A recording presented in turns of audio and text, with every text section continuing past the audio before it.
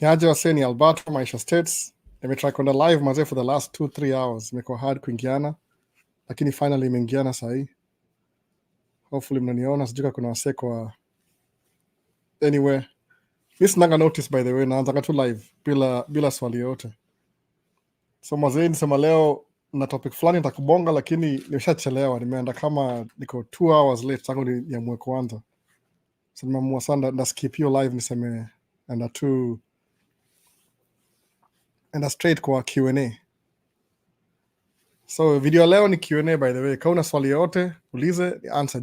Kadi kana 1 hour hivi. Sijui nimechelewa sana. Setup imechange kidogo hapa hivi kwa track ku setup. Kuna record jana watu hii alafu vitu change kidogo, so kuna vile haijaingiana sana. Sasa hata nyuma ile kitambaa imetoka already. Ndio niko time bad, naanza tu haraka ndio ingiane. So kama una swali uliza.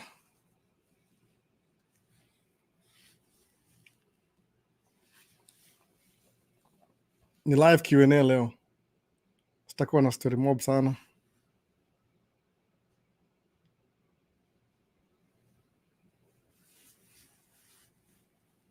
Na kuna song ngapi mingi? Kuna Samuel Karaoke na kuna VIP aliingia before that 1 2 3. Live Q&A. So before ishkenare, kuna swali kama the same swali every day. Every time ukipost video ya tracking, mtu anaweza kitu, yani kama mu get the same question. Like watu uliza kama is it possible kuja America?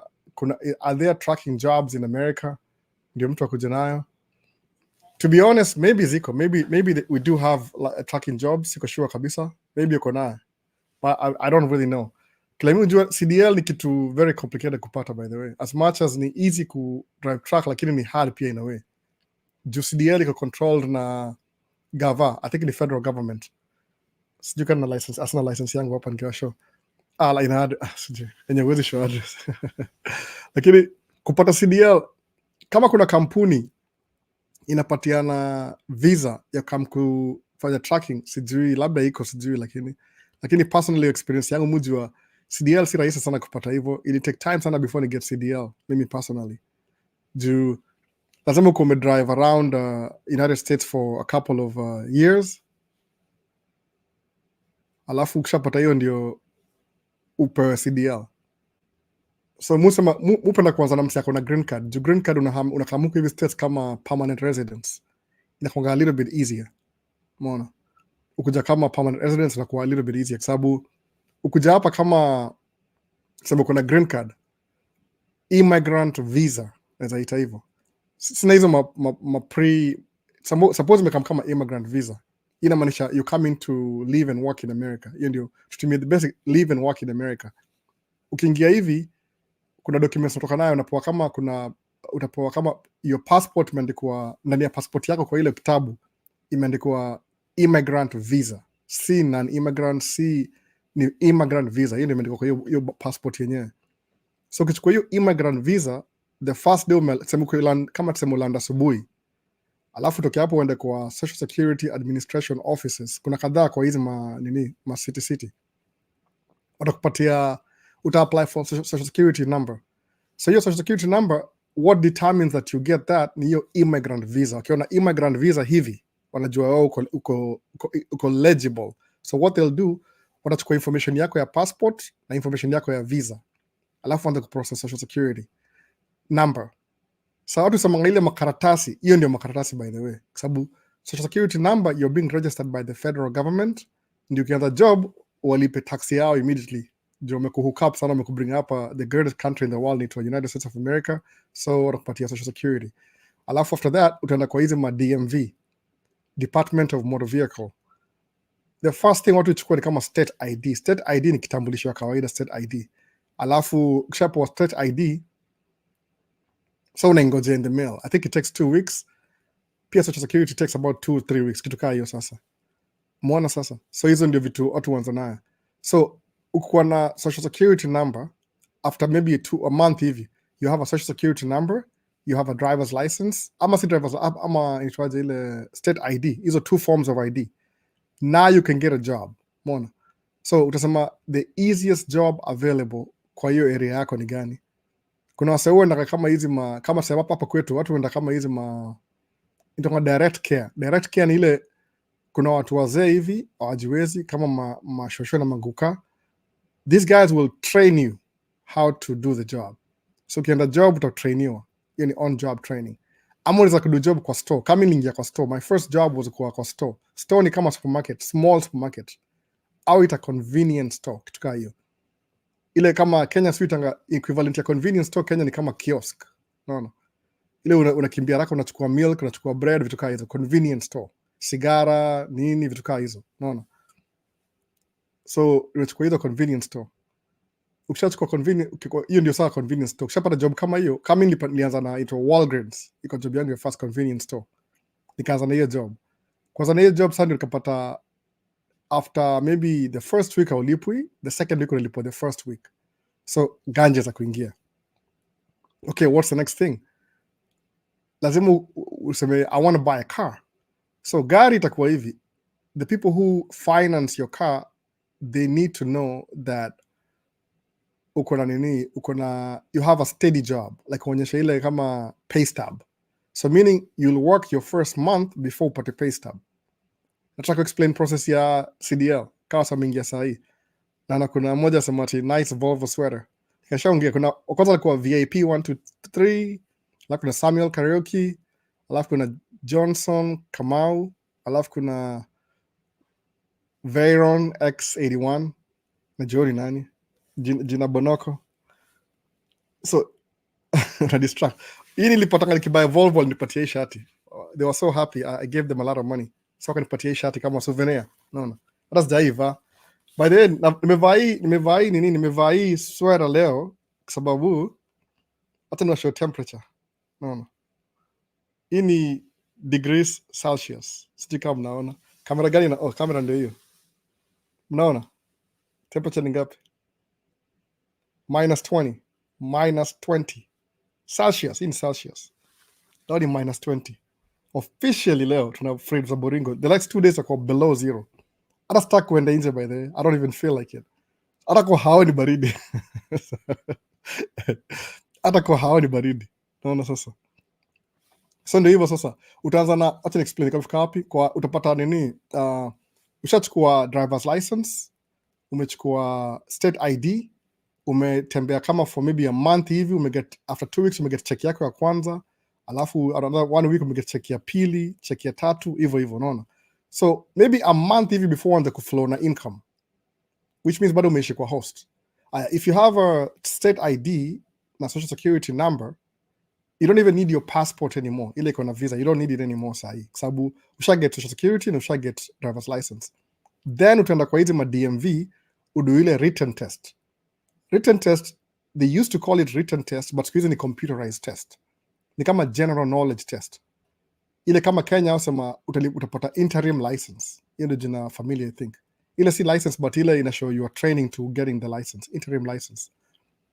Ukishapata interim license maybe itakuwa 2 months hivi. Na approximate na flow 2 months hivi interim license. Sasa alafu after 2 months kuna interim license, so ndio utumie pay stubs, which is the paycheck ya kazini, pay stubs. Alafu utumie hizo pay stubs, maybe your interim license ama state ID. Pay stubs, state ID to show that you're making income na bank account, wambie bank account. So ndio mahali kama dealership hivi, wambie what's your credit score? Hauna credit score, hujaishi America. Okay, sawa. Waangalia sema, well, we don't really see you on the records. I don't know why we don't see in the records. Alafu siwaambie wewe ni mgeni, sababu ita complicate issues. Whoever who's giving the loan, underwriter, ukisema wewe ni mgeni, atakupatia the highest interest possible. Kwa nini? They don't have your records of how you pay your bills. So sometimes kama unajua msee atakucosign. No. Kama ni cosign wanakuzo, alini cosign. So cosign ile they're responsible for your loan in case you don't pay for it. No. You use their credit score to promote yours. Unakituka hiyo. Sasa ndio utaanza hivyo sasa ile. So ushafika hapa, okay, tuanze to go through the whole list again. Umeingia hapa na immigrant visa. Immigrant, si non-immigrant, immigrant visa. Hiyo ni green card. Ukishaingia na green card immigrant visa, umeenda kwa Social Security Administration wakakupatia Social Security number ikakuwa signed kwako. So within 2 weeks you'll get the card itself. Okay, Social Security. Alafu umeenda kwa DMV umechukua state ID. Umetafuta job kwa sababu job America they want to see 2 forms of ID. What does that mean? It means 2 forms of government issued ID. Ile kama Social Security na state ID. Hizo mbili. That's why system search kwa state ID kwanza. Kwa sababu kwa state ID umesolve problem mob sana ile ya nini. Ile at least now you have uko na hiyo you have 2 forms of ID. Then uanze job. Ushaanza job. After 1 month labda uko na checka 2-3. So the second month when they kwa dealership, waambie I want to buy a car. Wakwambie can you give us your driver's license? Say maybe umechukua ile interim license which is pretty much a driver's license. The same kama IDs. Nafanana zote by the way. Ndawakia picha kwa screen uone what I mean by that. Nakumbuka. Sijui kama niko nayo hapa hivi. Hata sijui. Alafu kuna nini so ushapata job sasa. So then utabuy gari. Kama ni buy gari before nipata license. Niko na hiyo interim license. Of course I know how to drive. It's a big deal. But I've never driven in America. So ukishabuy gari ni gari ya mkopo. Utabuy gari ya mkopo. That's the best way to do it by the way. Usiende kubuy gari ya auction ama ya kuokota ni kama watu wakota magari. Enda uokote gari ya kuokota uone. Itakuwa na mashida kila siku. Especially na hii baridi. So ni poa kubuy tu kwa sababu from day one you want to start building your credit. No. So to build credit utakuwa you will pay your dues. You'll be paying very high interest na loan yako ya kwanza. But you're building credit. So utachukua gari ya mkopo uilipe at least for 6 months. Why 6 months? Sababu 6 months, by the 7th, 8th months, ile record yako ya credit itakuwa accumulate kwa hizo credit bureau. They monitor your name. Sasa, alafu sasa hapo utachukua gari, uanze kudrive gari. Sasa ile 6 months utarefinance hiyo gari na bank ingine na better rates. No. Kama example yangu, my first loan ilikuwa 19% interest. After 6 months, nika refinance to 7.5% interest. So at least I saved some money, but I still had the car. Alafu after that, so ukisha drive after 1 year, what determines you've been driving for 1 year since the day they issued you with the regular driver's license. Itonga class D, class D. So, ukishapata class D, ndio sawa ndio kwenda chuo ya CDL. After 1 year, you have to be at least 1 year old. Hiyo ni commercial driver's license. The same process inaanza. Utaenda kwa hiyo written test, but this time around, written test ya commercial driver's license si general knowledge peke yake. Kuna general knowledge, kuna air brakes, kuna combined vehicle, kuna doubles, kuna hazmat, kuna vitu mob hizo unasoma. So they test you. Ile basic ni kama 3 exams, but you can do even 7. No, kwa kwa mafuta hizo matanka vitu kama hizo. So that's what makes CDL. You can be driving as soon as you get to America. Lazima ukumeka 1 year at least. Umedrive ile with the class D, the regular license for 1 year, bila issues yoyote. You don't have an accident, you don't have an incident, au kuua mtu kwa barabara, any road rage, nothing. You have a clean driving record for 1 year. Clean. Like ile when they look up your information, nothing shows. You have a clean driving record. Then utakuwa allowed kufanya CDL. So which means how long does that take? From the time ulikuja mpaka by the time unaweza kudrive truck, averagely because when ni mgeni, they could take 1 to 2 years. Naona sasa. So how are you going to be making money? Labda utaanza nini? Utaanza na the first thing, utaanza na kununua gari, ile job za kawaida, either kwa factory, kwa store, ama Amazon. Siku hizi kuna Amazon at least. Alafu once umebuy gari yako, unaweza fanya kama Grubhub, hiyo ni ya kudeliver food. Kuna Uber Eats, kuna Lyft na Uber ni the same thing by the way. Ni vile Lyft ni kampuni nyingine. Lyft na Uber, same company. Sijui kama Lyft iko Kenya. According to video, nisikia hapa hivi kuna Lyft, nisikia video ilikuwa nani asema hakuna Uber huko hivyo. So that's what happens before you get a CDL license. Alafu once you get CDL license, so things start working out sasa. Hiyo ni kama 1 or 2 years in. Ina make sense? Sometimes kuna msio kuja hapa hivi anaanza job, anakaa 3 years hajai do anything. But after 3 years at least uko na gari, umebuild credit, kuna vitu kama hizo basics. So, wala sio nilizanga ati unaweza kama US kutoka Kenya na mtu akusponsor as a driving job. maybe, but I don't think so. Sababu ile process ya kupata CDL even to Americans ni hard. So why would somebody get you from Kenya to America uje kumdrive your truck? Muona sasa? Unless iko in specific, labda ni Kenyan High Commission, ile Kenyan Embassy in America. They need a truck driver, ndio drive gari kutoka DC ukienda kama event California or something. So they need a guy who speaks their language from their country, kitu kaa hiyo. They can sponsor you, kitu government sponsored. Diplomat, kitu kaa hiyo. Lakini hizi zingine ndogo ndogo hivi, it's not really worth it to come to out of the country to the US, expenses, training, insurance, all that hassle just to get you a license. Wakijua, once you get the license, they can even lose you again. You can move to another company, wachana nao. Mwana hiyo story yote sasa.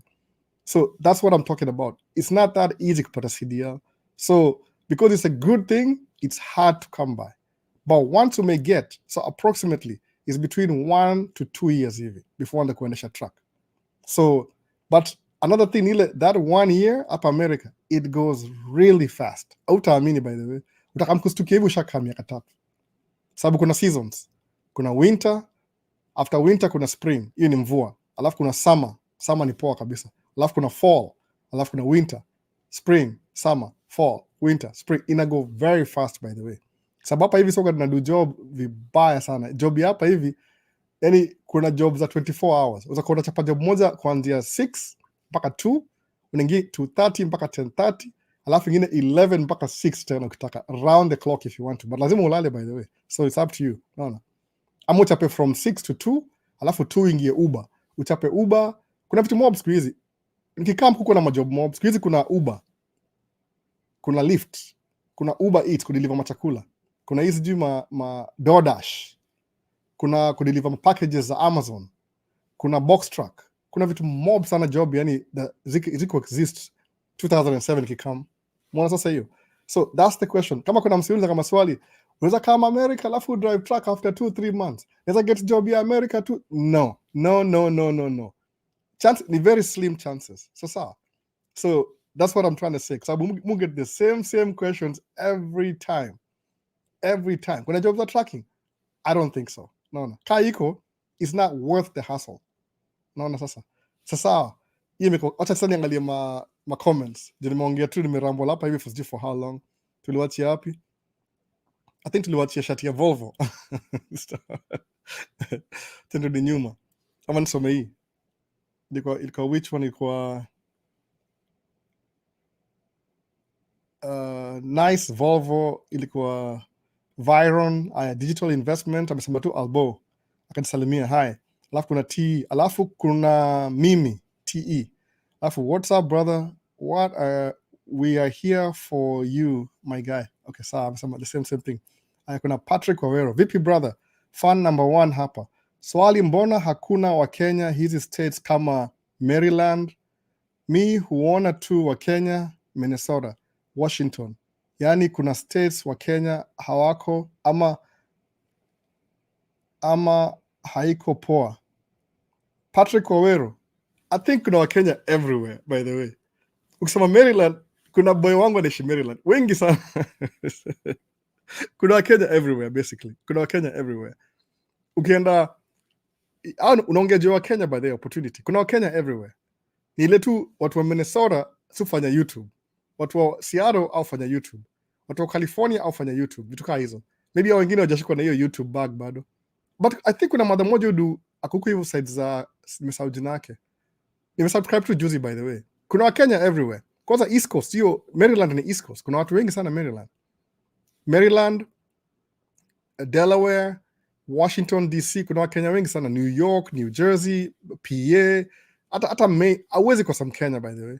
Kwa time moja nilikuwa na drive truck nikienda, nilingia mahali Ocha, Pennsylvania. Ocha kabisa, hata ilikuwa kuingisha truck hapo ndani ilikuwa shida. Ilibidi ni turn, ni block hiyo street kabisa ndio niingisha truck hapo. Nikienda kwa warehouse Kolodiwa. Kuingia hivi nipata msemo mmoja akaitwa Onyango. Nikajua tu ni Mkenya. Namsalimia na hataki kuongea Kiswahili. Nakumbuka. Ani hakutaka kuongea Kiswahili kabisa. Nikasema tu achana naye. Labda kwa job, labda unajua sitaki kuitafia. Wakenya wako everywhere. I think ni ile who's willing to do YouTube. Hiyo ndio tu difference. Mbona kama hapa hivi Minnesota tumeanza na Ibra ndiye ametuinua. Ibra amekam Minnesota kwa sababu ni Oklahoma, akam Minnesota akaanza kudu YouTube. So though watu wenda kama mali kuna, the reason why people wana navigate towards Minnesota ni hivi, kwa Midwest region, the biggest town kwa Midwest ni Chicago, sawa? Hiyo ni Illinois ndio state, halafu ni Chicago. So Illinois ndio state, the biggest city ni Chicago ni kama hub. Railway yote ya East Coast hiyo kama Chicago, railway yote ya West Coast hiyo kama Chicago. Umeona sasa, zina meet hapo Chicago ndio kama nini. Ukienda south kidogo kuna St. Louis, Missouri, kuna Kansas. So hapo ndio the major cities.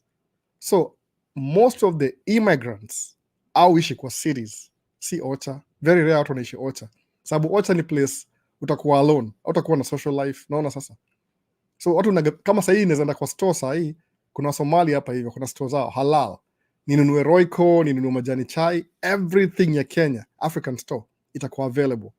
So where do I want to live? I want to live where food zetu ziko available. Ukienda countryside labda kupata unga itakuwa shida, kupata sijui itakuwa shida. Unaona kama hizo. So kuna Wakenya ni vile tu hawataka kufanya YouTube. Waambie wafanye YouTube, waambie wase. Kama kuna Mkenya Marekani, ako wapi? Ako Seattle ama sijui. Kuna Mkenya mshamba Marekani, I think yuko East Coast. Maybe yuko Maryland, hata sijui. Sirangi which city. But tuko everywhere, by the way, tuko everywhere. Hiyo ni Patrick Owero. Aya. Sony Duke E10. Nasema Sony. Natumia kamera leo, by the way. Niko disorganized vibaya sana leo. Tuko na record na watoi jana. Wamenisumbua sana the whole day. Hata leo na record session moja. Ya channel zao tu za watoi. Anyway, imesema hivi. Yani Habibi, I was dozing off, then I see you live. I'm in the kitchen boiling water for coffee all the way from Qatar. Pole bana, pole. Imenitake kama 1.5 hours to set up live stream. Things were so disorganized. Hata saa hii siko the best kabisa. I'm just last minute. Anaona sijafunika background, angalia background sijafunika. Mufunika background. Kwa sababu sema hizi ma speakers na mdistract. Sasa Brian Marvin sema thank you for repeating the CDL process over again. I hope it sinks in every person's mind. Alafu ndio nimetry kurepeat sababu the same question ya CDL. Labda ukiona track na kukumbusha, oh, this guy is a truck driver. And kuna video moja nimepost juzi, hata kuna nyingine pia na cam. Hata nipatie hints.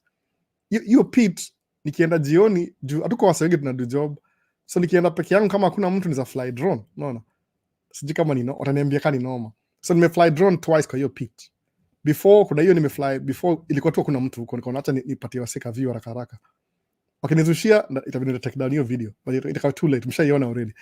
So nikaenda kudump hiyo load, nikaona hakuna mtu, nikaacha kanini at least ni record vile mu dump. I think Jaidu na drone is kwa poa, but so tunalipo. Unajua if somebody is paying you 125 an hour, uweze ati unasema I'm flying a drone. Atakufire kwa hiyo job, atakwambia hata usikuje kesho. Unaona sasa? So lazima uchunge hours za mtu. But nikidump hiyo load ilikam, nikapark truck, alafu nika sign out. Ile video naona nikisign out, nikienda hivi nilipiga lap nikazuka hivi loop. So nikanisha the magic of cinema. Ilikam nika stop nika sign out. Alafu nikapiga hivi loop nikazunguka. So kuzunguka nikaanzia video the other side. Nikakam nikadump. Nikanisha niko off the clock alafu nikaishia. Unaona sasa? Ilikuwa my second load nikadump hivyo. So that's why. Wakiona kitu yote ya tracking wanakumbuka, oh, this guy does tracking. Ndio sema maswali kaanza. Oh, what do I do? Tracking ni hard kidogo. Si easy hivyo. Kuna process. Mwita make easy ile kuambia it's possible. But I mean, it's worth it. Kama uniamini, enda muwatch video ya wife. Alipost video jana pia. I think ni moja ama ni mbili. I think amepost moja so far. Tracker mami. No. Sawa. Hiyo ni Brian Marvin. Alafu kuna Robert Sabit. Good job, Maisha States Albo. I love your hustle in tracking. So motivated, mostly in dump truck. Feel like I should like tomorrow. Let me ask, please. Do you offer assistance in hosting? Una hiyo swali pia ni common hiyo. Paul Sabit, unaona hiyo pia nisha address before. At this stage, Paul, juni live nakwenda ku answer. Kawa sawa nasikia. Siwezi ku-host sahi. I have 4 kids. Siwezi ku-host kabisa. America, kama you have 4 kids and you have boys and girls, lazima uko na minimum 3 bedrooms minimum. Ukiwa na 2 bedrooms kutakuwa na shida. Child services watakama kuhande. Naona, especially kama sisi tuna income, unaangalia income, unaona sisi ni maskini ama nini, we're not like looking for government help. So niko na watoto wangapi? 1 2, niko na 4 kids, 13-year-old daughter, niko na ametani hii mwezi gani? Au ametani wote. So kuna 13-year-old, 9-year-old, 7-year-old na 6 months old. Muona sasa. So siwezi host, I can't host anybody ule si familia yangu anymore. I just can't do it. Hata hawezi kubali kwa sababu ile navigation ya watu hivi lao run kwa hao, hatuwezi kuwa na mtu hata mother na mbuyo kwa nation sisi wakahama. Unaona? Wako na hao yao siku hizi. So siwezi host mtu at this point. I'm a family man. Sasa ni hard ku host mtu, hard sana. Unless hata sijui kwanza hata sijui maybe hata sijui hata bro siwezi mhost sai. Bro kama na bro huyo mwingine. Jumini na familia, unajua familia ndio kwa hard ile kitu. Kuna watu wamezoea everything, kuna diapers everywhere, kuna sijui school home. I mean, that's why at this stage. But I used to host, I think the most kama 15 tangu nikuja hapa hivi. So kuna Joy Wamboi, hey, wow, how timely. Ameingia kwa nini? Hii nini? By the way, leo ni Q&A, ask questions Q&A. Niko na madhani mambo ya tracking ndio nimalize. Ni watu explain how you get to CDL. Alafu kuna Tolisi ni nani? Machonge na napoa kweli. Talesi. So ukitoka na degree ya Kenya iko applicable states. Of course iko, lakini ukiingia hapa hivi lazima uende kwa shule ya US pia. Uende kama kwa university wa verify that your degree is valid. Ila utachukua documents zako zote ma degree, then they will call your university. Ile kama ulikuwa whatever you were in the world, they will call that university, talk to the appropriate people, alafu wa decide kama credits zako are valid. Ndio lazima wa verify. Sema kama kuna accounting, wata verify. Alafu waulize what curriculum do you use for the accounting.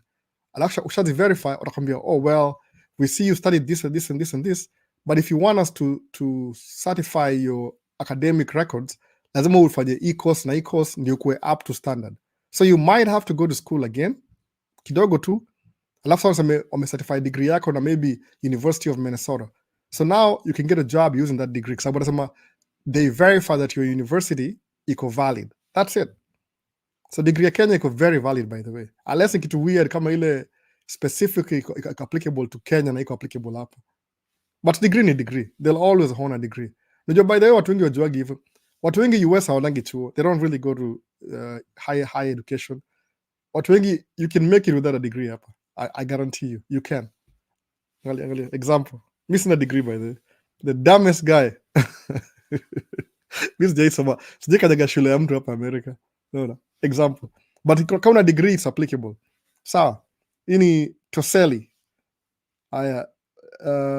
Virox X81. Do you advise people to co-sign for someone else, or is there another option to get financing? Co-sign ni tricky. It's very tricky, by the way. Sababu unaamua you're responsible for somebody else's loan. Naona. Mimi mtu nisha co-sign ni mother, yuko na sisi. Hata bro alikosewa na wife, na Caesar kosewa na wife. Hata ili bring story, inataka kuongea story sahi, but ili bring noma sana. Sababu when somebody co-signs you, it's like they are 100% responsible if you miss a payment. Umeona? So if you miss payment, you are responsible. Hiyo ndio co-sign inamaanisha hivyo. Na watu wengi sometimes it depends who you are. Sababu kuna watu sijui kama ni I don't know what ni kama sijui ni Kenya. I don't even know what to call it. Kuna habit fulani that when you give somebody something too easy, I respect sana. Sijui kwa nini. When somebody gets things so easy, wanakuwa entitled. Wanafikiri you're supposed to because you're my brother. But that's not the point. No, and you can't really rely on somebody else as a meti. Oh, najua. When you get something too easy, you don't respect it more. When you get it hard, then you respect it more. So musema, ingia uchukue loan yako, lipa your interest high, at least minimum 6 months. You'll build your own credit. Then you can do whatever you want. After that. That's what I did. Mimi sikutegemea mtu yote, nikosa na kina kuzo, alafu wakaenda. Alafu after 6 months nika refinance. Pretty quick. Yani kuwa na ile ethical. You're building your own life. Don't depend on other people. Yani the point ya kuja America, hata kama una mapepo na kila kitu, just make sure that uko independent as quick as possible. Unaona, usitegemee watu wengine. You bring story mob sana, especially now Kenya. Sikia stories za watu wengi sana. Kutegemea mtu anaweza kufeel ile resentment. Anasema suppose kama kuja kuishi kwa mimi, sema niko host. Suppose you have a 5-bedroom house, alafu ni host mtu, alafu maybe one day I have a problem, I need to maybe to somebody to watch my kids, na umeenda job, meenda job.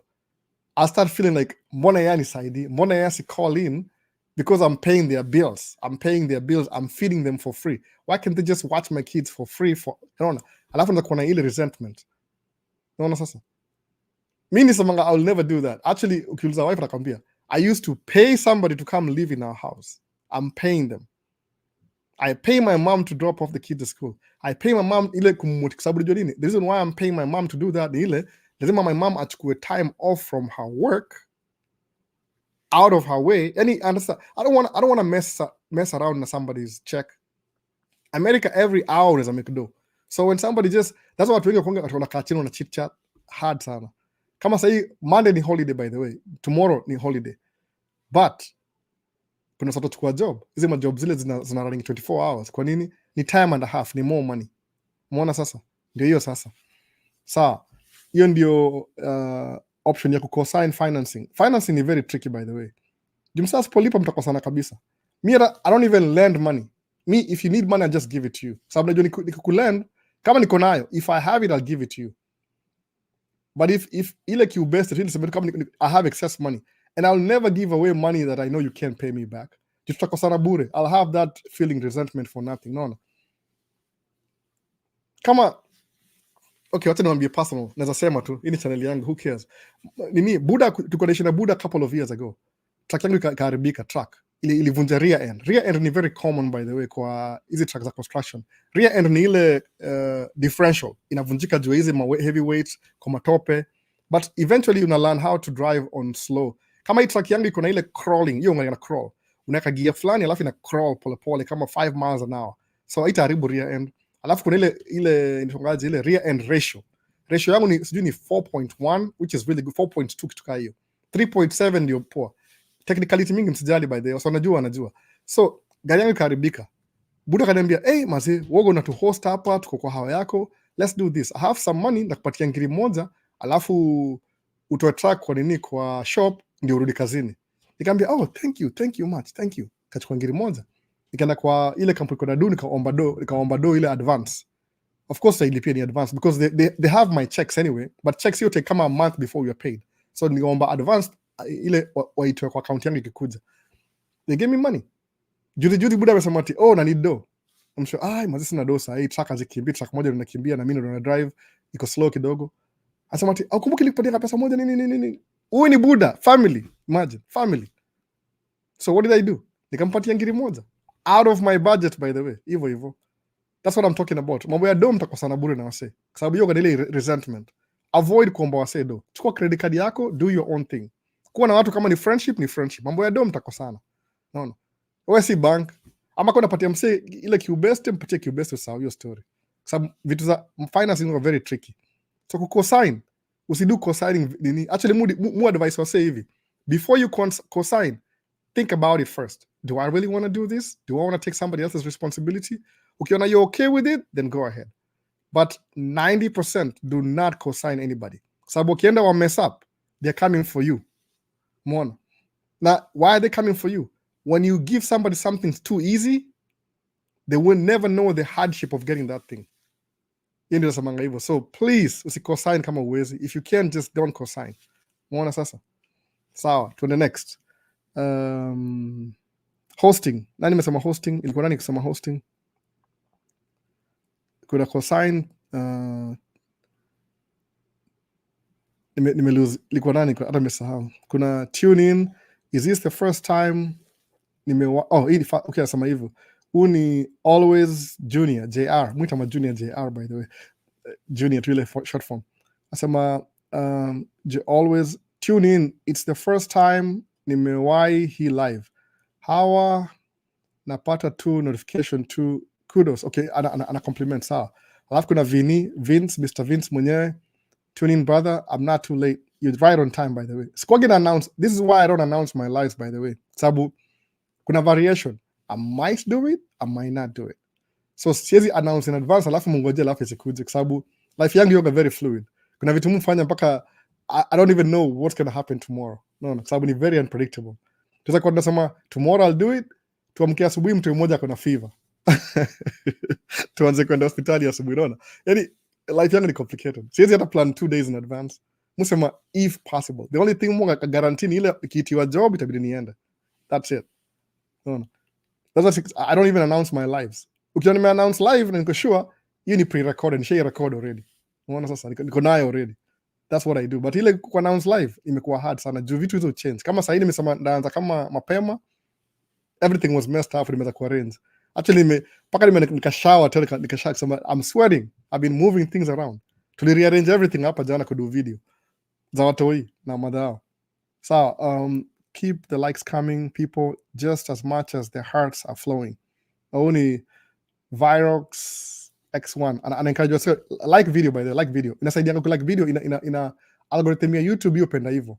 We are feeding the algorithm. Ninapatia wase wengi na inasukuma video kwa wase wengi, ile engagement inapatianga viewership inaenda up juu engagement, unaona? Nini nyingine hii? Can you get everyone watching to hit the like button please? Hey, kama una watch maze, hit like button, saidia. Hata mimi hit like button hapa hivi. Mimi nimeanza. No. Like the video. Saidia engagement, hata musao hivyo. I'm very new at live stream, by the way. I'm very new. Very, very new at live stream. Ilika stream yangu ya 3rd this year. Nimeona labda I'll be doing it every day. Alafu, by the way, kama quality na reduce, I'm recording the stream at the same time. Na kamera moja, hii camera at least, sasa nimefigure out. The camera that I'm live streaming is recording in the background too. So nina 2 recordings. Niko na ile live streaming na recording at the same time. Alafu na kamera moja ya side hapa hivi ile ya kukeep attention. Ndio hiyo Sony ZV1 iko hii side. Kamera mbili. Siwezi wa show studio sasa hivi ilikuwa na moja ZV1 liko huko juu last time. Mimi policy yangu ni ile I usually start before I'm ready. So kiona kama sometimes kuna problem kwa stream yangu, I don't have time to learn things. I wing it. Nasema tu, you know what? If I think of perfection, I'll never do it. So let me just do it and get the kinks out of the way while I'm doing it. Kasa nisha figure out live stream, nimeplug in camera na ile camera kwa power directly. Nimetumia charger ya MacBook Pro sababu iko na more voltage. I think ni 96 watts kitu kama hiyo. So ina charge battery faster than the battery is losing. So hizi mbili sasa nimeplug in. That's what I did, by the way. So I'm learning things on the fly. Na hapa niko how inafaa kwa comfort zone. I know exactly what I'm doing, but still I don't live stream in the house. So unaona. This is man cave. This is what I do. But nikasema nilipo idea na Vincent waambie alipata kaniambiaje, Albert, why don't you just do every time you una do man cave una stream at the same time alafu na record. Sema well, that's even more fun. So I started doing that. No. Hata imekuwa poa sana. So this is the 3rd week tangu mwaka ianze. Hopefully ikuwe poa, isikuwe interrupted kwa sababu inapatia wale wase, if you have a question, sometimes people ask questions that it takes me a while to reply. Mona Q&A. So ukinipatia sahi hapa live ni instantly, maybe ni ile delay ya 7 seconds, maybe you get your question answer. And I go through question. That's why I started doing this. Kama leo kwa kuanza question ya CDL. Okay, tuendelee. No, distracted. Like the video, like the video. Nafanya nikia hapa ndio nikumbuke. Please like the video. If you're watching, like the video. On your way in, on your way out, just like the video. Na appreciate sana. Jinapatia wase wengi upate content. Kama una swali yote kuniuliza mimi, this is it. You can ask me right now. Can we, okay, hiyo ndio hivyo. So ni kwa PK Ranja, ama ni Karanja, sijui. Kuna, maybe I'll try to get name poa. Okay, hi. Can you talk about Trump effect ya kutoa green card? If he takes the presidency, do you think atatoa green card? Okay, PK Karanja. Okay, let's explain hii. But they is a political channel, but naambia ukweli kabisa. Kama mko Kenya and you want to come to America, you want a Democrat in office. No kidding, I'm sorry. Meaning independent, by the way, I'm neutral ground. Sabu, the reason why I'm neutral is because Republicans, when they're in power, I make more money in business. When Democrats are in power, ni yani kwa lugha Republicans, also my Democrats are socialists. Why? Because they take care of everybody and their needs and everybody. Alafu nini Republicans, I mean Democrats are socialists, Republicans are capitalists. It doesn't matter, by the way. Either way, it doesn't matter. Ni move zako. But kama kwa Kenya, you want Biden kama president. So Biden is socialist. I get your point. I need socialist. Loosely. That's what they think. Biden is socialist. So a socialist will get you green cards more. A capitalist, he doesn't care. As long as they make money. They will use you to make money. You know your difference. So alafu base ya nini, so kuna socialist na capitalist. So Democrats ni socialist, Republicans ni capitalist. That's why capitalist, when Democrats are in power, businesses always go up and down, up and down. When Republicans are in power, business just make profit. No. Nilibuy truck yangu kama Trump ni president. So unaniyo. So hiyo ndio. So kama kwa Kenya na unataka kuja hapa states, you want to wish to you have a socialist president, maybe. I think so. That's my 2 cents political input. I'm output, whatever. So sawa. Unataka Biden achukue socialist. See, capitalist doesn't really care about you. They just want to make money, which is business, which is what I like. But I saw, unaona hiyo niko nini? Kuna ile cognitive dissonance. I'm supposed to support Democrats by default, but the Republicans make me more money. So I'm independent. No. I don't know. No, kuna either sides napuliwa, either sides. No. So kuna hii emotions, kuna hii business. That's what it is. In the difference ya Trump na nini, sababu Trump akikuja, people who elect Trump ni Republicans, Republican Party, capitalist, where we'll make a lot of money. Democrats, oh yeah, let's give everybody free healthcare. Let's give all the kids get free food. Let's what else? Women need free. Oh, the free this. Let's have a free everybody. Kumbaya. That's socialist. You know your point here. Okay, that's any in your policies are leaning towards socialist. Ndio talking about liberals. Halafu Republicans aje liberals na nini? Hiyo ingine hiyo. Nisaidie jina ingine. That's what it is. Hey, nimedual sana kwa tuendelee to move on. Okay. Hiyo ndio presidency. So ukitaka kuja Kenya, you want a Democrat in office, not a Republican. I mean, a Republican can bring green cards too if it makes them money. Hiyo ndio difference sasa. If it benefits Republicans in capitalism, they'll do that too. So ni politics, by the way. Politics you got either side. Anyway, that's my 2 cents. This is not a political channel. The answer to question ya huyu, by the way. The question yake anajua. So first view, I'm really loving your progress, bro. Oh, thank you. Nime progress na nini, hebu niambie. Tell me the progress. I'm doing more live stream. That's good. Interactive. Mwaga mshy, by the way. Thanks to Vini ndio hapa hivi Vini. Ambieni Vini Otieno. No. Mumu itanga Mr. Vince. Yeye aliambia fanya live stream na nini na man cave at the same time. Sema, okay, well, I'll set it up. Nikaanza kudu hivyo. I'm still figuring out live streams. They're mpoa sana, but I'm getting close. No. I'm getting better. So kuna Joy Wamboi, yeah.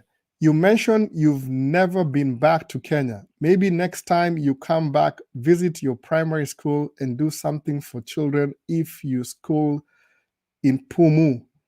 Classroom, painting, desk. Okay, Joy Wamboi. This kusoma Pumu, by the way. I never really nilienda Riverbank Primary School Ngara. Sawa. Nilienda hivi Riverbank Primary School in Ngara ndo nilisoma. Pale hivyo Ngara huko hivyo. Karibu na ilikuwa Ngara Girls na kuna hii shule nyingine itwaje kwa next to sisi. Murang'a Road Primary School kitu hiyo.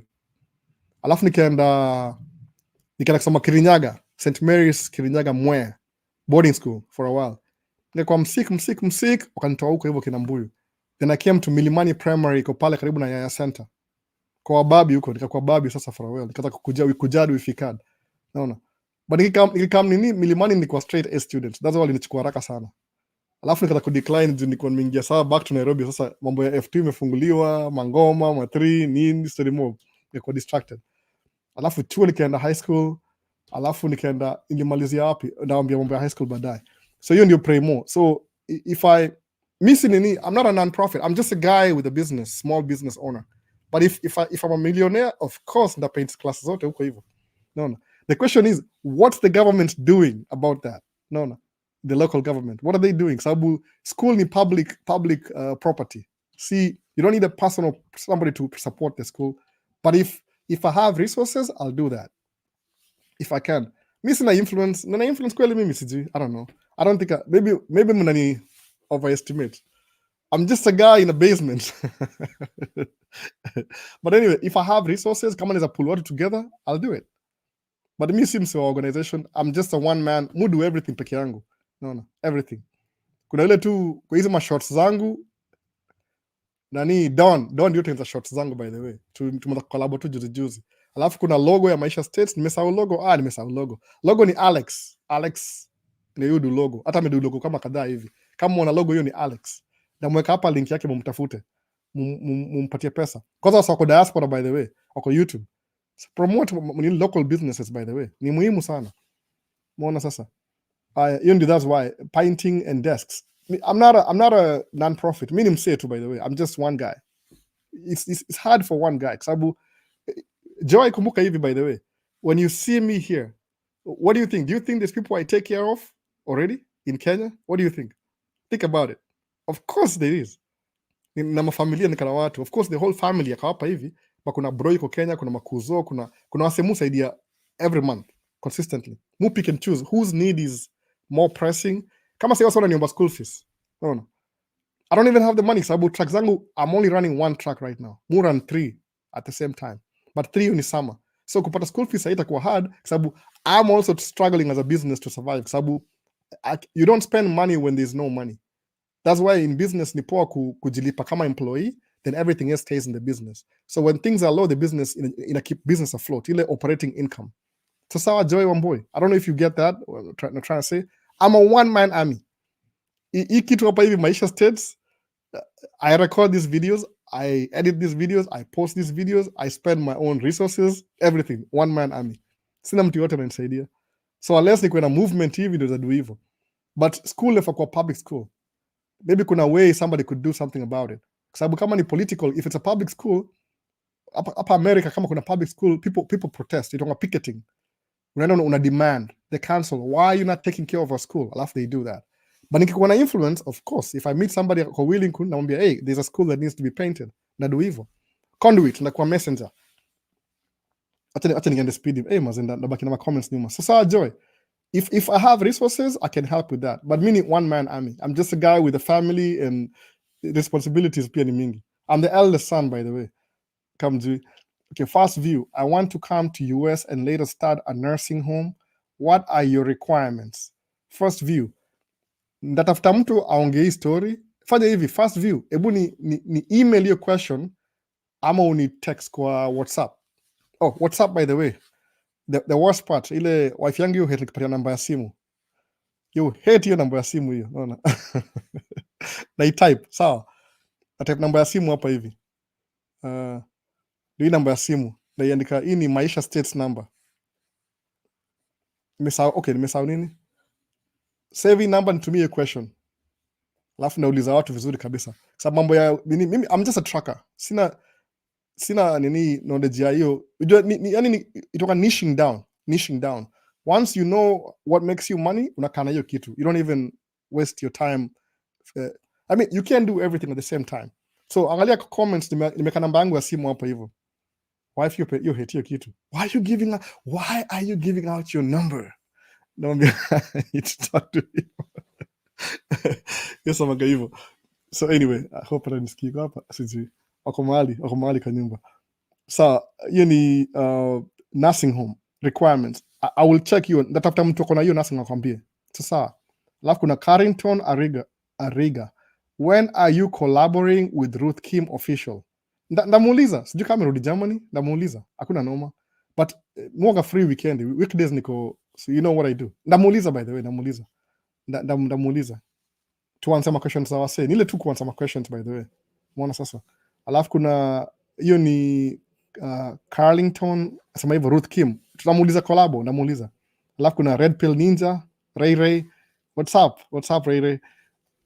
Michael Ayenga, hi, do you drive out of state ama it's only in Minnesota? So huyu ni Michael Aringa. I used to travel, nilikuwa na drive over the out of the state. Vile nimesema, sometimes you niche down, una niche down. My first license ilikuwa kuna CDL, kuna two types of license by the way. Sijui kama mnajua hivyo CDL. Kuna interstate ni ile state to state. Masafa. Na kuna intrastate ni within the state. Intrastate. Sawa.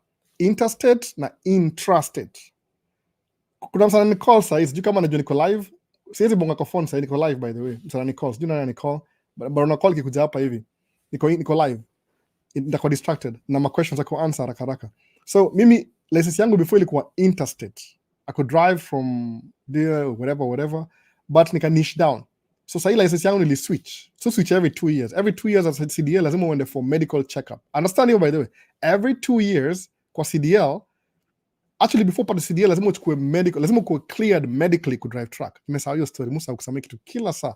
Hata nipomo hiyo swali. CDL every 2 years they have to check your records. Can you see?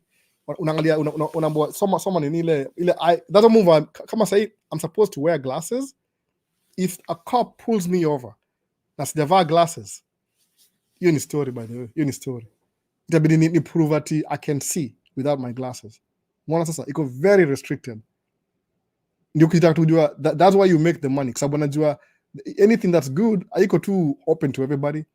It's because people are not willing to do it. Sasa so hiyo ni Michael Ayenga. I think let me put it right.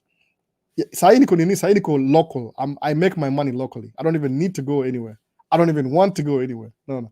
The farthest place muenda maybe a little bit of Wisconsin. Kuna mawe kokoto fulani suchu kwa Wisconsin. Kuna quarry moja kwa Wisconsin. But here Wisconsin kama 45 minutes away. Simbali sana. The next state towards the east nito Wisconsin. Sasa Oscar Mbaku. Hi Albo. Watching from Nairobi. Koma. Love your wisdom and the love to share with you. God bless you. The Oscar, nimepata message yako Oscar by the way. Nani mwingine next? Ray Samanini. I think most of us are focused too much on what they'll do once they land there through DV, not knowing that there are other ways which are guaranteed, unlike DV, which one has no control over. Kweli kabisa Ray, waambie wase.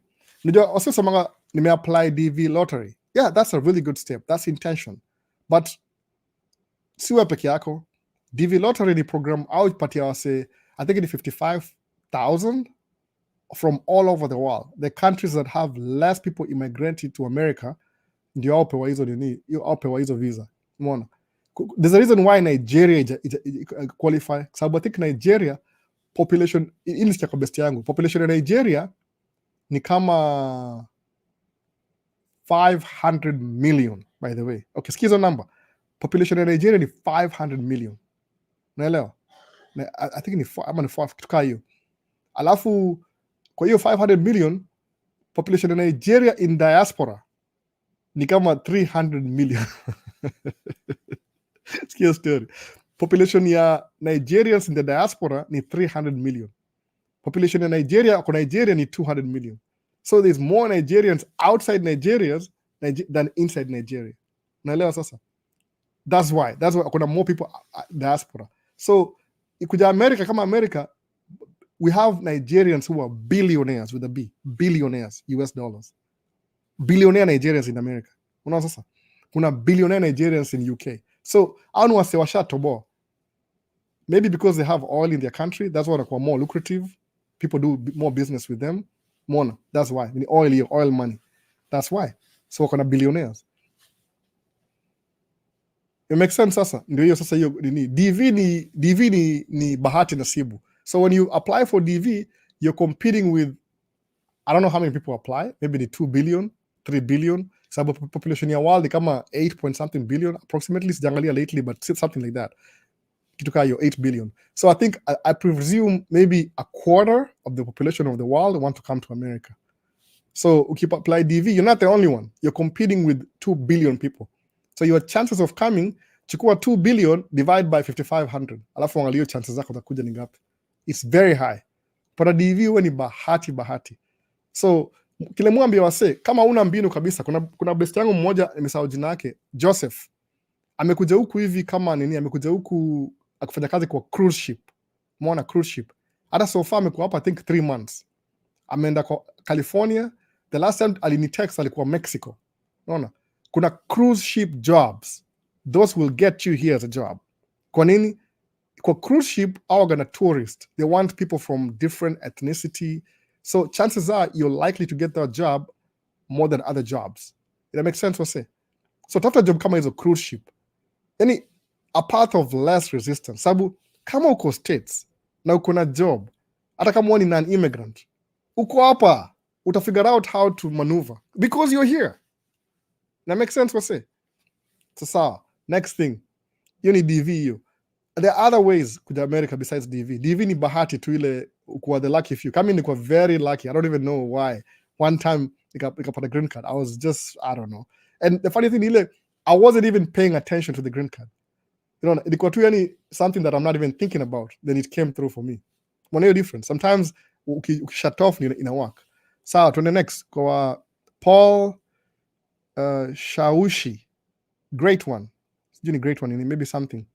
Alafu kuna Bob Miles. Sijaona Bob Miles for a while, lakini namuona sahi. Hello there, great content. Quick one. Would you comment on racism there if you don't mind? Bob Miles, racism ina exist. I mean, that's not even an issue. Hebu niangalie mimi, do I look white to you? Ruth alinipiga bomba alisema ati nikienda job move ile yellow ndio nionekane. Ni ukweli by the way. Ukiangalia track yangu, kwanza ile track yangu ya red, ile na track mbili za red. Kuna mu drive track mbili. Kuna track moja side dumper na kuna dump truck. Ile video ya jana ni dump truck. Dump truck sina tint, hakuna tint kwa kio. So ile ingine itwaje ile Freightliner, ile side dump, ile tractor ile. Hiyo kuna tint hii side. Si mimi, the previous owner alikuwa na tint. Ukiangalia hiyo track hivyo unioni, unaona tu reflection. Unaona? Labda meno probably whites na reflection kwa kichwa. So they have to see me. Unaona sasa? I'm a dark guy. Kuna wasajozoea kuona watu black. So watakuwa ile prejudice against you.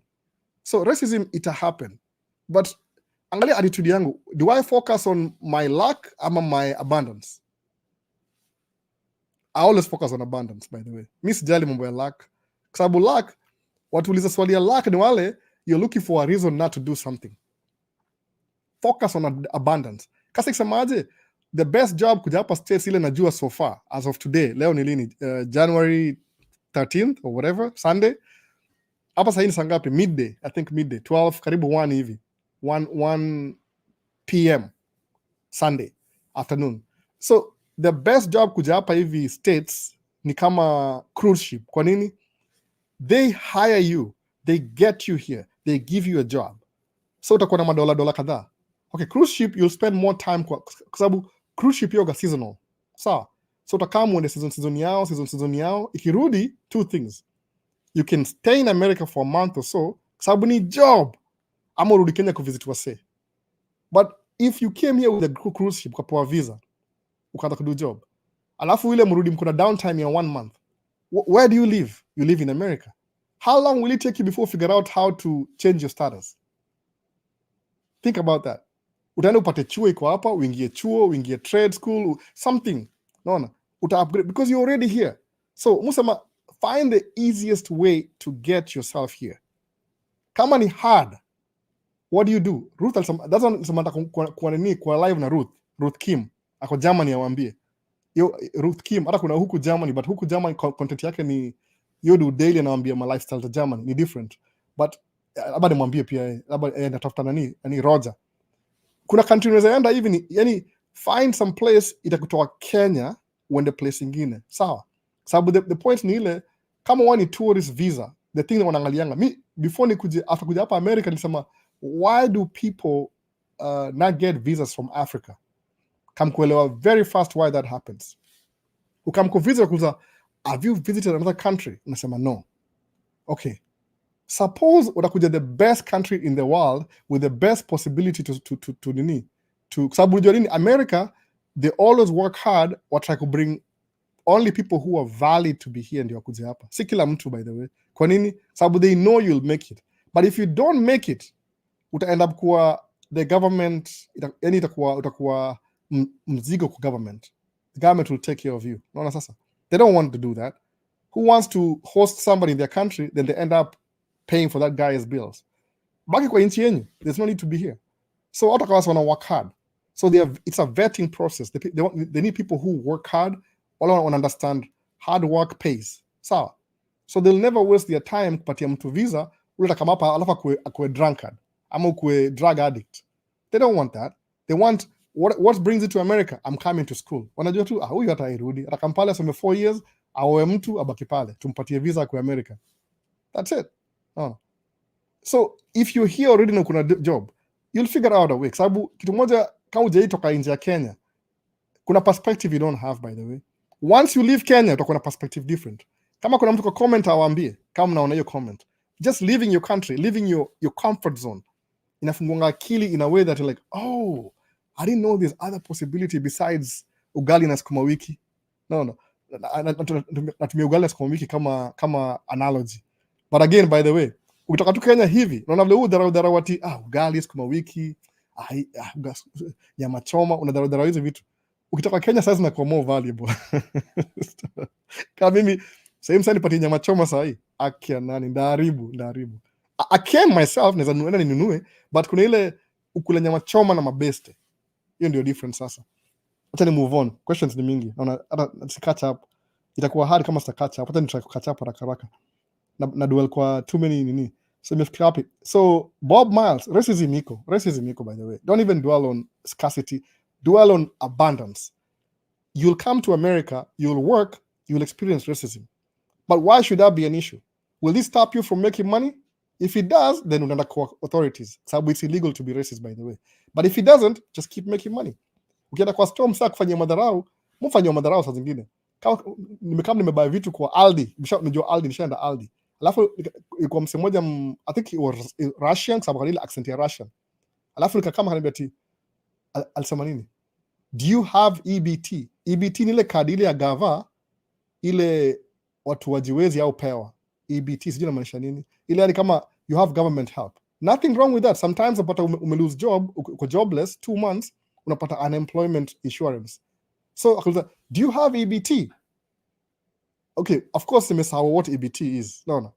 But nakumbuka because I used to work at Walgreens. Najua EBT ni ile kadi ile ya gava.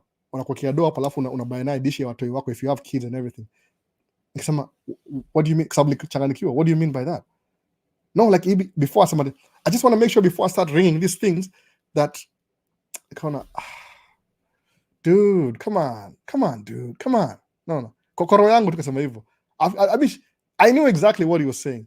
Meaning, aliona mse black, akona mse labda ana do. So acha nimwambie mapema before niringizi vitu alafu line ndiko mrefu. Kasema, man. No. Kwa roho yangu tukasabu, there's no need to express it. No. Dude, listen. You work at Walgreens. Hata we see at Walgreens, I mean, you work at Aldi, we see manager wa Aldi, we ni cashier. No. Mimi nimekam kubuy vitu nini Aldi. Angalia shopping yangu kile nimebuy. Itakuwa how much? Maybe ni $700. Do you think nilimwonea huruma akisema tu, oh, I pity your ignorance, Russian guy. And you're an immigrant like me, you should know better. No. Si kila mtu ni maskini. No, sasa. Ile stereotype. But what does he do that? Because maybe ni background yake. Sababu in racism, you have to learn racism. Nobody is born racist. You learn. It's something you acquire over time. Could look down upon some human beings who are greater than you. No. Anyway, to move on. So, Bob Miles, don't even worry about racism. Welcome to McDo. You could prevent kama ni kitu possible, utaenda kotini. Even if they don't listen to you, I mean, worry about the things you can control. Vle amesema, Ray amesema hapa hivi, Red Pill Ninja. Worry about the things that you can control, not the things you can't control. Sasa, tuende kwa Paul Shaushi. Anasema tu great one. Isaac Kamau, it's great, I found your channel. Oh, thank you, Isaac. Alafu, first view. Hello, Albert. Can you do tracking at the same time, do construction work? It's possible. Ni part of it, by the way. That's what we're trying to do.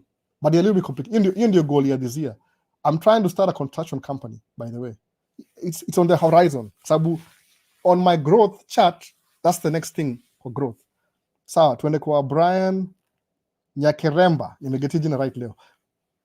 Last time niko nasumbuka kidogo. Yo my guy, niko live kabisa. Shukran. Okay, Albo, I had a question about studying in the States. Uliza swali by the way, uliza tu swali. You can study in the States by the way. It's the worst education ever. I mean, come Kenya, nyo same juagi. Ukitoka chuo ya hapa ni joke. I'm sorry, ni joke yani. Unaona 844 huko, it's a joke in America. Mtu yote ako Kenya kuja hapa hivi States, utakuwa A student. Uko university unapewa multiple choices. Akio nani? Are you kidding? Kama kuja hapa utakuwa straight A student. People will be looking for you ndio uwafundishe vitu. Unaona? Yeah, come study in the US. Ni Brian Nyakeremba. Isaac Kamau. Watoi Albo. It's true if you lend someone money, you will lose friendship. Heri umpe asahau juu mtasumbuana. Yeah, that's true by the way. That's true. Mambo ya do ni very sensitive. Umeona sasa? Mwambie mse sina do, nitampatia na sahau. Alafu kuna Isaac Kamau. Kama ni friendship, wewe ni bank. Yeah, it's like they're making you a bank. Okay, and Rian Joseph Mwigigi. Talk about Section 8 housing. Section 8 housing. Alafu amesema kama ni good idea as an investment since it's considered with the government. Okay, Section 8 unasema as an investment is a good idea. Kuishi huko wewe mwenyewe not a good idea. Umeona sasa kwa sababu ni kama especially as an immigrant. Why do you want to come to a country as an immigrant alafu end up kwa Section 8? That means you're not fit to be in America. Umeona? Musema if I ever get to Section 8 niko rock bottom. No. Niko rock bottom. Laba, I mean, I don't know how I'm going to get to Section 8. Sijui. Sina batu gari ya slipper and over the road, niko drive over the road like track yangu mpaka nirudi back on my feet. What messes people up in America, there are two things. Ukuwe na medical emergency, labda ukuwe na cancer, ushinde kuenda job, alafu uingie hosi for a while, alafu upone, hauna job, you haven't really worked for a couple of years, sababu uko hosi. So kutoka hosi kuna medical debt, so now you have to pay for your medical debt, na health yako iko deteriorated. Utaenda kuwa homeless. Why? Because ulikuwa mgonjwa, you didn't have a backup plan. Alafu nobody really cares. In a capitalist world, nobody cares about you. Si kama ati kuja States alafu kwa mgonjwa utarudi Ocha. Ocha ni wapi? Narudi Ocha aje sasa, naona. Ocha ni wapi? I mean, kama ni wife atarudi kwa wife anaishi hapa au yeye mwenyewe. But hapa Ocha utarudi Ocha. That's how people end up kuwa homeless. That's why ni advisable kuja America, when you're working, always have life insurance. Life insurance ni poa sana.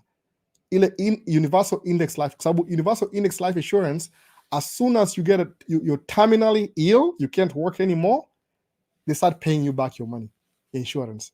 Even before you die, living benefits. Kuna living benefits.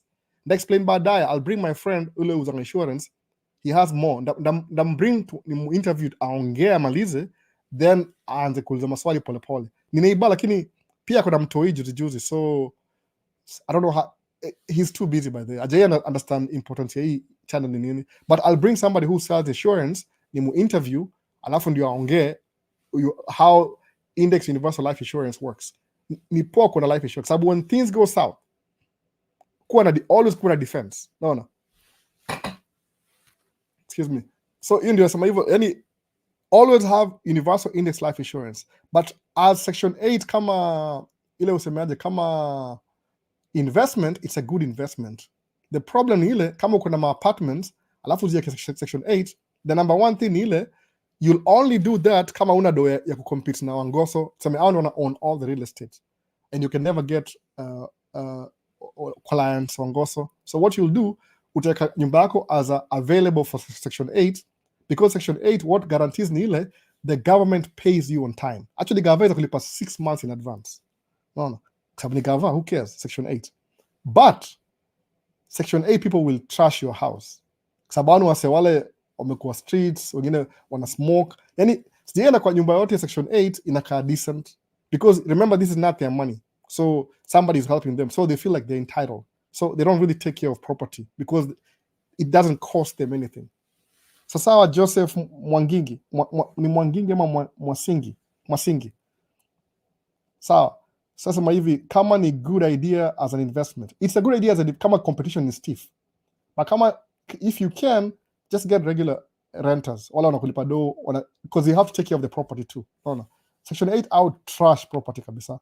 Unaweza wapatia hao hivi brand new, ukuje 3 years hiyo haina kan kama ilitengenezwa juu 1970. Unaona, they trash the place because they don't use their money to pay for it. Okay, since it's co-signed with the government. Okay, so ni the food page. Niliona kuna winter storm sides za northeast. Hope uko mtaani amku affectiwa. So Minnesota ni funny, by the way. When the temperatures go below zero, Minnesota, meaning ime shift. Canada na Minnesota iko below zero. So anything that imezoea kuwa warm south of Minnesota inakuwa ile weather ya Minnesota ya kawaida. So they'll have storms and everything. So the advantage ile, at least to go below zero, the only thing we deal with Minnesota is the cold weather, the frigid minus, microphone tena, minus 20, angalia, minus 19 in a warm up. Sijui kama mnaona. I don't think it's visible. Minus 19 leo. Hii simu ni poa ama ni mbaya? Mnaona minus 19? Hiyo temperature leo, minus 19. Hii ni Celsius, by the way, minus. Ama ingine iko poa sijui. Iko na black. Iko usiku. Minus 19. Hii ni poa, iko light, inashow daytime. So temperature leo ni minus 19 Celsius. So anybody south of Minnesota wana deal na storm sasa. Sababu wako ile tu ile kale ka sweet spot ka storm kunini ku thrive. Acha ni haraka basi comments mko mob. So Isaac Kamau, like the video by the way, kumbuka like the video. Tuned in though 30 minutes late, loving the conversation. Uni WDT Flex. Alafu kuna Ibu Rahim. Kila nikiona your yard unani inspire sana bro. One day nitamaanisha kuishi US, Mungu akipenda. Kujeni bana. Kuja. You're a perfectionist, I can tell. Haha. Isaac Kamau. Missy perfectionist. Isaac, more gonna pay attention to details. I never used to, but I do now because I realize when you pay attention to details, una thrive, unakuwa above average. That's why. Lakini Man Cave talk started 7 months ago. Now we are live. Okay, yeah, it's true. Niko mgeni, by the way, niko mgeni. I'm learning. Actually, kuna watu wameniinspire kwanza live, by the way. Wanajijua. Kuna watu kadhaa wameniinspire kwanza live. That's why. Kuna David Bag VPL joining in a bit late. Karibu kabisa, karibu. Alafu kuna Ann wa 254. When you get time utaelimisha more about filming na GoPro. Nimefikiria kitu GoPro. Sina GoPro hapa hivi. Ndafanya kari tutorial. That's what I've been planning to do that over the weekend after a video. Ni do my camera setup. Zile mimi najua. Just say I know everything. Sabata mu learn. I learn by doing. So mimi receive move fanya vitu before I'm ready. If naambia Isaac Kamau, I'm not a perfectionist. Musemaje, let me just start. So if I don't start, I will never start. Ndajidoubt, ni kuena doubt, fear, ni go through the motions, then I'll never do it. So what I do ni ile, I dare myself to do it, alafu na fail, alafu na perfect as I'm doing it. Mona. That's the only way to go forward. Ile, without commitment, you'll never start. Without consistency, you'll never finish. Lazima uko na hiyo commitment ya kuanza kitu, alafu consistency ya keep going. Mwana sasa kama channel, kwa time nilisafa channel nikasema mazi sina time ya Man Cave, what do I do?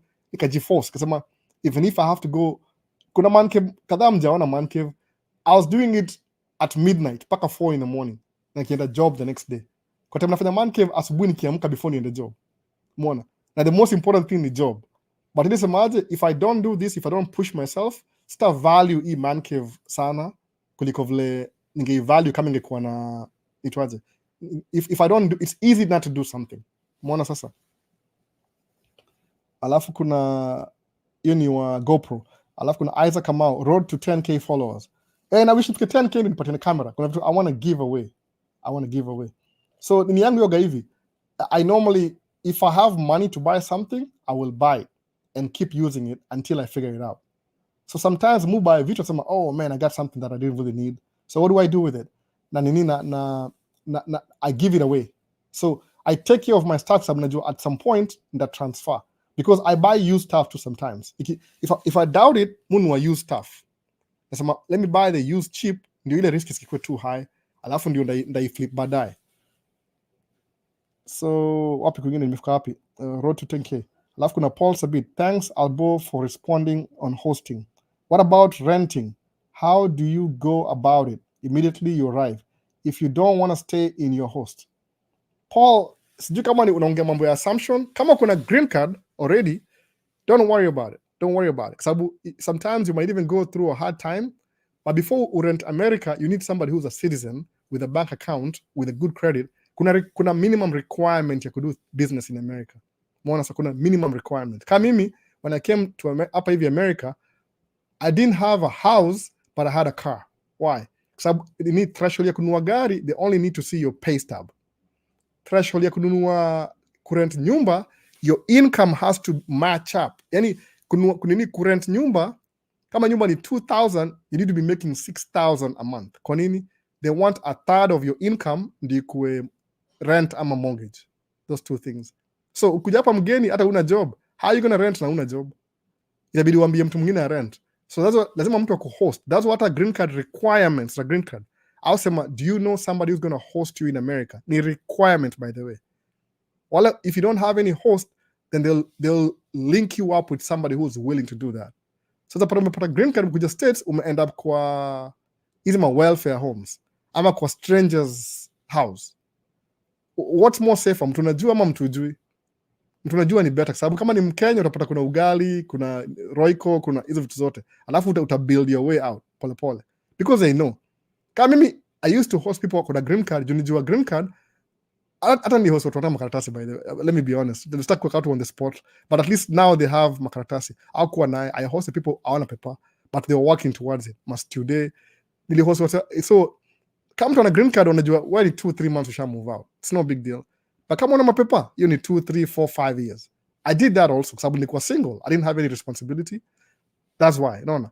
Lakini kama kuna familia inakuwa hard kidogo hosting. Hizo mambo za kurent, wafanya hivi. If you have the green card, just come. No. Watch a self-doubt. Just do it. Let me nasema hivi. Start before you're ready. Utai figure out, by the way. Sababu a lot of people, kumbuka, the richest people in the world ni 1% of the population. The second metrics ni ile people who are financially freedom ni 4%. Financially free, 4%. Wala retire, they're not rich, but they retire, but they have enough finances. Ni 4%. 95% ya population ya world ni hiyo side ingine. So if you ask too many questions with no action, it's like you're wasting your time. You're talking about procrastination. There's a word for that, procrastination.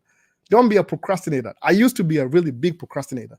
Yani, the moment you start thinking about something, how you're going to do it or not do it, or do it or not do it, you'll never do it. Kwa nini? Because you're building the thing in your mind and destroying it at the same time. The best thing, kama mimi mkasubuhi, I'm trying to do live stream. Nikapata camera ina battery, sina ile, na setup ina sao hii. So it took me a while, man, should I just do it? Sangapi? Nikaona, watu wajalala bado Kenya. At least watu wa Kenya wajalala. Ile time ya Kenya. Watu hapa hivyo kwa available. Kasema, unajua nini? Wacha tu nianze. Nikaanza. I'm 2 hours late in, by the way, kwa live stream. Ile time niliintend. Sababu libidi move things around. No. That's what I know. Sina cover kwenye. Mtu cover hizi speaker sababu somebody said that anakuwa distracted akiona hizi speaker. Watu wajui mwaga na DJ system hapa. Speaker mnajua? Ndio hii. Kuna DJ system hapa hivi. Najua hata msikii poa. Huko nyuma. Speaker hii ni kama ndani ya nyumba. Unaona? Nini setup ya DJ ni nyumba. Wale wasiwajui. Wale maoji wanajua. So mostly mtu like we cover just talking to distracted. Hapa atu play ngoma tunaongea. Unaona? But it was too late. If I started moving everything back, singedo live streaming. It take 1 hour. Unaona? So whatever. Let's just ile tu haraka. Yani hii side kuanzia hapa kwenda mbele iko messed up. Hata sitaki nionyeshe leo. Iko very messed up. That's why. So niko hapo hivi kwa liko mfika hapi. Hiyo ni kwa Paul Sabit. Aya. And Rian Joseph Mwasigi. Section 8, housing as an investment. As an investment, wacha naongea more about you baadaye. itakuwa topic nyingine, itaweza take long na maswali mob hapa hivi sahi. Wacha nitry nini fanya hivi, Adrian Joseph Mwasigi, nitumie email ama nimekuwa terrible na email, hata sitaki kuongea mambo ya email. Mu get most of my questions WhatsApp, ni convenient. Email lazima ni kwa computer, juu hapa si mzuri kwa simu. Mu type faster kwa hivyo. Yani if somebody sends you an email, you don't want to get it on your phone, sababu kutype inakuwa hard, juu ni long format. WhatsApp ni convenient, tap. Email lazima ukumetype ndio ile answer questions na keyboard, a real keyboard, naona hiyo ndio sama email ina take time kidogo. I like responding to emails on the computer, naona. But siku hizi hata kuna video moja sijui kama nimeipost, iko na mtoi, inakuwa hard if I'm not live streaming, iko na mtoi, so share responsibility na wife. Enda kwa channel yake, by the way, mwatch, mwambia post video kwa sababu she's holding information kwa watu, inafaa patia wase information, especially women who want to do tracking ama anything else about waulize hivyo, atawaambia, because she does YouTube anyway. Alikuwa do YouTube kama 4 or 5 years ago akawaacha, but sasa kama ametaka kuona vile mimi na do, amekuwa encourage sababu everything is kind of set up already, so she doesn't have to do much. So ametaka ku encourage sema maybe I'll do more now that you have everything set up. No, hatukuwa na space. I used to do it like makeshift. Sasa tuende next, ni nani kwa ilikuwa section 8. Kuna Davis Watts, podcast ya wife ina come lini? Ilifaa kuwa hapa leo, by the way, but I think walikuwa na film mpaka niliwaacha mimi, nilala kama midnight, awal film mpaka 4. Now kesho ni holiday, so watu wao wana chuo, so they were doing their own thing. I don't even know. Hata kamera, niko na kamera mbili tu hapa, kamera zingine bado wako nazo huko juu, hata moja ina memory imejaa, sija nikasema you know what, let me just wako na vitu zao, by the way, ndalinkia video baadaye wakimaliza. That's why na kamera mbili hapa, sina kamera zile mtumia kawaida, nimetumia tu what's memories available, na mbili hapa, naona the rest go upstairs. I think wako na record wakicheza game fulani, sijui ni tuaje, sijui ni Uno na something else, na watu wetu vitu zao niliwa help ku set up. Sawa, next ni gani kwa Alhabib 001, can I use a host address for formalities and rent my own apartment immediately I get in America? How does this work out, bro? You can, by the way, sababu kuja hapa hivi you need to have an address where your documents show up. Lakini if you rent, if kama kuna hiyo mint ya kurent, sababu kuna mtu kama international, they will allow you to, I don't know, I have to ask somebody like, can you actually rent an apartment when you as an immigrant? I think it's possible. Nile tu, I mean, it's fine. How much money do you have? How much money do you have? Sababu if you're renting as a non-immigrant, it will cost you more. Why is it going to cost you more? When you don't have records or credits, they might need you to pay 6 months in advance before you even get in. Unaelewa? Kuna ile threshold. If you don't have any money, like most people, 95% of the population, you're better off somebody who hosts. But if you do have money and you can pay 6 months in advance, do it. But you'll quickly realize that was a big mistake. Because maybe you don't even want to live in that neighborhood for 6 months. Why do you want to pay for 6 months? Then you're stuck for 6 months paying a lot of money. You can use that money to buy your first car, build your own credit, start your own investment, or get a life insurance. So it's up to you. If you have excess money, do what you can. Rent in advance. It's possible. Sabu, if they don't have your credit score, you have to pay 6 months or 1 year in advance. So if the rent is $2,000 a month for that apartment, that's what? 24,000. If you have 24,000, do you have 24,000? Sure, go ahead. No. But if you don't have money resources, you want to go the cheaper way. Somebody hosts you for free for 3-4 months. When you get a job, you say thank you, then you move on. That's much better. It's cheaper. Okay, hapa ni after namba yangu. So kwa tupo pamoja, Nelson Mongere ndo naingia albo. So history ya Donald Trump could stop immigrants from coming, it's affecting green card. I affect green card everything, it affect everything else, by the way. And I don't think so. Ni theory, by the way, the theory. If you guys love Trump, that's good. You love Trump. If you guys love Biden, it's up to you. Ini political. Mutu ya kukua apolitical kwa hii channel. A inamaanisha I don't take sides. Ama ni apolitical ama nini, nimesahau. Kama ile Gnostics, agnostics. I don't know. Yeah, apolitical. No. it depends. In the two nakwambia ideology ya Republicans ni capitalism, ideology ya Democrats ni socialism. So you figure it out. No. Ni ideal to in quotes. See it real. You need assumption. The things they run for. No. That's not watu nini watu Republicans when they're in power walisema Roe v. Wade. Roe v. Wade ni ile abortion rights. The reason why it was Roe v. Wade ni wale watu the person who aliclaim Roe versus Wade walikuwa the state versus somebody walikuwa na fight hiyo kitu, alafu akasema women can have abortions everywhere. Abortion was legal in America, but walitoa hiyo Roe v. Wade through high court. Why? Because the Republicans were in power. So, but when the Democrats came, wanatry kuichange back. Kwa nini? Socialism. No. So I don't know, politics ni complicated subject. Does that hurt my feelings? No. That's why.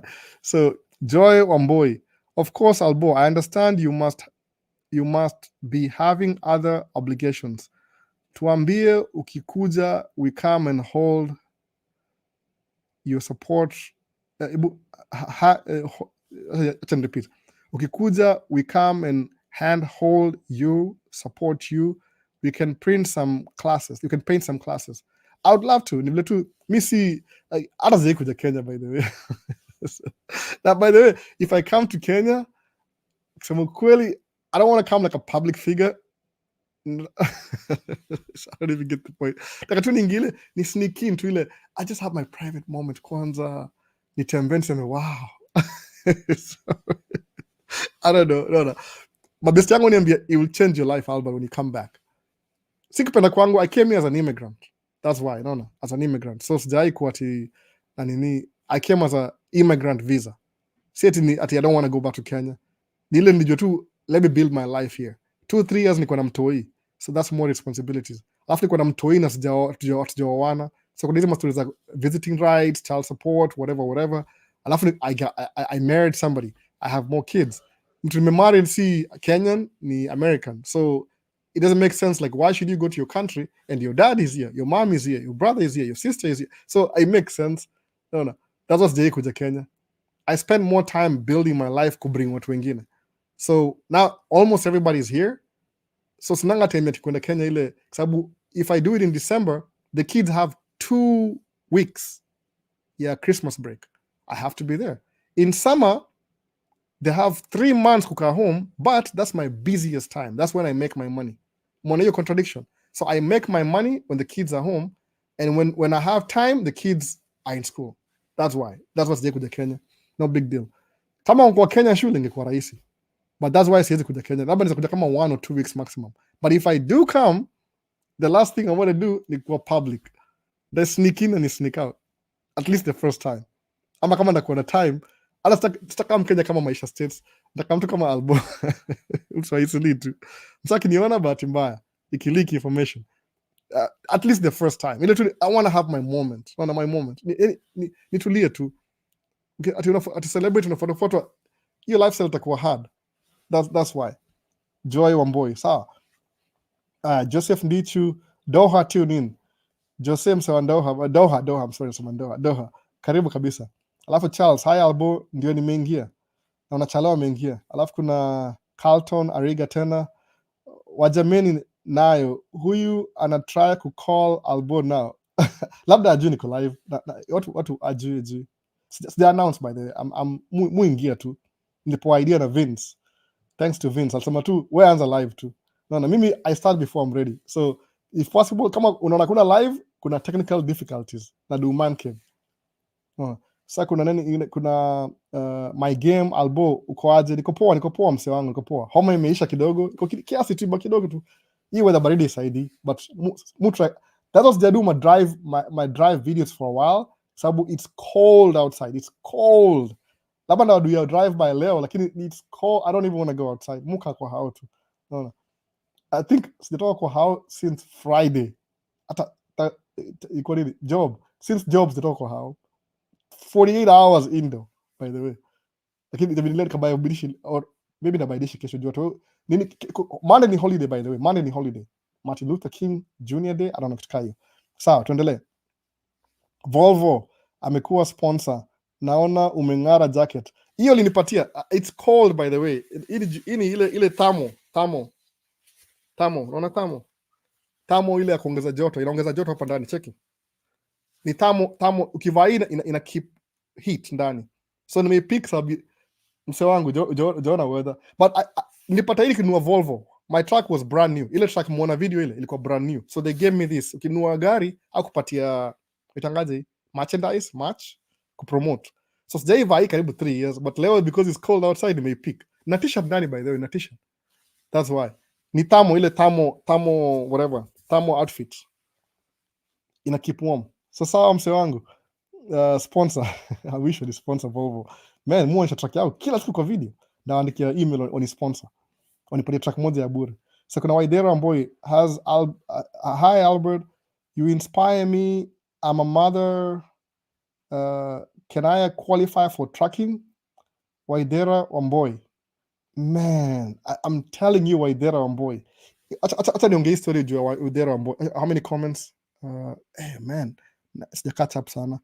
Acha niende na Waidera Boy. Tracking ni hivi. Tracking ni kama which career is it? Man, ni nini? Supreme Court? Example gani na poa kabisa? Tracking haina miaka bana. As long as you can drive, you can do tracking. That's it. Can your eyes see? Do your ears work? Kuna watoto wako disabled na bado ufanya tracking. Sababu as long as you can drive, track ni automatic. Umeona? Wife amedu video ndamwambia labda ndamjoin na video yake moja awambie. Kama sasa kuja hapa Minnesota, women they're trying to encourage women to get into tracking. Kwa nini? I think wanasema women are better drivers because women are very safe. Ukuja Minnesota as a woman, wanza kampuni yako, kuna incentives the government to incentivize women as small business owner kuanza business. I don't know how that works. Kamisi mwanamke, maybe wife atawaambia, enda mumsumbue. Na kama mwelewi, juu kuna ni American. Na kama mningia kwa channel yake alafu ndio explain kile amesema. Ukua women in tracking want the business sai, even if you're 50 years old, as long as you're driving. Man, I have no idea. Any tracking kitu anybody can do. As long as you're an American citizen, I'm a permanent resident. Sababu kitu lazima ukue mtu wa hapa. Si an immigrant you can't get a license. Hakuna your process. You have to be a citizen. But tracking haina miaka. Utadrive mpaka watu wengi tracking hao watu wazee. Yaani most people who do tracking wala washa retire, wale ma empty nesters. They've raised their kids are university, the kids are married, now they have nothing else to do. What do? Wanaingia tracking. Husband wife team wananunua track brand new, waneka ile sleeper kubwa inakuwa na bathroom ndani kila kitu, and they just travel the world, the road. Tracking haina age limit by the way. It doesn't have an age limit. Sasa Waidera Boy, anytime. Kama uko states already, nipigie simu. Nikwambie. Kuna Isma Gatarama, niaje Albo, you good, please tell us, we want to, niaje Albo, you good, please tell us, use you went to, okay, so labda alikuwa na typo, wacha ni try to understand, you went to US with the DV, you used to tell us, yeah, mimi kama na DV 2008, ama 9, I don't even know, I don't remember. Ilikuwa DV 2008 nikamuku hivi 2007 February, so I'm officially next month nakuwa 17 years in America. Sawa, okay. Joshua Mecha, Joshua amekuja hapa hivi. Hey Albert, I like the live was asking, can one depend on those online jobs such as Amazon drop shipping and affiliate marketing only? I don't know much about either affiliate marketing, but sometimes kuna seasons. There's times na kuwa make dough, there's na drop. There's na make dough, there's na drop. So it's possible. It pays really good. The reason why I don't really bother with a lot of things, I'm a 45-year-old guy. Naona kama sahi Waidera Wamboi ako 46. I'm 45. I'm driving truck. Maybe I have 4 more years. Sababu my business is growing. So the more my business grows, it'll be change responsibility. I'm not going to be driving anymore. Though I love driving, sababu a moving office. Ukidu nini drop shipping, some people make a lot of money, some people don't. Ni business. No. It depends on your competition. Sasa Joshua, tuma WhatsApp. Ukipata time na kupigia simu tuongee. Ann Kimaru, hello, Nico Live. Kuna Virox fact check. There is about 120, 160 million Nigerians. Okay, so yeah. The fact check, by the way. Because some analogy. There's about 120 to 160 million Nigerians. Wapi Nigeria ama kwa nini kwa outside Nigeria? Hebu ni check here. I could look it up, but I was trying to remember, somebody was telling me this thing. It's about kuna a significant number of Nigerians in the diaspora than in their country. I think maybe there are 300 million, alafu kuna 100 million outside, alafu kuna 200 million in Nigeria, something like that. No, sababu wako wengi sana. That's why DV last year walisema Nigeria is not included because there are so many of them here already. Muona sasa. Alafu kuna billionaire mindset. Let's grow together. Hello everyone. Alafu kuna John Ondieki asema nafuatilia video zako leo, imekupata live content poa. Wapi bro? Onami yuko Kenya, I think. Onami yuko Kenya, hata sijui kama amerudi. Akinipigia simu najua kama shakuja. If arudi by this weekend sijui. Ako Kenya bado, I think so. Alafu kuna billionaire, let's grow together, joining from USA. Billionaire mindset, let's grow together, joining from USA. I don't know who billionaire mindset is. I think in the channel or something. Asema Zoki Black, my game hujakuwa attentive kwa hii channel. My game hujakuwa attentive kwa hii channel. Zoni Black. Asema my guy ama my game. Sijakuwa attentive? Which channel? Ebu repeat channel. Zoni Black. Can you elaborate what you mean by that? Billionaire mindset, let's go together. Please connect. Alafu my game. Ndio Zonic Black. That was before he mentioned it.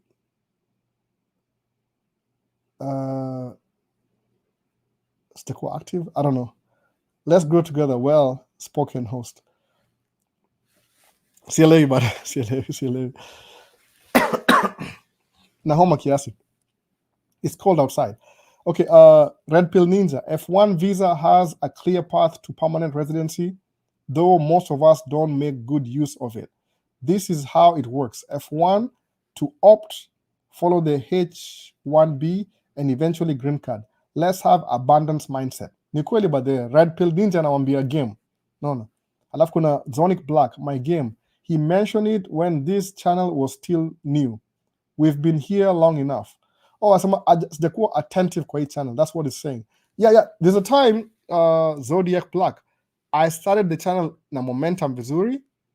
Okay, I'm not supposed to say this, but just to address the issue. You don't need to give excuses why something happens. My intention was to grow the channel. That was my intention. Okay, what things slowed me down? Number one, we had a baby. We had a baby, by the way. My wife was pregnant 2 months before patemtoi. If you have kids, you know, kuna hizo ma doctor's appointment. So and she was driving truck too. So she stopped driving truck and we had appointments, ile building towards the ile labor, kila kitu. Alafu then I had to train new drivers. So when I was training new drivers, making sure the business is running, and at the same time, natendia wife, watoi, ilikuwa overwhelmed na life issues, which I knew the channel will suffer, but we went through it. Because at least I have, I squeeze more than a program. I will do this time to this time. Kama Sundays mupatia channel. Then during the week, 1 hour every day. So I still have kids. We still have things to do. We still have a 6-month-old child. So it's hard to balance, but you just try your best. Mona. That's what the channel is going to suffer. If Kamali, I couldn't do anything anymore. I was trying my best. They're going to post out one video a week. I was so busy. Sababu 3 o'clock nichukua toi, 4 o'clock nikafuel my trucks, 5 o'clock nimazana dereva, nipata dispatch. Hivyo, yani ilikuwa around the clock. Alafu una understand priorities. The channel does not make me money. The tracking does. I have driver's responsibility. I have to make sure the drivers are running. So it took my time off until wife akapata mtoto akakuwa yani ile slow down kidogo. Now she does all the administrative work ya ofisi. I do the physical, kuangalia my truck, my fuel, truck wash. Hizo ni mimi sasa. So we split the thing. It's getting better now until tupate mtoto mwingine. So the channel suffered, I think, around summer. Because summer was my busiest time of the year. Ni summer. Summer inaanzanga June, July, August, September. These are 4 months. That's when I make most of my money, by the way. Hii pesa kukaa home ya inamekiwa siku hiyo sasa. That's why. So sawa, the game anasema hivyo, Zonic Black. Alafu kuna Chalo asema hello, just join in man. Chalo, those speakers behind ni JB msasha kuongea speaker. Chalo je nini speaker yani? Hizi ni QSC. Kuna EV ziko the other side. EV ndio zile za outdoor. QSC Chalo, acha kuonyesha EV. Ngoja Chalo.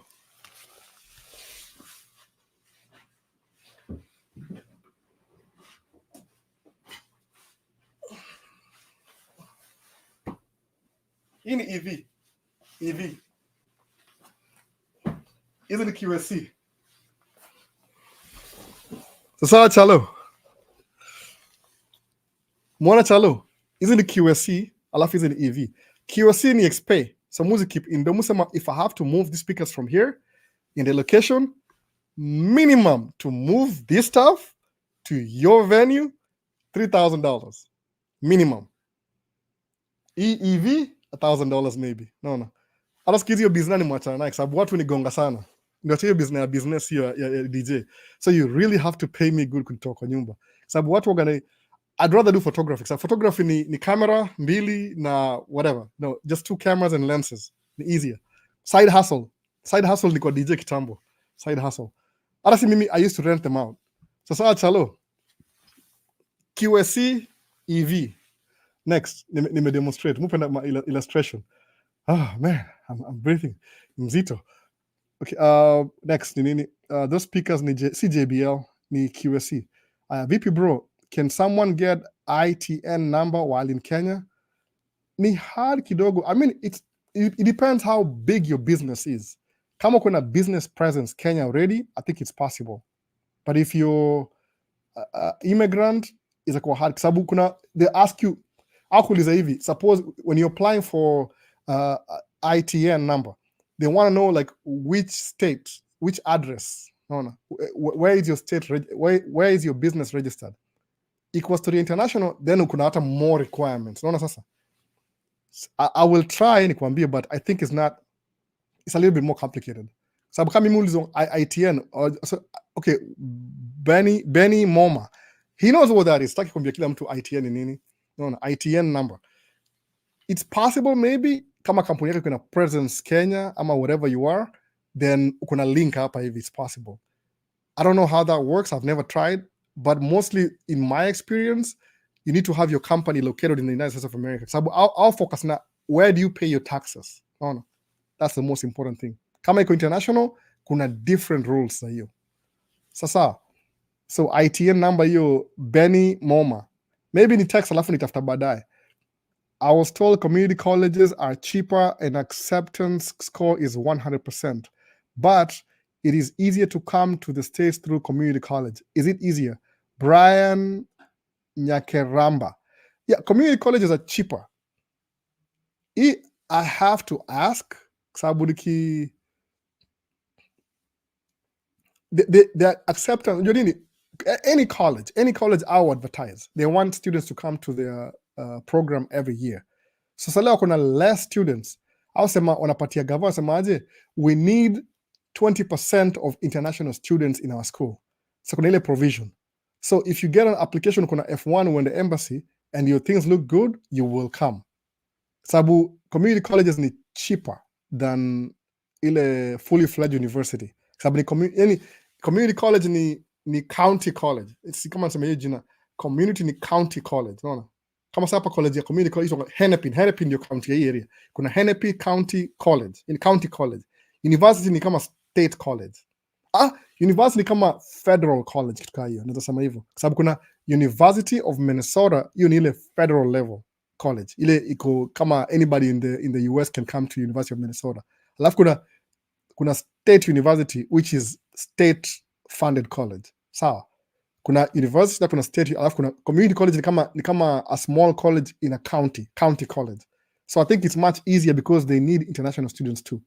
But I have to research on that. Man, I'm a truck driver, man. If you do something that makes you money and you niche down, you don't pay attention to anything else. No, sasa. but please nitumie email ndio nitafute next time, ama I bring somebody who ula more familiar naye. I know somebody, I know somebody who works in a community college, but sijui nampataje. Hiyo fanya job huko, anajua kila kitu. I just need to get hold of him. Sijui namlipa how much ndio akuje, baada namwambia nikusaidia watu, namwambia hii ni non-profit. No. Because people you have to pay for their time. Ama nione mali whatever he's doing, then I find him at his comfort zone. Itakuwa easier hivyo. But if I just ask him, maybe I'll go look for him. No. He works in a community college. Atajua everything about that. Ndamwambia heads up. Sasa, acha nimekio note kwanza. Ama nitumie acha nimekio community nafanya nini? Text, nitumie text. Ndamekio mental note community college. Ndago through my questions tena. So, alafu kuna shout me out bro. My road to camera ilifika wapi? Cash official. Shout me out bro. My road to the camera ilifika wapi? Road to the camera ni gani? Ni 10k challenge. I don't know, 10k I was hoping nifika 10k before the end of this year, but well, nilislack kwa channel kidogo in summer. Sasa, but I'm still giving away. Actually, kuna kamera moja hapa. Hii kamera ni ya wife. She doesn't use it that much. Hii ni giveaway by the way. No. Hii ni ZV1. Hii. She doesn't use it that much. Nimwambia I'm gonna give it away. Namlipa do yake. Umeona? Haitumiangi sana by the way, najua. I know. She's always reaching out for my cameras. Sasa. So 10k challenge hiyo ni nini? Okay, kwa Zonic Black. Albo, ebu ongea kiasi about immigrant crisis iko US sahi.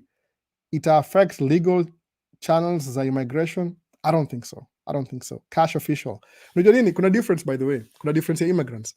Acha explain Zonic Black. Zonic Black ni hivi. Wewe unatoka Africa, unapanda ndege, unapita through American embassy. They give you a visa because you're educated, you're straightforward guy. They know. But skiza, when American embassy kupatia visa, inajua wewe ni msoko serious. Watu wangapi unyimwa visa? Ni more people than people who get visa. Why does that happen? Serious people get visas. Kama kuna any small doubt, they won't even let you come to the country. Wana control your movement. The difference ni ile immigration crisis kwa border ni watu wa Mexico, they want to come into the US, alafu wa benefit from being in the US. That's different. Kwa nini? Kwa sababu hao wana kama watu non-professionals, wajapitia ile conventional ways, naona. So wanaingia kama refugees. Alafu wako too many of them.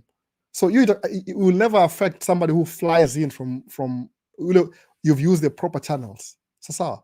But hiyo unatembea unaingia kwa border, it becomes more complicated kwa sababu saa hii you don't know who you're bringing in. Labda ni terrorist, labda ni plant, labda you never know. So that's why I got a crisis kila saa. Naona. Kunywa maji, na maji hapa kweli hata sijui. That's why those things I don't think they will affect any immigration. Sababu as much as ushasikia nini conversation ya America kisema ati those immigrants who come here with F1s then they overstay their no. Sababu najua somebody who comes to study as an F1 is probably going to end up being a noble citizen of America and marry and have kids and pay taxes. That's the most important. Somebody who comes in with asylum, the government will have to take care of them and maybe their children will pay taxes. So I'll prioritize. Who do we prioritize? The people who cross the border illegally or the people who flew in with a plane legally?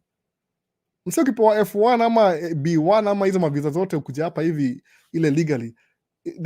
Kama they look away, wanaangalia kando. Nasema wachana huyo. Because you have no options. You'll figure it out. You have no options. Yani, if you come to America, ufly ndege kuja na ndege na airport na hiyo immigration, chances are you'll make it. But ukivuka border ile illegally, maybe your kids will do it, not you. Mona. That's what kuna crisis kwa border, your immigration border.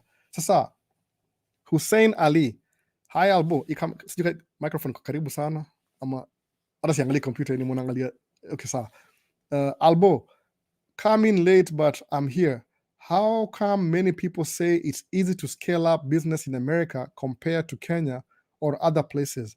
Better start your business than employment. Please advise. Hussein, United States of America is the capital of the world. Sasa. So as long as you're in business, you'll always succeed. I guarantee. The only reason why you don't succeed in business, Nile, you don't have enough information on how to run your business. When I first started, I didn't even know what I was doing. Same attitude. I knew you can make money in tracking, but I started even before I was ready. So I was figuring things out as I go. Because still, you're making money. The most important thing for business, when you start a business, don't worry about employees, buying a computer, buying a phone, buying isn't the metrics, isn't by the way, isn't the side inputs, whatever. Focus on making profit. If you make profit, your business start growing, all those things you will need them later. I guarantee you. I've been running my business for about 7 years. Now one phone. Then I started getting into loans and more money and scaling up the business. 2 phones. Then I started doing Maisha states. 3 phones. Then I started kuna ingine ya ofisi ya bidding na dispatch na nini 4 phones. But hiyo 4 phones, the 4th phone iko na wife. So what did I start off with 3 phones? No. The more you're in business, the more you want to look like a business now. You need to have numbers, niko na email ya business by the way. Siwezi upatia juu kuna maisha states at gmail.com. But email yangu ya business si Gmail ni alhal.com. No.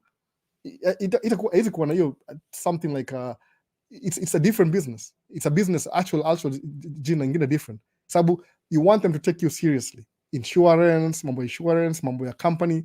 So as you grow, then but in the beginning, capital of the world. That's United States of America. So if you're in business, you will always succeed as long as you do the things you're supposed to do. No. Computer. Sasa Hussein Ali, in business you'll always succeed. Sa Castil Cirero, Castillas, I hear kuingia jeshi upate msee chance ya kukua citizen na ulipia mtu fee. Could that be important for immigrants?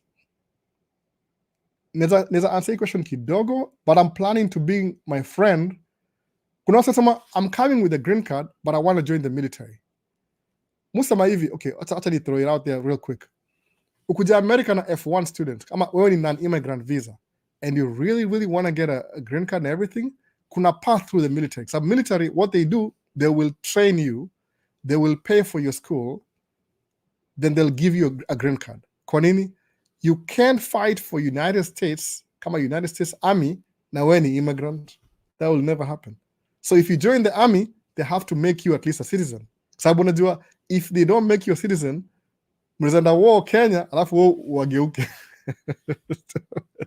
He's not fighting for your country. So unaona hiyo point sasa. You can't make an non-immigrant fight for American wars. That will never happen. So you can get military. So, that's another way, by the way. Ukuja hapa kutembea visiting F1, F2, uanze shule uingie, kuja hapa kama na B1, B2, alafu uingie F1 uko student, alafu uone kama maisha ni ngumu kidogo, uingie military, green card. Kwa nini? In the military, they have to give you the green card. How are they going to fight? How are you going to fight an American war without American credentials? They have to. They have to give you citizenship. But kuna wase kuja na green card wanaingia military pia. More advice, don't do that. I mean, if you really like the military, okay. But the military, it's not a joke. Right now, America kuna war mbili. Kuna war mbili zinaendelea in America. So chances are, if you're in the military, utakuwa kwa hiyo war before you even know it. No. Yeah, my personal opinion.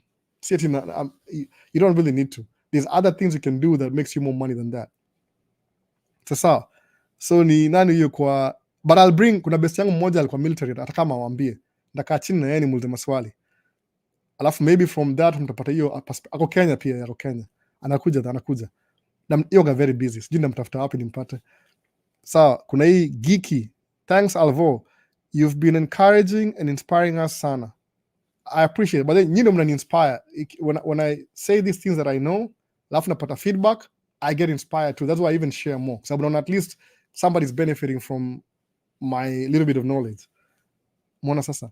Alafu my game, Zonic Black, si kila mtu anajua alikuja na DV lottery. Unajua sema nini? Si kila mtu anajua alikuja na DV lottery. Oh, my game. Maybe that's true. Yeah. That's what I have to repeat myself all the time. Sijui niandikie memorandum. Mimi nimekam US na DV lottery. Sikukam ku F1 or anything. So when I came, I've just been busy trying to build a life for myself and my kids and my wife now, because I'm married 10 years now. So sijai bother vitu mob sana. Nile tu, I always thought of doing YouTube. I tried YouTube, by the way, na English channel. Nika realize kuna hiyo story ya, if you're trying to sell something to people who don't really understand your background, ni ngumu kureach out kwa watu wao. So nikaona Ibra kidu video. Kina Ibra, kina Timo, kina Roger, kuna Alfredo, bado muwataja mpaka leo. Unaona? Alfredo na Ali Sadiq.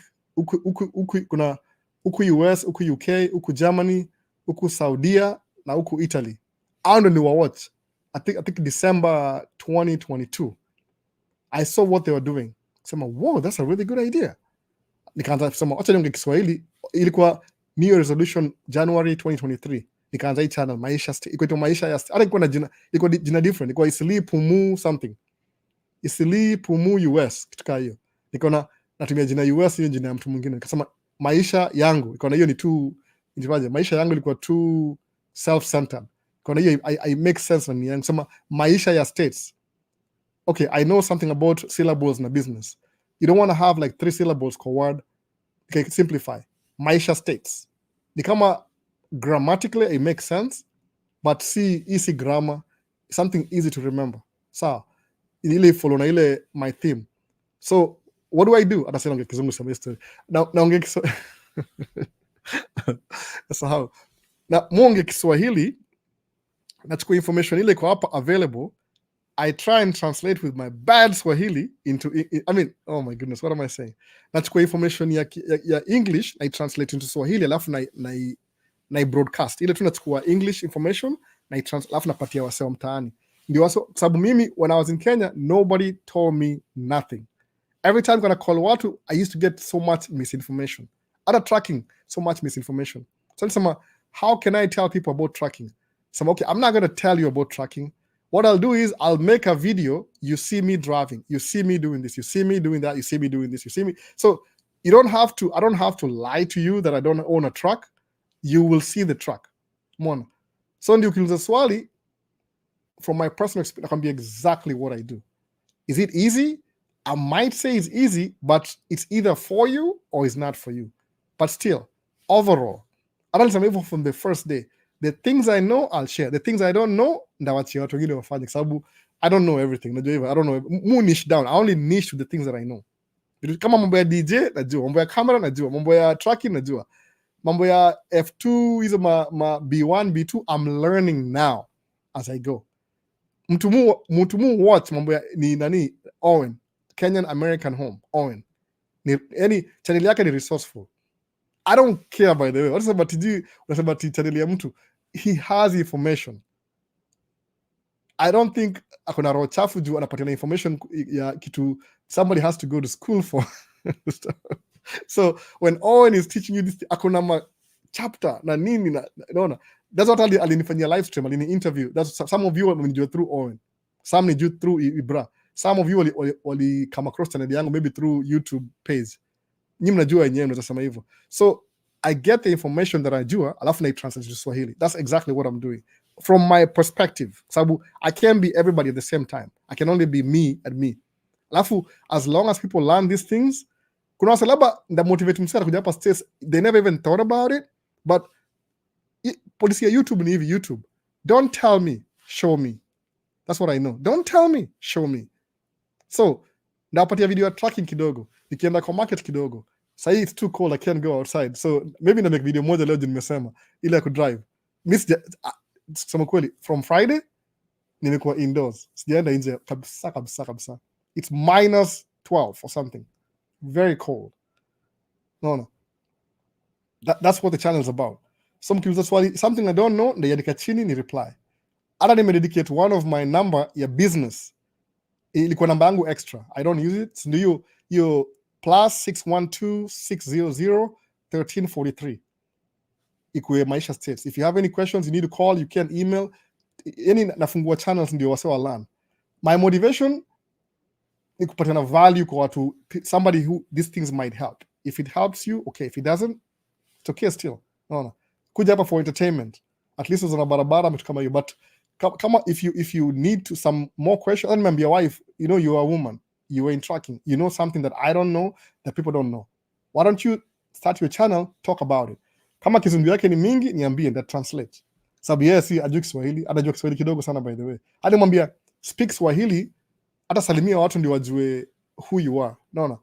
Anajua ni aje, salimia watu. Say okay, akoshai kidogo. Maybe 3, 4, 5 videos down the lane, ataza kuongea sheng. I don't know. So ndio story. So ile value kwa watu. Why? Because personally, I'm a 45-year-old guy. Mimi I'm moving out of the game. Kuna wasa wako 20. So knowing this information, alafu taking action at an early age, utakama unichunge mimi ni kwa mzee. No. Kwa sababu mimi nazeeka. I know that already. I know. 45 ukishapita ile nusu, uko ile the other half of things. Muona sasa. Kidogo na kam hata sijui. Wacha tu story more. But I'm 45. Hiyo ni 5 years from now niko 50. No. Getting old. So if I have something experience, naweza share na wase, isaidie mtu, sawa. But hakuna age limit. Hata kama uko 65, kuja. I think kwa American Embassy, I think at some age, I think after 65, they don't even ask you questions. Unapatia tu visa. Nimesahau hiyo kitu. Somebody told me that. Like at some age, ukienda kuja America, they'll just give you the visa. Hakuna question mingi sababu wanajua when kumbuki kama ni 65 ama ni 70-year-old. But that's too late. Kuja kama uko na nguvu kidogo at least ya kutafuta pesa. Sasa wase. Where are we? Nimeenda mbali sana. Liko kwa Zonic Black, Albo ongea kiasi juu immigration crisis, ilishamaliza. Hi Albo, ni late but we are here. How come many people say it's easy to scale up in business? Hiyo ni capitalism. Wapi kwingine tena? I hear kuingia jeshi ndio hiyo basi. Important for immigrants. Could that be important for immigrants? Casillas Cirello. If you want to go to the military, weenda. But if you don't, I don't recommend it. I don't. Nakwambia why. I'll bring my friend. Nakwambia why. I don't really recommend it. Mimi. There's other things you can do.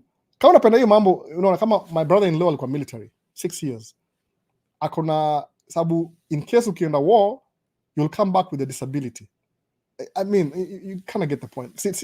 Stuck what you hate. If you want to go to the military, we're in the military. People, you choose whatever you want. Ni risk. Geeky. Thanks Alvo, you've been encouraging and inspiring us sana. Hiyo nishasema. So kila mtu ajui, okay, nishapita hivyo. Alikuja na Green Cadolatory. Peter Ndegwa.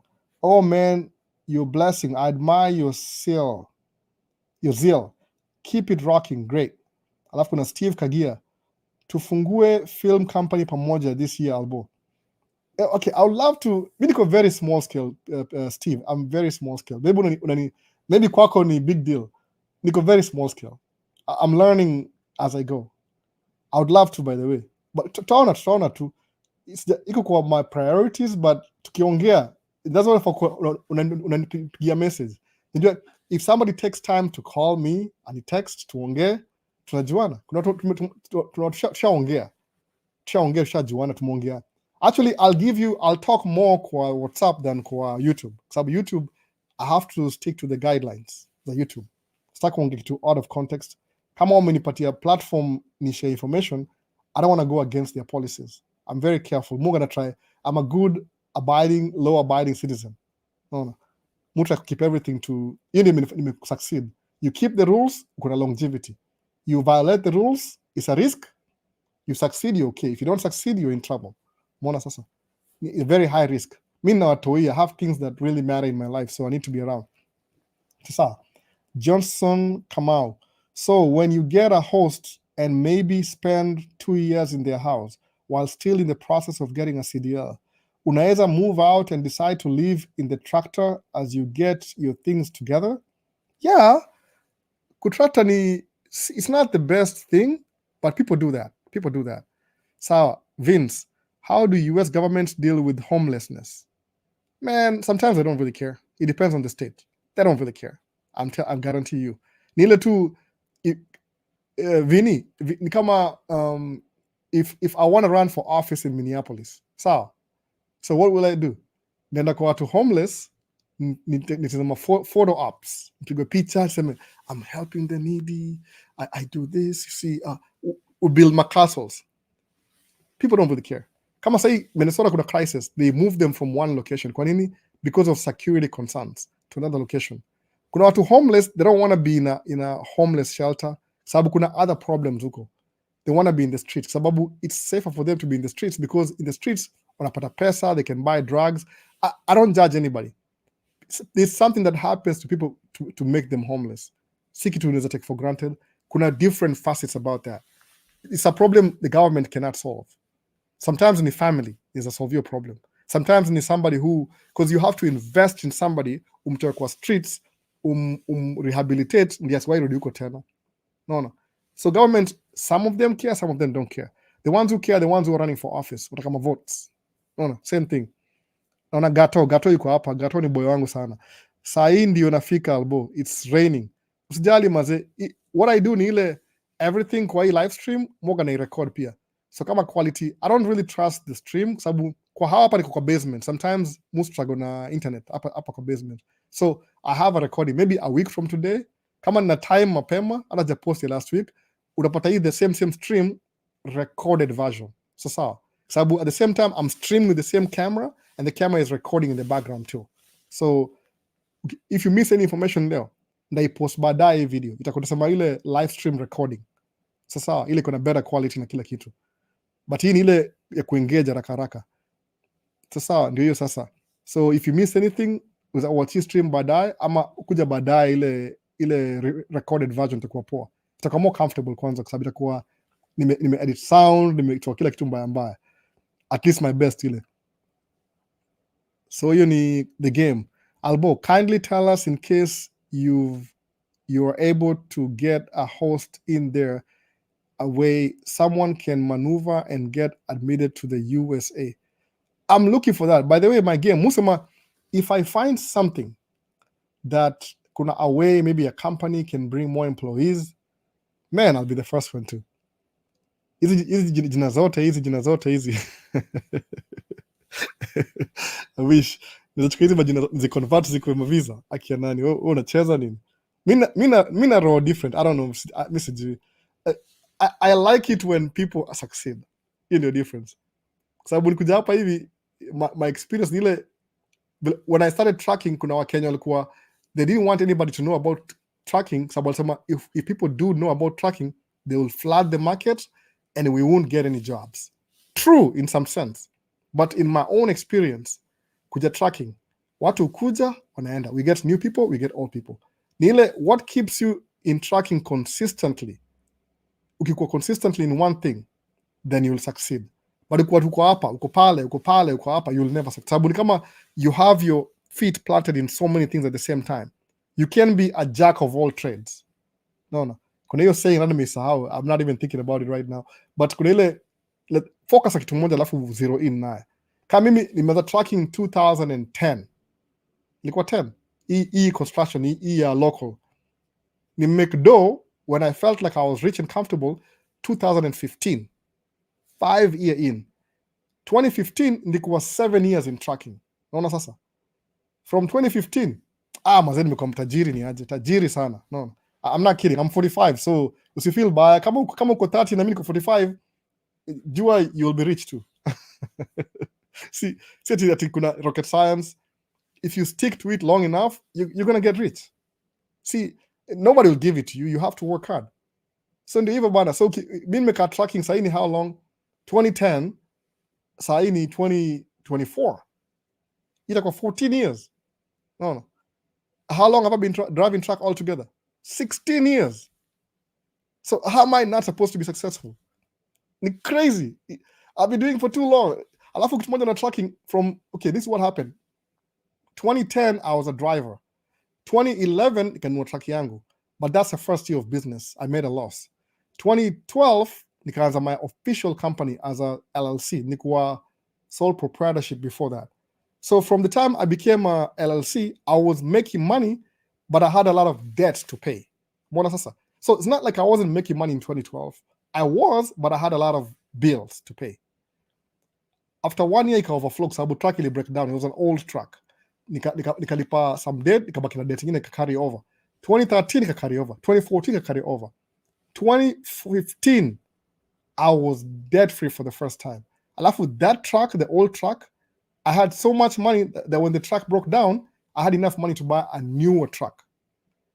When I bought that newer truck, imagine it was debt free. I had everything I wanted. Everything. No. Yeah, that's a question. So I'm a 45-year-old guy, been doing trucking for 12 years.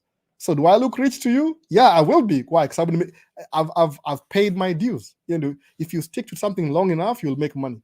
But they come up with 22-year-old, 25, 30. So, Maisha ni ngumu Kenya. Oh, I don't know what to do. Oh. Maybe you need to uproot yourself from Kenya, ujiplant place ingine, then you succeed. Sabu, how are you going to do something for 10 years and not make any money? You have to be crazy. No. It's a waste of your time. Do something else. Mwona sasa. So kama hii mambo ya DJ hapa hivi, nisema, okay, muenda, I like music. What do? And I feel guilty. Oh, man. You know, I have extra money, but I don't know what to do. Na buy speaker. But they didn't speaker zangu za pili, QSC. The first niliuza the first. Niliuzia best yangu, by the way. Endi akunazo. Any DJ, by the way.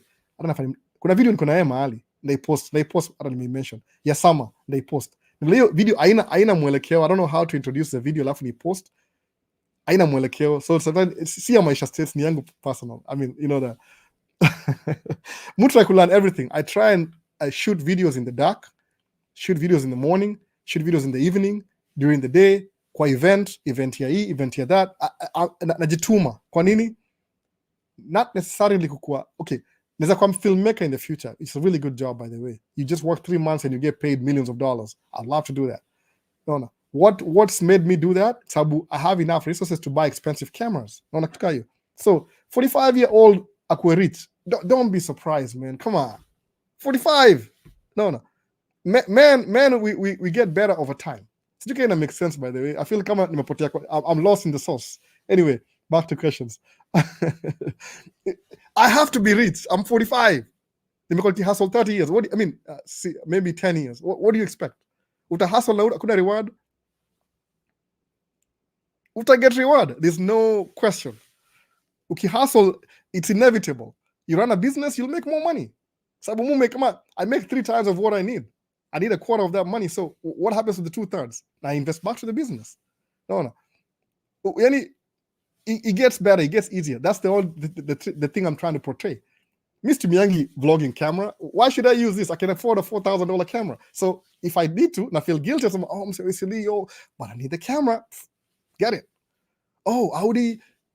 How long will you procrastinate before you Audi? You procrastinate sana, by the way. I think for me to buy an Audi 2023, I wanted to buy that Audi 2019, by the way. But maybe something might come up. Maybe. You know what? Whatever, man. Mina buy gari, Mr. Kujua. What am I waiting for? So, sitting majabu ati 45-year-old ni millionaire. It doesn't really, what do you expect? Anyway, ranti Maisha.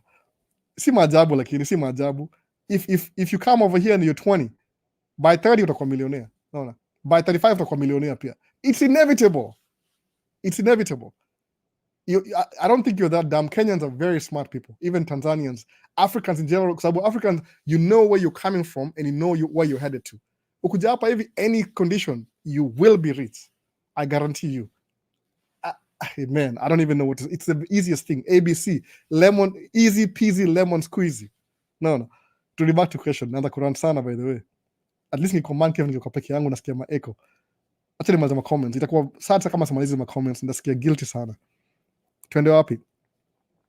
So when do you get host? Maybe okay, you need Johnson Kamau.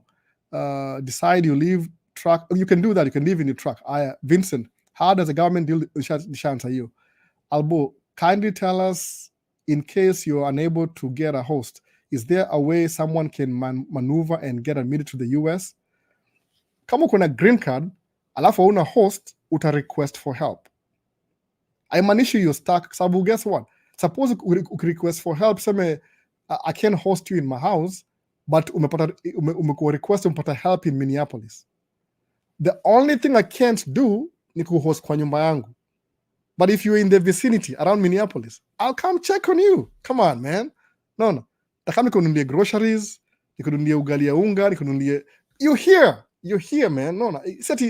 I can't host you in my house, but if you're close by, uko kwa vicinity, I'll get you. Najua hivyo. I'll get you. Nagombana wife kila siku sababu, but that's your time. You need more time with the kids. Naambia wewe ni mzungu, utajuaje hizi vitu bana. Anyway. Vitu mob. Hope microphone iko poa by the way. Nafikiri kama naongea too close kwa microphone. Niende wapi? Gatoni aje. Si ndio nafika. Okay, ashasema hivyo, it's raining. Thanks for the wisdom. Alafu kuna ako silent leo. Nikutaje? Ruth Kim yuko silent hapa hivi. Ruth Kim, they want live stream na wewe. Answer my questions kadhaa. Tukuweke on trial to bring lawyer, defense lawyer. Uambie, I'm just kidding. Ruth, I'm just kidding. Sa Ruth, wataka kuwajibu maswali fulani hivi kwa nini kwa live stream. Nikuweka on trial or something. I don't know. Tunataka judge hapa hivi. Imefika hapa so nachanganyikiwa. Hapa hivi. Okay, Charles. Chalo ni aje? Kuja Kenya, I will host you kama ni solo. Chalo, nakwambia nikifika. Wewe ni boy wangu, nakwambia nikifika. Nataka niingie incognito, nikuje 2 weeks silently, sniper, alafu nirudi. Alafu sasa ndio kama niambia sasa niko Kenya. Alafu sasa next time nikirudi sasa nirudi vizuri sasa. I don't want to come as a celebrity. Oh gee. So, I thought your wife is German. Oh, Ruth, ni German. What do you think? Ni German. Jinake ni nani? Sema jinake. My wife, okay, acha niseme hivi. Grandmother or my wife, grandmother ametoka Germany, East Germany kwanza. Umeona? Anaongea Kigermany bado. My mother-in-law ndiye amezaliwa hapa hivi. But grandmother yake ni Germany. So hapa Minnesota, okay, acha kabisa moja Ruth. Au kutembea Minnesota, sijiko sharudi Germany bado. My wife ni Germany mpaka ile mali wanaishi. Hiyo area yao ya US hapa hivi inaitwaje? Wadina. Wadina ni jina Native American. Wadina. Hiyo Wadina yote hiyo area ni ma German immigrants. Wote kabisa ma German immigrants. Kama hiyo unaona hiyo Oktoberfest ile kwa Germany, they have it here. Acha kwambie how German Minnesota is. Minnesota is so German that the number 1 church in Minnesota ni Lutherans. Where did the Lutheran church start from? Germany. Lutheran were the first number 1 kwa Minnesota Lutheran church. Hapa ni German immigrants. So she's German by the way. Budake ni from Norway, mamake ni from Germany. So si grandmother yake yani au itaiva familia yao. I'm quarter Germany. So yeye ni Germany, kumwangalia hata face yake ni Germany. Ni kama unamjua. Comments ziko wapi? Lose comments. Sasa Ruth, ama ulifikiri Germany ile clean Germany ni immigrant Germany. Nimefika wapi? Lose comments tena. My fingers. Ebu tuone tena iko wapi? Yes, send them to your wife's channel. Waone. Enda kwa inaitwaje? Acha niwataipia haraka. Inaitwa tracker Mami. I think sijui details juu ndakuwa better na hiyo kitu. Na link. Ni Mgerman kabisa, Mgerman. Ile ukiangalia sura yake, mwili ni wa German. Wako na big bodies hivi warefu. Sasa nimefika wapi? Okay, ilikuwa wapi? I thought your wife is German. And yes, Steve Kagia. Did the whole family win green card or question mark? No. Nimekuwa raia nikafailia budangu, nikafailia madhangu. Sisi amekamna green card yake kivyake. Sisi wangu wa kwanza alikamna nini? Alikamna itwaje kitu nimesahau. My sister alikuja na kivyake na green card. My sister kivyake. Umeona? Kuna something happen na camera, sijui. Bado mnaniona bado. Ni kama recording imekufa. Nisahau ku delete something. hiyo ni mistake ingine tena. So sawa, nini ingine next? Martinez Maina ndio kufika. Okay, sawa. Gato, talk about while driving, then upatane na school bus, lazima usimame. Niko na video school bus, by the way, ni vile sikuwa na record. Naona. Alafu Ruth Kim official, yes, send them to your wife's channel waone. Alafu, what do you mean one has to be a citizen to do tracking? I thought one only needs a permanent visa. Ruth, namaanisha hivi, you have to be uko na immigrant visa. Jina yake ni mingi. It's the same, it's different names. Okay, acha niambie jina kitu. Au itanga live and work in America. That's what it's called. So live and work in America. What documentation do you need to live and work in America? You need a permanent residence card. You know jina yake. Permanent residence card. What's another name of your permanent residence card? Green card. No. It's the same thing, different names. So ukuja hapa kama non-immigrant visa, hauna options mingi sana. Kuna video nilimake siku ya DV kusema advantages of having a green card in America, advantages of being a citizen in America. Ukiwa citizen, everything unlocked. You can vote and everything. Ukiwa na permanent residence, it's like you're on your way to citizenship. So is it my F1, my HB1? HB1, maybe you can work, depends on your career in a link towards wapi. But HB1, mara mingi, aupatia mamillionaire. Kama if you're a millionaire in Kenya, alafu you want to invest in America, they'll give you a green card. No questions asked. No. The reason why I advocate everybody needs to be rich, when you're rich, you have more options. No. That's why I am striving to be rich. Kuna watu wengine wafikiri mimi ni rich. I don't feel rich. I want to be richer and richer and richer. I'm striving to be rich. So ukikuwa rich, ina open up more options. You have no idea how many options open when you're rich. You have no idea. Rich people have access to things unimaginable. Mono, you have no idea. That's why I advocate everybody. Please work hard and be rich. Tafuta pesa, takusaidia sana. Utakuwa different. Ukifly ndege na fly first class. Unajua wale watu experience luxury ya ndege, si watu wa economy, ni watu wa first business class, by the way. Hao ndio yani ukienda business class hata utakuwa na jet lag sababu utalala. Anyway, just to remove. So ndio hiyo, lazima kuwe na permanent residence card ama kuwe immigrant visa. Ruth nakwambia tuma text. Ruth namba yangu ya simu nimeweka hapo Ruth. Nakutumia namba. Sipendi kuweka namba kwa nini kwa comments. Hii ni live stream though. Sawa, nikwambia kila kitu na kuexplainia. Ulete nani? Ulete Kevo. Ni Kevo jina yake Leta Kevo hapa tuendeshe track na Hope ni mtu type kaa hiyo. Ndio kuna wasema mimi siwezi endesha track. Wacha uone hiyo do. Niambie. Wacha niwaambie. Okay, for the sake of live stream. Do you know how much these guys pay me per hour? Ile track ya red ile pale, ile job ilikuwa 125 an hour.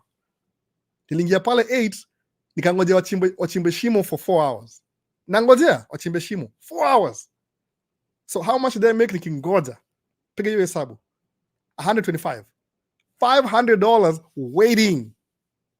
Wachimbe shimo. Una understand your kitu, by the way? That's how much they pay us. Truck yangu ni how much? Sahi brand new ni 280,000. Volvo, no Volvo hii 280,000. Muona sasa. So I mean, it's the easiest job ever. But lazima ujiweke kwa hiyo laini, ukuwe na hiyo, yani you're close enough to enjoy the benefits ya kuwa na hiyo truck. That's what I'm trying to say. Sasa you have to be close enough to enjoy the benefits you're tracking.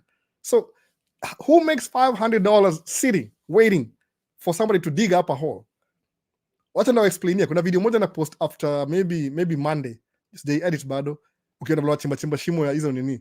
Niko na try to avoid post videos za hiyo job juu niko hiyo job. But I don't think I'm going back anymore. Maybe after a couple of months, so I can show you. The reason why tracking videos uchelewa, I don't want to post the job that I'm working on. Mungu jabaka job iishe kwanza. Sababu I don't want to get kicked out of a job because I'll be a video. Naelewa. You have to be very careful. Sasa, who makes that? Some people do, by the way. Some people do. But majority of the people, nobody makes 500 kukaa kungojea wachimbe shimo. Kwa mimi mtu kama mimi maskini mtu wa Isili, that's a lot of money. That's a lot of money. $500 ngoja wachimbe shimo. Wewe acha tu wewe. Niko na cheka tu by the way. Hata do you know what I did when I was waiting for them to kuchimba shimo? I was talking to somebody on phone. Mtu mmoja subscriber. Hata najijua. Tuliongea na yeye karibu 4 hours. Nikingojea. So I mean, I'm getting paid to wait. They want me there. Umeona?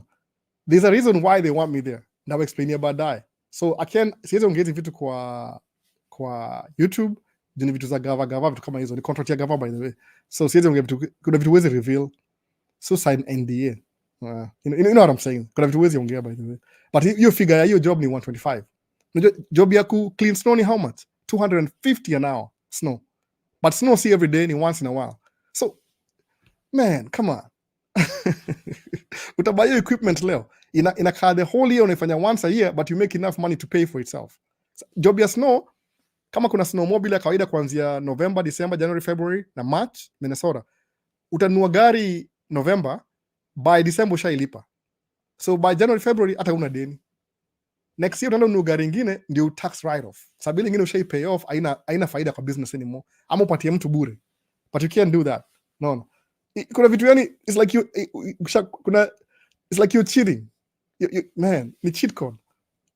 So somebody niko Kenya, I'm thinking about it, mambo swali mingi ni wewe kuja States. Alafu fungue macho hivi wide, uone what's gonna happen. No. Kuna vitu crazy. There's people who make money, I understand that. But mtu kama mimi 500 waiting? Are you kidding me? Wacha tu. No. One of the best jobs I've had this year, by the way. One of the best jobs. Nimezoea kudrive, so ilikuwa very unnatural. I'm getting paid to sit? I'm not used to this. Anyway, hii ni example tu, by the way. I'm not bragging. Nawaambia tu, cheat code. That's how easy it is. Naona sasa. But you have to set yourself up kufika hiyo level ya kupata opportunity kama hizo. Unaona? Sawa, Woodwork Aspiration joined. Woodwork asemaje, affiliate marketing can work but not easy. I have tried it. It's true. Useni mmoja amejaribu. Alafu kuna Priska KE in Knoxville, Tennessee, a good place to work and live. Is not Knoxville, Tennessee, a good place to live and work? I think so. My sister anaishi North Carolina. Iko kama tuseme 2-3 hours from Raleigh, North Carolina. Au kama 4 hours from Knoxville. Kuna Memphis. Alafu kuna hii ingine Nashville. Yeah, Knoxville karibu na North Carolina. Yeah, I think so. It's a good place. I think so. Where kuja. If it's not, you just move. Who cares? You're here. America, as long as you're in any state, you can move anywhere. Kuna VIP 123. Ruth Kim official. Pia wewe uko class kama mimi. Class gani? Hiyo ni inside joke. I don't even get it. VIP hebu tafsiri. Alafu Woodwork Aspiration in Nigeria. Alafu asema Ruth Kim official VIP 123. We lazima. Sijui class gani. Wanajua hizi ni inside joke, by the way. Wanajijua. Steve Dodge. Hii album mtu akishinda DV anafaa kutake how long afike States? Steve, hiyo ndio swali nasema, hizo ndio swali unaniuliza hizo. Wacha na mambo za future. I guarantee you, when you get the DV, you go to the embassy, they give you the visa. All that information, I think in 6 months, utajua. They'll tell you, you have to enter America before this date. If you don't, your visa will expire. Do you think utapata DV alafu ukae Kenya useme unangojea? Are you kidding me? Do you know how much money you can make in 6 months? Anyway, mpaka nimefika kiuno hivi kusema kwambia emphasis. No, emphasis. Kuna ni hiyo ndio, I think the 6 months. The 6 months, by the way. Mimi yangu ilikuwa so utashangaa. Mimi niliwin green card, I wanted to stay for 3 months. The following weekend kwambia Buda nitumia tikiti hata si Buda, I think ni season wali conspire wawili. I don't know what they did. But nijipata niko na tikiti ya ndege hata before nijue. Yaani nilipata visa on Monday, by Sunday niko kwa ndege already. Nasema I can't believe this. Hata mabest yangu sikuambia naenda. Walistukia nimepotea. No. Waliniharakisha vibaya sana. Hata najua what delayed me. Nilifanya nichukue glasses, ndio ni delay. Hata karibu wanitumie. Sasa mtu akishinda hiyo ni delete message. Mwangi Elvis, hey Albo, You are literally my role model. Can't wait to get to the US. Though why Minnesota? It's so cold over there. Mse wangu, Musa hivi, do you know why Minnesota? Kama we missed last time. I'm a very average guy. Very average guy. Mujipatia score ya kwa ile A, B, C, D, E. I'm a D plus kind of guy. Ndio mrelate, naona. Ile kama I'm a 40% kind of guy, 30-40% kind of guy. So if I want to live in a city in America, alafu nikuwe exceptionally excellent, what do? Will I move to Texas mali kuna competition ama na Minnesota where nobody wants to come? Guarantee na kwa Minnesota mimi. Ndio kwa nini? Construction job ya dump truck iko Louisiana, iko New York, iko everywhere. I don't know how much they pay over there, but lemujua we are paid more than everybody else. Ndio kwa nini? Season yetu see all year round, ni seasonal. So work 9 months. But the federal government, you have to spend the money before the end of the year.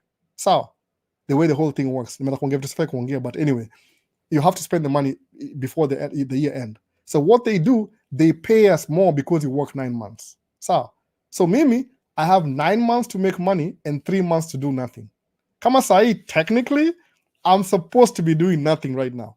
But dere wangu alisema, haizi drive kwa baridi. So guess who's now caught up in some crazy whatever. Me if I could drive you a dump truck here, right? I'm not supposed to drive that truck. Ili buy equal investment. But because the customer calls me, I don't have a driver, I have to show up. That's what I mean mdosi hapana. Kwa nini? Because I've built a relationship. When they call me, I'm available. So guess what's gonna happen? If they call me and I'm not available, they're at the bottom of the list. Somebody else will take my space. Do you think I want that? No. Competition. So Minnesota is the coldest place. Kama say ikutuko minus something. But you know what's happening south of Minnesota? Wakona winter storms. So we deal with the cold, they deal with the storms. Mona.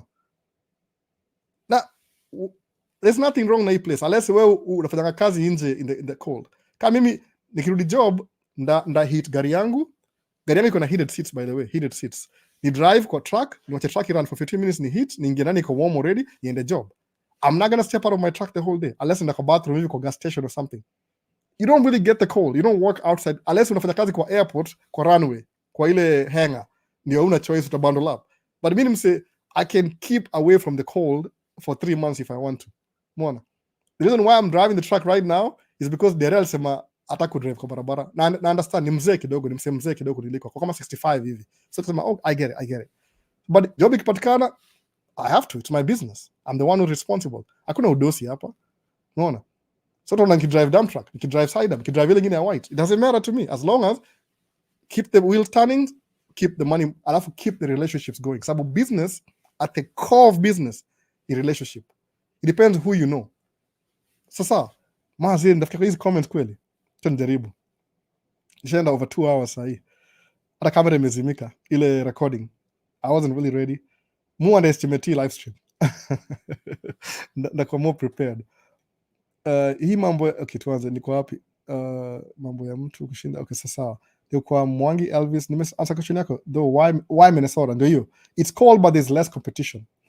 Population ya Minnesota ni 5.5 million people. Compare, niambie population ya Texas ni watu wangapi? California ni wangapi? New York ni wangapi? Illinois, Chicago ni wangapi? No. Sometimes kama so California, ile California metro area ikuna more people in the county than the whole state of Minnesota. So apart from Chicago, Illinois, the second largest business district ni Minneapolis, St. Paul. So second tier kwa Midwest, North Midwest. Kuna Kansas, iko bigi pia. Kuna Missouri, sika ni bigi sana, I don't know. But Kansas City, Missouri, pia ni hub pia ya railway. Alafu kuna Oklahoma, Dallas, Texas kila mtu ni rich by the way. But kuna too many people competition. Kwa hii field yangu ya construction, they are paid less. Sababu they have more people, so they are paid less money. Mimi, we are very few who are willing to work in the cold weather. We don't even work in the cold weather by the way. Wase wengi mabesti yangu sahi, kina ituaje kama kina niseme jina unawajua wase kina bro yuko Kenya. bro yuko Kenya, si bro yuko shaka truck yuko Kenya. Naona sababu kuna 3 months. maybe he'll come back and ataanza ile pocket change ya January February job za kawaida, but job kuanzia December hivi Thanksgiving ina shut down, so the whole of December tuko off, the January tuko off, February tuko off, sababu technically hiyo ndio month ile the snowiest months of the year, so hakuna job December, January, February. So imagine kama una watoi utakuwa Kenya 3 months na bado kuna do, alafu urudi uende kumake do kuanzia March. Unaona sasa? So Minnesota ni ile there's no competition, we are very few and not everybody is willing to be here. Sasa hiyo ndio story ya Minnesota. Nani nimelose tena kwa wapi? Man. Maji yangu iko hapa hivi. Msijali mimi mkunywa maji mingi.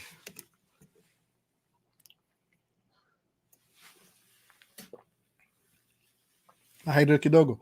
Ilikuwa tu hapa hivi by the way. Kuna void chupa kubwa hiyo. Msione maji mkunywa. Ni uzee, ni shida za uzee hizo, shida za uzee. You have to keep your health. You have to watch what you're eating. Inabidi if you want to stay alive. Otherwise unaweza dedi kula chapo ovyo kila siku. Nifika pia nimesahau. Okay, hiyo nishapita. How can I get a remote data analysis scientific job with local company in the States? State quest with unajua jina yako yote. I don't know. I have to ask somebody who's doing it. I would love to address you, lakini siko familiar naye sahi. So I wish uni text ama uni email. maisha.states@gmail.com. Yani make it question ikuwe unique mali is a keep record. Sababu live stream I have to watch mpaka ndio nikumbuke hii question. So kama una swali ama comment kwa video yenyewe, ile video yenyewe after recording itakuwa poa hivyo. Itanisaidia sana hivyo. Sawa, tuende kwa next ni nini kwa remote jobs hiyo. Hii ni StarQuest with Onesmus. Comment kwa video yenyewe alafu niulize the same swali. Ndio sasa hata sina kalamu hapa niandike haraka nikumbuke. Alafu kuna VIP 123 at Ruth Kim official. Please try and do a live chat with Maisha States. Hasa kuna inside joke yao wanajuana. Nasema VIP 123 hiyo live lazima. Baadaye Ruth niko available time kama saa hii. So kitaka next time nikuingishe kwa link to chanwe wase hapa hivi. Alafu nikuinterrogate live on camera. Bring pia Kevo. Tumwambie vile anafaa kuja hapa hivi ya move in. Mtakuwa poa nyinyi by the way, mtakuwa poa sijui kwa nini. Mimi naambia Ruth Ham States. Unaweza atakuwa hapa. Sasa hii ni millionaire baada kwa billionaire sasa. Anajua alikuja hapa akaona mwenyewe. Sasa please try and do a live chat with Maisha States. Hiyo ni VIP 123. Alafu sema VIP hiyo live lazima. Photoguru kuna channel ya YouTube by the way. And then muwatch Photoguru. Nimwambia afanye video pia yeye. Ya nini Photoguru afanye video ya kufundisha watu mambo ya kamera. Umeona sasa? Vipi kaka uko aje? Niko poa Photoguru. Enda muwatch channel yake by the way Photoguru. Ameanza akona video kadhaa na make video za photography. Nimemchocha anze video. Nimemchocha sana by the way. I hope aendelee tu hivyo. Nimemchocha sana.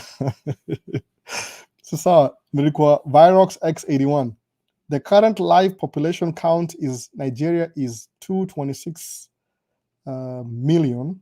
Okay, 226,700,000 and growing. Currently there's 380 Nigerian immigrants. I don't know your number. Bado ni wengi sana. No. So leo amebring my facts hapa hivi. Amesema Nigeria kuna 226,700,000 Nigerians in Nigeria. Alafu kuna 380,000 Nigerian immigrants in the United States. Virox X81. Unaangalia data. Sawa. Niulize mimi nitoa wapi information I know. Kwa sababu mtu anaongea na yeye ni Nigeria best yangu. Wacha tunacha history hapa. Hiyo history ya YouTube friendly. Sinaelewa. Kuna Nigeria kwa chini ya maji by the way. So tuona ile kila kitu. Wanajua hizo namba zao. So Bernard anasemaje? Vipi bro? Mimi ni Bernard from Bahrain.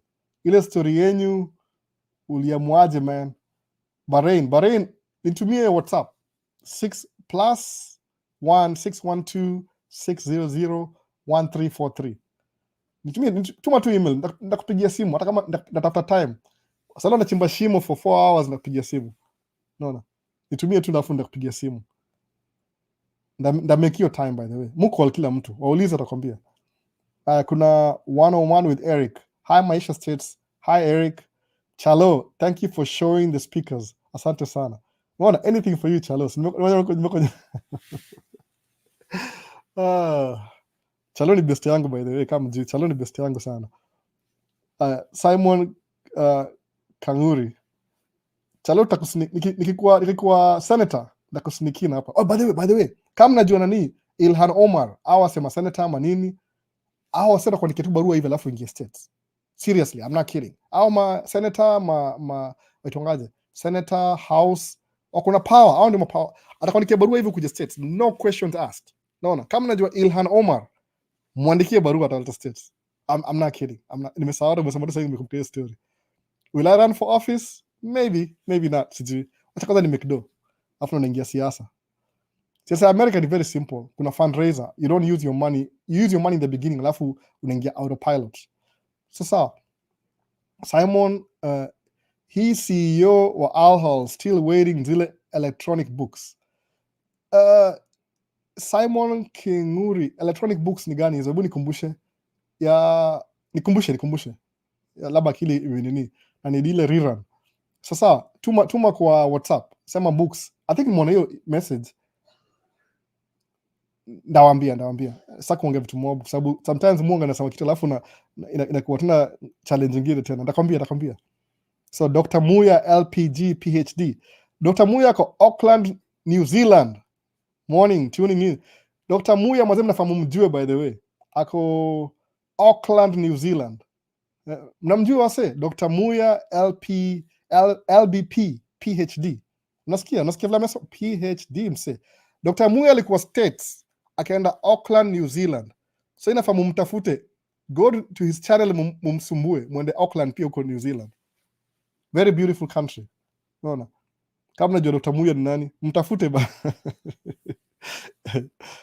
Kuna Wanjiro Wahome. Hi Maisha States. Hi Wanjiro Wahome. Alafu kuna Mwauka Dante. The program was taught by Trump. Marvin. I think so. Alafu kuna G Mark Mushuri. We are benefiting every day from your knowledge. Photoguru, I'm listening to you while editing kidogo. Hope you're doing well. Edit. Bazenda msumbue Photoguru, mwambie afundishe everything about photography. Free information. Hata mnafahamu mlipe by the way. Your job ni si rahisi.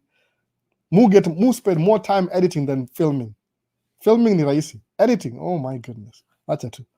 Hii video hii ya track hii 3-4 hours. Hata silalangi saa zingine. Na nisumbua kichwa, lazima nimalize. Hiyo ni kwa hivyo Vip Chap. Hi Albo, breath of fresh air as always. Alafu na Chalo, team Albo hapa. Chalo best yangu. Chalo nakukumbuka. Ile story yetu Chalo, nakukumbuka. Kesho ni 15th. Nakukumbuka Chalo. Dr. Muya LPG PhD Albo, tell them my story. Sometimes, what if the US does not work? What if you get there and you don't like it? Unasikia story, baze Dr. Muya LPB PhD alikuwa US, akasoma akamaliza, akamove New Zealand, Auckland. Akona channel yake by the way, nafanya mnete live. Ebu Dr. Muya tufanye live na wewe, sijui ni lini coordinate. Hata mimi sitaki kuambia. I want them to hear it from you. No. Nikwe more authentic. Mimi ndaribu story yako bwana. Akili yangu yoga times 2 speed. Sasa Dr. Muya, tupange live stream na wewe soon. That will be awesome by the way. Waambie watu hata kama I think so far ile Sunday niko available Sunday. Sasa alafu Photoguru nishamaliza hiyo. Kuna Dr. Muya hapa. Okay, Ken Samuels. Mimi who watch kwa TV with my bros. So my question is, which state would you recommend for a Kenyan male registered nurse who wants to come to the US? Ken Samuels. Let me make it clear. That's a very good question, by the way, Ken Samuels. Unaelewa? That's a very good question. Wase wangu, by the way, wambia, this is really good, Ken Samuels. Nurse America, it doesn't matter whether you're male or female. Nimeshika West. Nimeshika West TV. Nurse, hata kama wewe ni mwanaume. Si Ibra ni nurse, Ibra. Huku US ni nurse. Ibra ni nurse, by the way. So nurse, it doesn't matter whether you're male or female. Sababu kuna, especially Majew all prefer male nurses. Najua hivyo, culture. So nurse, it doesn't matter. Nurse ni male na female. Ni vile tu juu ni nursing kuna more female than male, but male nurses are needed too. Kama wewe ni nurse anywhere in the world, kuja US. Most of my friends wali make dough after 4 years in America ni manas. Hata najua karibu wote. Hata I'm thinking in my head right now. Ni sijawaambia sisi taja jina yao. Juu kuna wase watch channel yangu lakini wako quiet juu I don't like kuna watu penda hiyo nini, naelewa, hata mimi naelewa quiet ile. Mimi siku hizi nimekuwa from introvert to extrovert kwa YouTube. Real life very shy guy. Anyway, nurses male and female, it doesn't matter. That's a really good point. Ken Samuels mazia nasijui nikwambie nini. Umeigusa kabisa. Sijaisikia mtu akisema hiyo kitu before. Nurse ni male na female. Mmesikia? Mmesikia wase? Hii ni tumbo yangu sijakula. Tumbo yangu ina nguruma. Live imekaa sana. Muku live 3 hours. Small portions. Siko diet anymore, but ile tu nimezoea hivyo. Nurses male and female. I'm repeating again. No, wacha niandike chini. In America they need male and female nurses. No. Nimegusa table. Sasa kuna kazini yangu ni nurse, by the way. Sijui kama zampata. But nurses ni male na female, by the way. It doesn't matter. Male na female nurses. Wote. It doesn't matter. So if you're a male nurse in Kenya, kuja. Utakuwa bado ni sijui $76 an hour, ni $100 an hour, $120 an hour. Kwanza wale wataingia job kesho. Manasa wataingia job kesho. Time and a half. Tumbo inanilemea, sijui kunywa kitu bwana. Nafanya mwanzo live nasikia njaa. Mukula small portions. Sasa mse wangu, Ken Samuels. Naona. Karibu iko Kevin Samuels. Ken Samuels. Ati mimi who watch kwa TV. Sasa nurses. Acha repeat tena. Very good question, by the way. Hata sijafikiria hivyo. Nurses. Nurses ni male and female. If you're male and you're a nurse, kuja States. Tumia ile program ile ule dem sijui kwa wapi ya kuletea hapa States. Agents na whatever. Male and female nurses are needed in America. Si female peke yake. Maybe you get your possession na kama ni uongo. Nursing ina make dough. Nursing ukigraduate hivi uko na dough immediately. Tracking ni vile tu mimi I didn't know better. Sikuwa na time ya kwenda chuo. But mimi miss nurse, by the way. Kila mtu ana nini yake. But nursing ina make dough. Hata my sister ndio huyu. Nampata kweli, sijui kama my sister ni nurse. Male and female, it doesn't matter. Makuzo wote ni manas, by the way. Sawa, next. Very good question. Very, very good question, by the way. Sawa, kuna ile Sherry side Albo, I will come to America someday. I will look for you when that time comes. Kanda kwa live. Mazana sikio, bao. Tumbo inanilemea. Karibu na microphone, kama mnasikia najua hivyo. Sasa kwa Dr. Muya LPB PhD. Actually, Albo, you need to make me a moderator on your channel. I can help answer some of these questions. I would love to meet. By the way, Dr. Muya alamia tasiji. Hata labda wewe unafanya live stream frequently. Mimi ni once a week. Hii studio ni StreamYard ni wife amenifundisha. Si mimi. You come up hivyo ananifanyia ile pre-show alafu anaenda. No. Ala mimi nikavibaya male and female. Male male and female nurses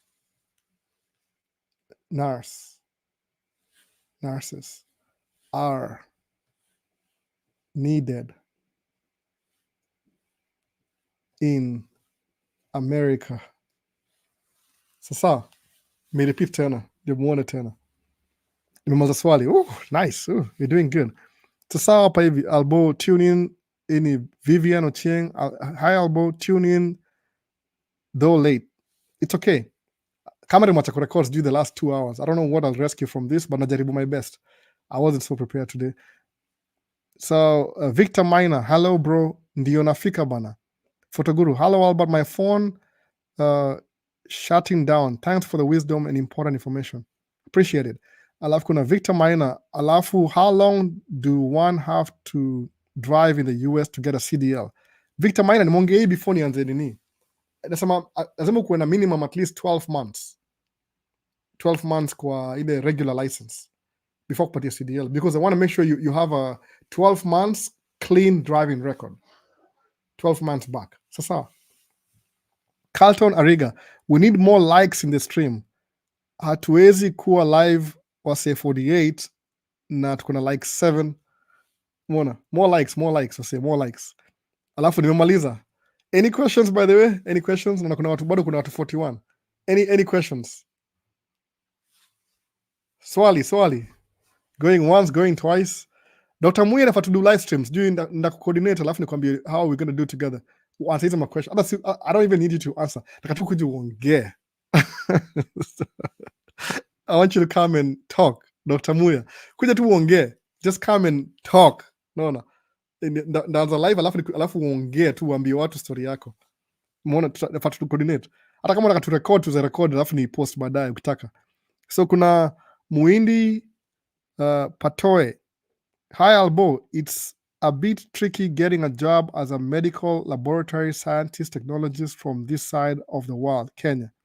Is it easy? Is it easy? Medical field iko na very high demand. I don't know, kwa unajua ni ile demand ya nurses ndio higher, but anything medical ni number one America. They always need people. Sijaona mtu yote akiingia medical alafu a lose. Medical ndio number one sahi. Naona kwa sababu kuna the reason why medical is number one ni ile rudi back kama 50 years from now. 50 years from now kulikuwa na Second World War. So after the Second World War, what happened ile, so many young men lost their lives fighting in the war. So the women were forced to go to work for the first time, 1960s. So when the women went to work, the government was trying to build up ile base ya wanaume walilose. So a lot of people walikuwa naambiwa, please have more kids as much as possible. Even if you have more kids, the government will help you with the kids. They will repopulate population. So what happened ile, people were having 12 kids, 13 kids, whatever. So, but they were taken care of by the government. Your population is talking baby boomers. Baby boomers. Yani booming of babies. So what happened ile, when these people got old, saindi wako wananidile healthcare. So there's a booming need for nurses to take care of the baby boomers. So and most of the baby boomers, they're a millionaire. So they have the resources to pay nurses to take care of them. Mwana sasa. So demand ya nursing ikaenda skyrocket. Alafu ni demanding. It's a very tough job, by the way, nursing. Si rahisi. Uliza Ruth Kim awambie. Sijui kama ni the same huko, but sisi yoga very busy. Sisi yoga na shift moja crazy. Sijui anaingia ako anaingianga any regularly, I'll say you're supposed to work 35 hours a week. Lakini hiyo ni 35 in quotes. Unapata every day uko assigned for 8 hours, ukiongeza paperwork inakuwa 12 hours. But the good thing is they pay you really good. So I mean, they compensate you for that. Ni stress, but you get the money. Umeona? Tracking ya waseka mimi, wala wanatinka mimi. But nursing iko very, anything medical, uta succeed. I don't think kuna any shortage of anything. They need more people every day. Umeona? Sababu kuna baby boomers and they are very rich, mamillionaire. Watu muji wanga mamillionaire hapa ni baby boomers wengi wao. Wako 60, 70 hapo, very rich, very rich. How do I know them? Kwa Audi dealership. Mua meet. Uko kwa Audi dealership. Hapo ndo sumu tunawasa wadosi. No, that's why mutra I'm trying to move tafuta vitu zinanipeleka kwa hao wasema mali wako. Unaona sasa. Sasa kuna Vincent is a good job. Find something to eat now. Yeah, I will. So kuna kindly waiting for the new home tour. Oh man. Chalo, yo how sijikanda ba yo how junishapatiana address. Maybe to build how around your area. Maybe. Ama place ingine. We're still looking. Sabi hii hao yetu ni mzee. Hii hao imetu cost domo sana repairs. So going forth ni kama we want something that's less, ikona less maintenance. Sa kuna Ikuji, can nurse establish his or her own nursing business? How much yaweza cost? Ikunji, I don't know the details, but I have so many nurses. The problem is my nurses are fanyangi YouTube. That's the problem. Ule mimi najua ni mmoja tu ule dem ule aitwa nani ule ni muona juzi kwa interview ya ilikuwa nani hiyo? Mungai Eve na umse wa Kiss FM, alikuwa Kiss FM, jina yake ni nani? Nas Judy? Ito hivyo. Kwa nini? Nas Judy something. KE or something like that. But you do video. Okay, I'm pretty sure, acha niseme honestly, the reason why she's doing videos juu watoto wake kwa Kenya. Let those kids come to America alafu wanataka do video. Atakuwa na struggle juu kids wanna suck the life out of you. I know. My kids suck the life out of me. I mean, I don't know. but you can, it's very possible. Sikambia kwa ile Dear Awards, sijui ni post hiyo video leo tena, na ipost tena. Acha ni post sahi, I'm not kidding. Acha ni post hiyo video ya nilitoa, nirudishe. Ama na ipost baadaye, hakuna haja. Na ipost baadaye. Hiyo nini ile Dear Awards. Dear Awards nipata nurses, multi-millionaire nurses. Wanarun karibu 40 homes. Hata labda kuna wengine wanawatch sahi wanacheka tu in the background. Hawataka kucomment. No. Sababu ni kama watajiseti. Sasa, kuna any questions I say? Nimeenda longa sana leo. I don't know. But it doesn't matter. As long as you guys have questions, I didn't plan for, but I understand sometimes it's kwa hivyo. No. Watu wale walale, watu Kenya waende walale. Watu wengine wako Dubai, same time zone. Watu wa US waende ku watch football. Kuna football leo? Sijui. Nisikogi fan of football. So, can NAS establish? Yeah. Please. Nursing I will find a nurse. Niwalete. So kuna alafu kindly touch on someone establishing a business in any field. I got a feeling nitakuwa kwa DV 2025. Muhindi Patoe, utakuwa, I mean, I can touch on it sahi, but the two live streaming and towards the end. So nikianza sahi, I don't want to start a fire that I can't put out. No. Hata nimechoka nanja. Nimekuwa hapa hivi karibu okay, overall nimekuwa hapa kama 4 hours, 5 hours. Nilikuwa try ku set up, nikasa hata kamera zimekufa zote, so recording. So hii ni ile bonus section. Muona sasa. So nini nyingine hapa kuna hi Albo, it's me again, Geeky. I would appreciate you so much ukinisort kesho nipate ya food. Sisi watu wa hand to mouth umekuwa tricky sana. Nimekuwa siko job for some time but still natafuta. Nashukuru. Geeky, I would love to. Hata mimi sasa niko you can't believe it by the way. Niko survival murana mimi sababu mara mingi kama huja understand yangu mutumia credit card for my expenses. So if I can send you money using my credit card, I would. But your credit card haiwezi kubali kutuma ma M-Pesa na vitu kama hizo. Haiko connected, ni kitu ya American local. When I have cash ni sasa nalipwa. My only check nangojea sahi ya last year ina come end of December. That's a final check. Any check here ya January sahi inalipwa February. No. So lipo after 1 month, after 2 months, after 3 months, 90 days, saa zingine. But ile, if you're working and you know you worked, unangojea hiyo check anyway. Mwana sasa. So when I have a check, I can get cash. But kama niko na credit card, if I could send money from the credit card to M-Pesa, ningetumia. But sasa mimi niko dry, niko tu credit card sasa. Anything credit card nafanya, but anything cash, I don't have any cash flow. Super run business na credit, by the way. We run business, credit come, unalipa credit, whatever inawachika kwa account. Sababu mara more because you have loans, the bank, they want us to keep a certain amount of money kwa business account. Ndio ile ojue, it keeps them safe kwa yani you need to have a certain number of cash flow ndio open up more opportunities. Ni business. See, so iksemati I'm a millionaire. I don't have $1 million cash with me. Mimi naishi kama mtu wa kawaida tu. Millionaire ni ile ya business. Si mimi. Unaona sasa. So right now I'm not making any money. I think kuna check moja ile track nyingine na come maybe end of this month. Alafu anything nimefanya hii job ya sahi February mwisho huko. Unaona. That's how long we wait until we get paid. Sababu ni business. Sisi ni employee. We are paid when they get the paperwork, walipo na contractors, alafu all that stuff. Unaona. So siwezi kuwa na cash hivi at hand. Kama sana niomba pesa, unfortunately, I'm not going to have cash until March. No, I'm a February, end of the February. That is, no. I can't, kwa account ya business, kuna pesa siwezi toa. I can't go below this. Sababu, there's something I'm looking for, nataka kubuy trucks zingine next year. So for them to finance me, I have to maintain, ni kama ile mambo ya bank statement, you have to maintain a balance of this, ndio qualify. So if I pull money just to give it to you, ni kama I'm shooting myself in the foot. Sijui kena make sense. But nitumie WhatsApp. Niko kwa list. Everybody asks me for money, by the way, kwa WhatsApp. I'm not kidding. Watu wengi sana. Sio peke yako. Kuna watu wengi sana. Wewe ndio ujui. Ni laini. Nikisha kwa laini. Kwa queue. Sisi I wish I had abundance. I wish. One day I will. but maybe by the time I'll have that money, pia utakuwa millionaire. So that's what I'm saying, like, don't even worry about it. So by the time nikuwe na doni kupatie, you will be a millionaire too. So you don't even need my money anymore. Mbona sasa? So to read back to hiyo nini, hiyo najua you're very genuine. I'm just being honest pia. Sina hiyo do. I wish nikuwa na cash. I don't have cash. So lipo after 3 months. So the most nalipo ni 90 days. After 90 days unapiga masimu sasa. What happened? No. At least 90 days. But mostly hao lipa maybe 60 days, 30 days between that. So kwa hivyo ni business. It's the business. Sawa, liko wapi?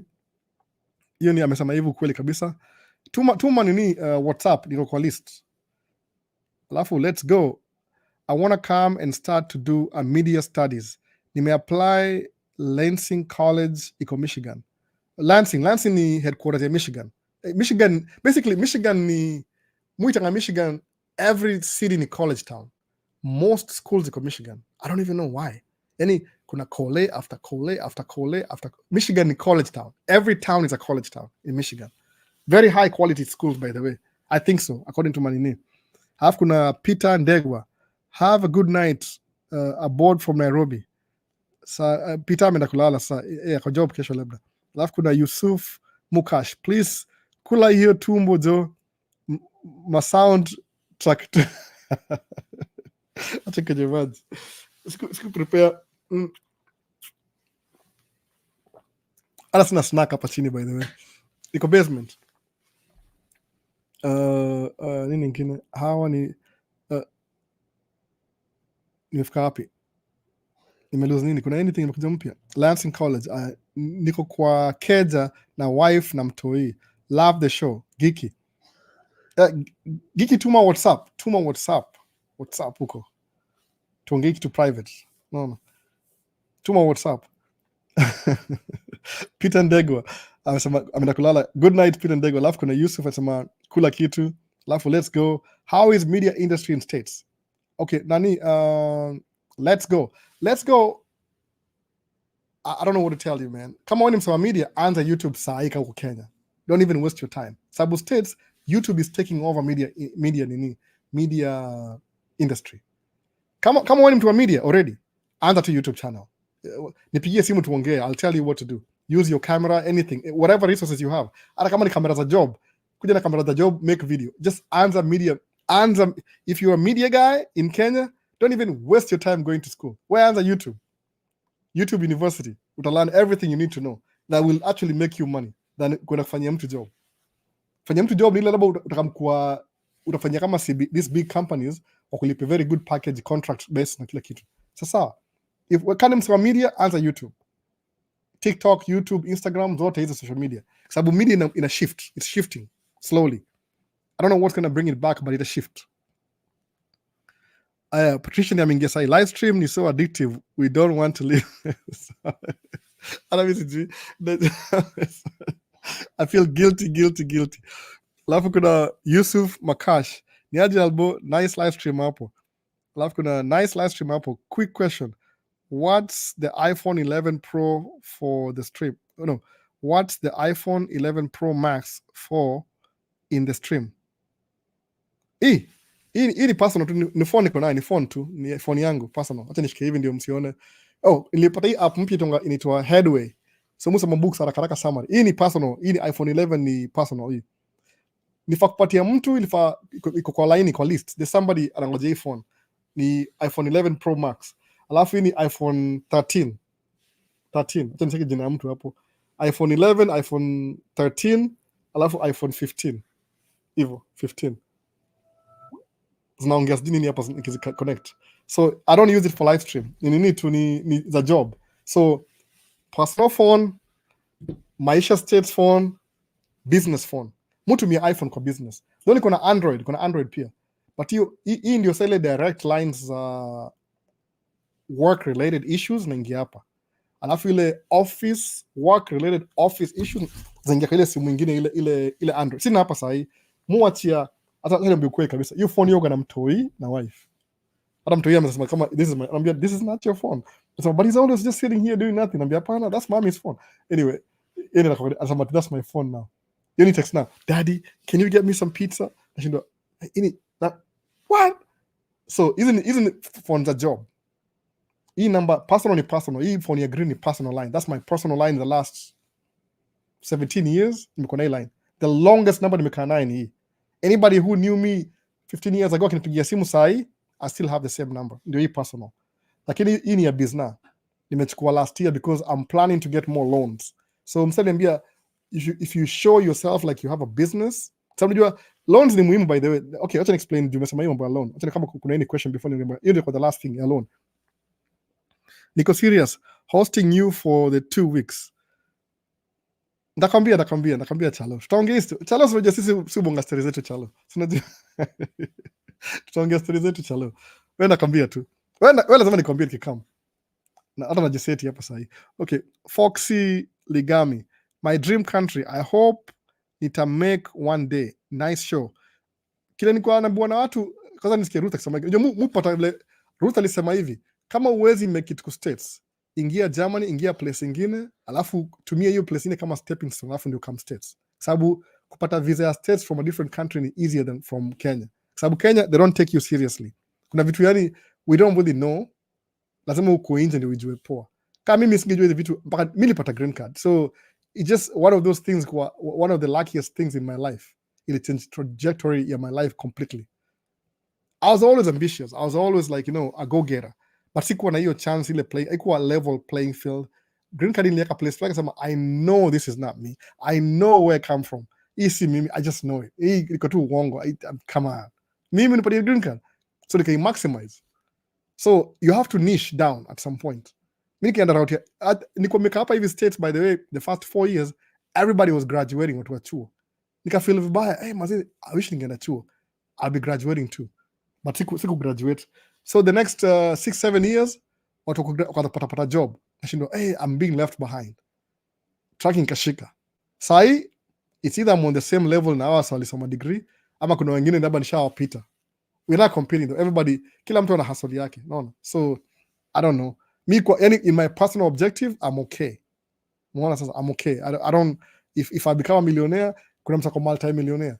Hata labda atachukua nivute hivi if they want to. So you have to niche down. Whatever you do, you have to niche down. Useme, I'm going to do this, I'm going to do this. I don't want to do this and this and this and that. One thing at a time. Niche down.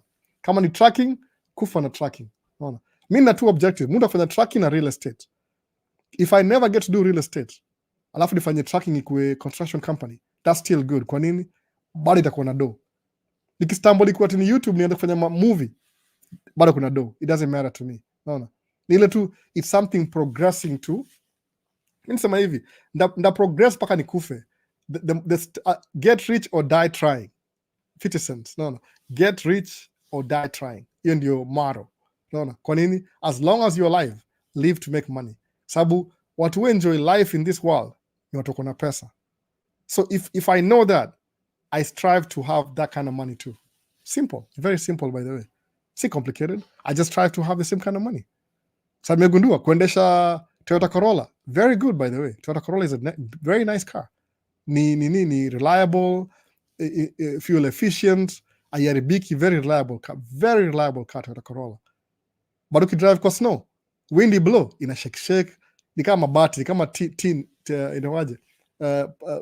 teen car. Aya, ukiendesha Toyota Camry, ni mzito kiasi, ni bigger than Toyota Corolla, iko na engine powerful, iko poa, but ni basic. Ukiendesha Audi A6, oh my goodness, this is the car now. What have I been doing? Alafu uendesha sa Q7, I don't ski my bumps anymore. Man, so this is the car.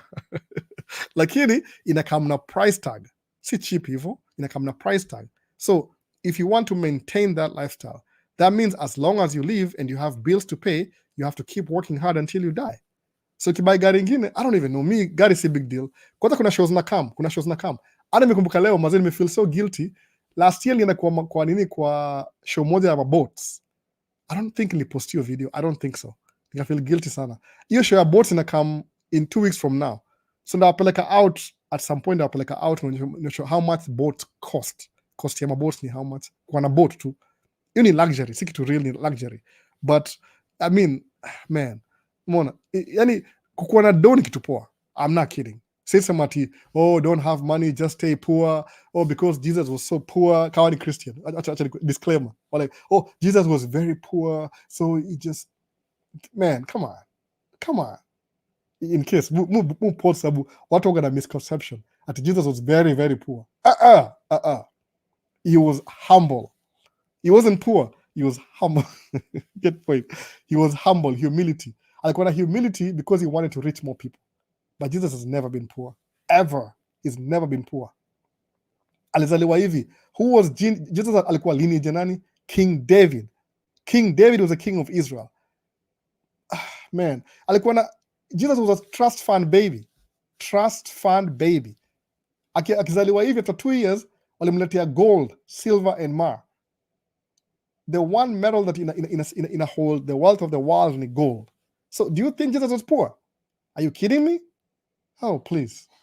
So my father has so many mansions. What does that mean? Akisema so many servants' quarters, I'm a bed sitter, alisema mansions.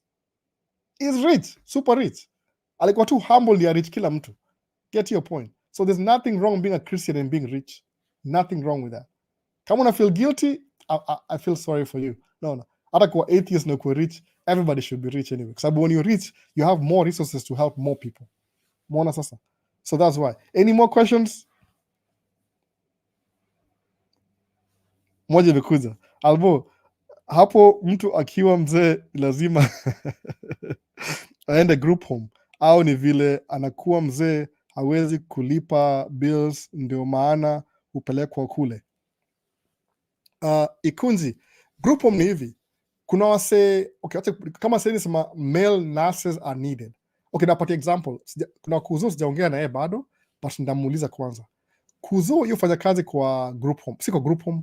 Yeye huenda kwa mtu mmoja, one person. Au kwa nyumba yake mwenyewe. Yani one person in their own house. Sasa, ni ile when you're rich enough and you have the resources, you don't need to go to hospital. You bring the hospital to you. Sawa.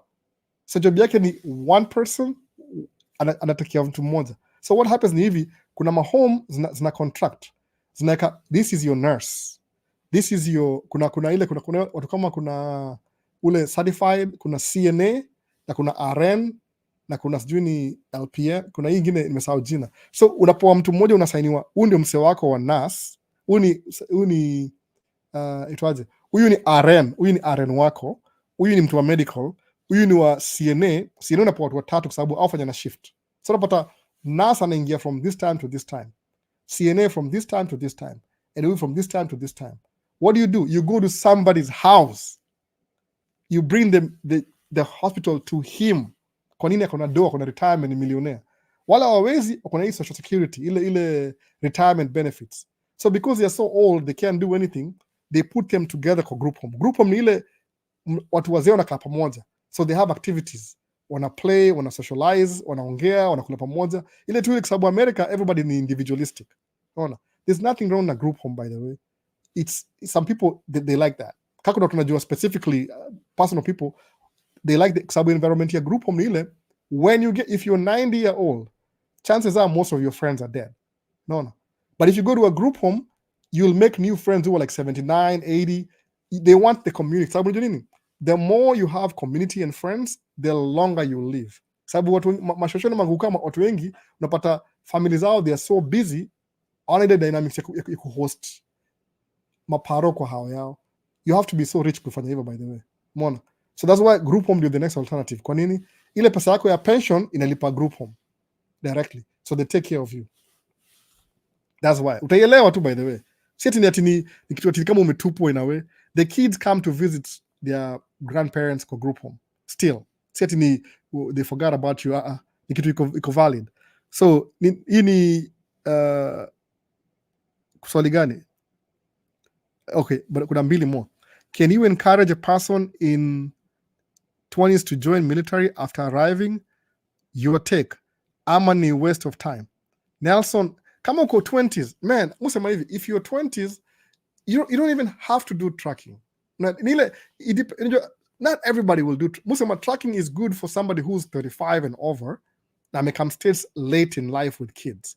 So you come to States and you need money faster.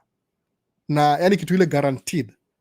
One of the options ni tracking, one of them. Sababu tracking, you'll never retire. You are your own boss.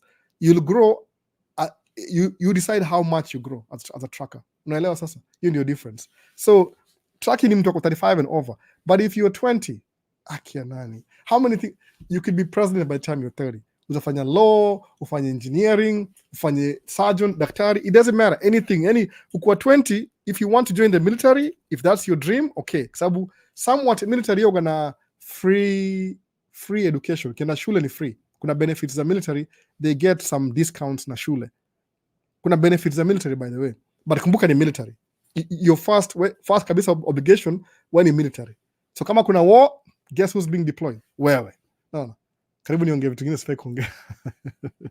Hapa ni YouTube. Karibu niseme you're behind ile ingine mbaya ile. So hiyo ndio kujoin military. Do you own a GMC? I think everyone there owns one. Let's go. GMC gani sasa? Kuna Denali, kuna pickup truck. Okay, Moga, I'm shopping for a pickup truck. My next car itakuwa pickup truck, by the way. But sahi, for the things I need in a truck, GMC I meet my first choice for pickup truck sahi ndanunua Ram 1500. Hiyo ndio boom in my mind. Ama 2500. Ram ndio kitu navigate towards. GMC depends ni gani. Kani kibai GMC labda ile SUV ya familia ndio si wote tufit kwa gari. But the problem ile, hiyo ni minivan. Alafu kuna minivan moja imetokea mpya inaitwa Volvo minivan. Haiuzwi America bado, but it's coming to America soon. Ni electric. So chances are tutanunua hiyo minivan. So we can all fit in the sababu ni kuna ni do review, ni do video. Na do video by the way, minivan. So GMC, if you like GMC utanunua tu. It doesn't matter. But ni ile which type of car. More than needs. Kama say SUV ni ile, can we drive together as a whole 4 kids and a wife, tutashika gari comfortable kila mtu? Yes, we can. So which car do you buy? This and that. Kama sahi, hiyo Q7 ya wife, it's too tight, according to me. Sababu lazima ni move kiti ndio mtu. I mean, I don't like that. So if you have to drive together as a family, even if she does a first world problems, it's not necessary. Ni ile tu you create some problem because of your lifestyle, whatever, man. You know what I'm saying? But GMC, if you want it, they are very good cars. But mimi particularly, Jumuzi just drive. Napenda Ram pickup truck, Ram 1500, very good car, limited, mona. But GMC Ultimate is really good too. And watch the video mimi na ibrat kwa auto show.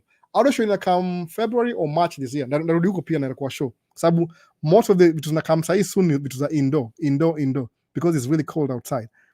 Joseph Kimani. Take out from today's stream the fallacy of waiting for the right moment. Waiting is not a prosperity strategy. Cheers. Kweli kabisa. Just start before you're ready. I guarantee you, when you start before you're ready, man, you learn as you go. No, kama mimi. Mimi tu na learn as you go. You think I'm really good at YouTube? No. Hii live stream, I guarantee you. Nikikwama hivi, naita wife. What do I do? What do I do over here? No, mimi sina habari. I don't know anything about live stream. Yeah, amekuwa live stream akifanya siku ya COVID 2020 karibu 1.5 years. She's very good at it. No. So mtu mianga free resources within the household. So start before you're ready. Anything you do, don't even be. Hakuna perfection, by the way. Imperfection ndio perfect. Sababu perfect ni una attain perfection. So you can be perfect from day one. If you're perfect from day one, literally, you're not even doing it. Kama ile sengile Musa mwa ile video kadhaa nisema hiyo kitu before. Mtu akuotiza quotes ndio zikuwe kama trademark ya Maisha States. Musa manga start before you're ready. It's not my quote. That's my principle. Start before you're ready. Mona. Alafu ile ingine ni ile gani ile without commitment you'll never start. Without consistency you'll never finish. Naelewa hiyo ingine hiyo. Hizo mbili. Kuna ingine nimesahau ya third ni gani? Ile yani inasahau hiyo kitu ipotea. Mind yangu. Nafanya niandike down. Hizo ndio motto. Yani Musa mabook naandika hizo vitu. I live by those laws. Sababu zinanisaidia kwenda mbele. Unaelewa? That's why. Nimesahau gani ingine?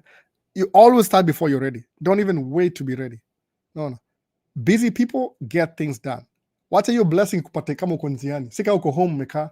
Juu kama uko home umekaa itakupita. You are not ready. Stay ready all the time. No. Get rich or die trying. Stay ready. Usipatikana ati blessings na come na bado uko kwa hao na ngojea. Itabidi uoge, ushawa, udress up. By the time una dress up ishakupita. kuwa kwa barabara you're traveling upate kama uko njiani. Naona hiyo sasa ndio poa hivyo. So gani ingine hapa? Nelson Mungare, since your first relationship ended up with a BM, what can you advise a newbie to avoid to escape child support? Nelson Mungare, man, hakuna advice by the way. No, hakuna advice. Madam, I don't even know. Me see relationship expert. This is how I operate. Na glass, na maji. Me operate na principles the glass is half full. So no matter what happens to me, I'm not kidding. No matter what happens to me, I don't care. If I get somebody pregnant, I will pay for the child. It's my child. If I don't have enough money, that means I need to make more money. That's it. I don't really care. Nothing should stop you. Nothing. So people have too many excuses and less action. No. If you have child support, just make more money. Is it easy to make more money? No, it's not. But if you start the intention to make more money, you will make more money. Easy issue. What do you do to avoid a relationship? Madam, everybody's different. Maybe she'll make more money than you and leave you. What do? Maybe she thinks she's better than you. Maybe she just settled with you because she needed something. You never know. What we're gonna ill motives? It's out of your control. So if you're still with her, if she's not there, let her go. Well, move on. If you child support situation, just make more money. Dude, come on. Just make more. Hakuna problem. Your glass is half full. That means you're half there. You're halfway there. Nini ingine situation. Hakuna advice, by the way. If you need more money, just get more money. Morgan Entertainment. Morgan Heritage.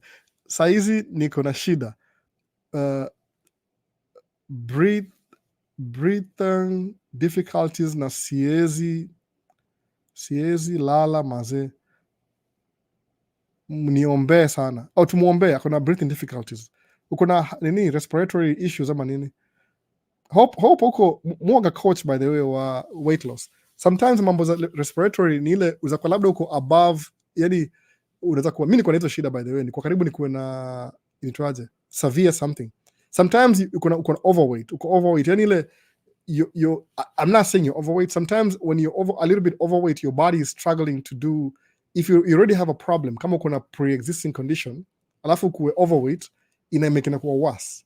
So naweza sema ku strive more, jaribu upunguze weight, ndio uko ile weight ile your body can handle it. I'm not saying you have the issue. I'm just throwing it out there. Ku lose weight inasaidia. Kama I was overweight, by the way. And I watched video yangu ya January last year na sahi. I lost like 25 kgs, 45 pounds.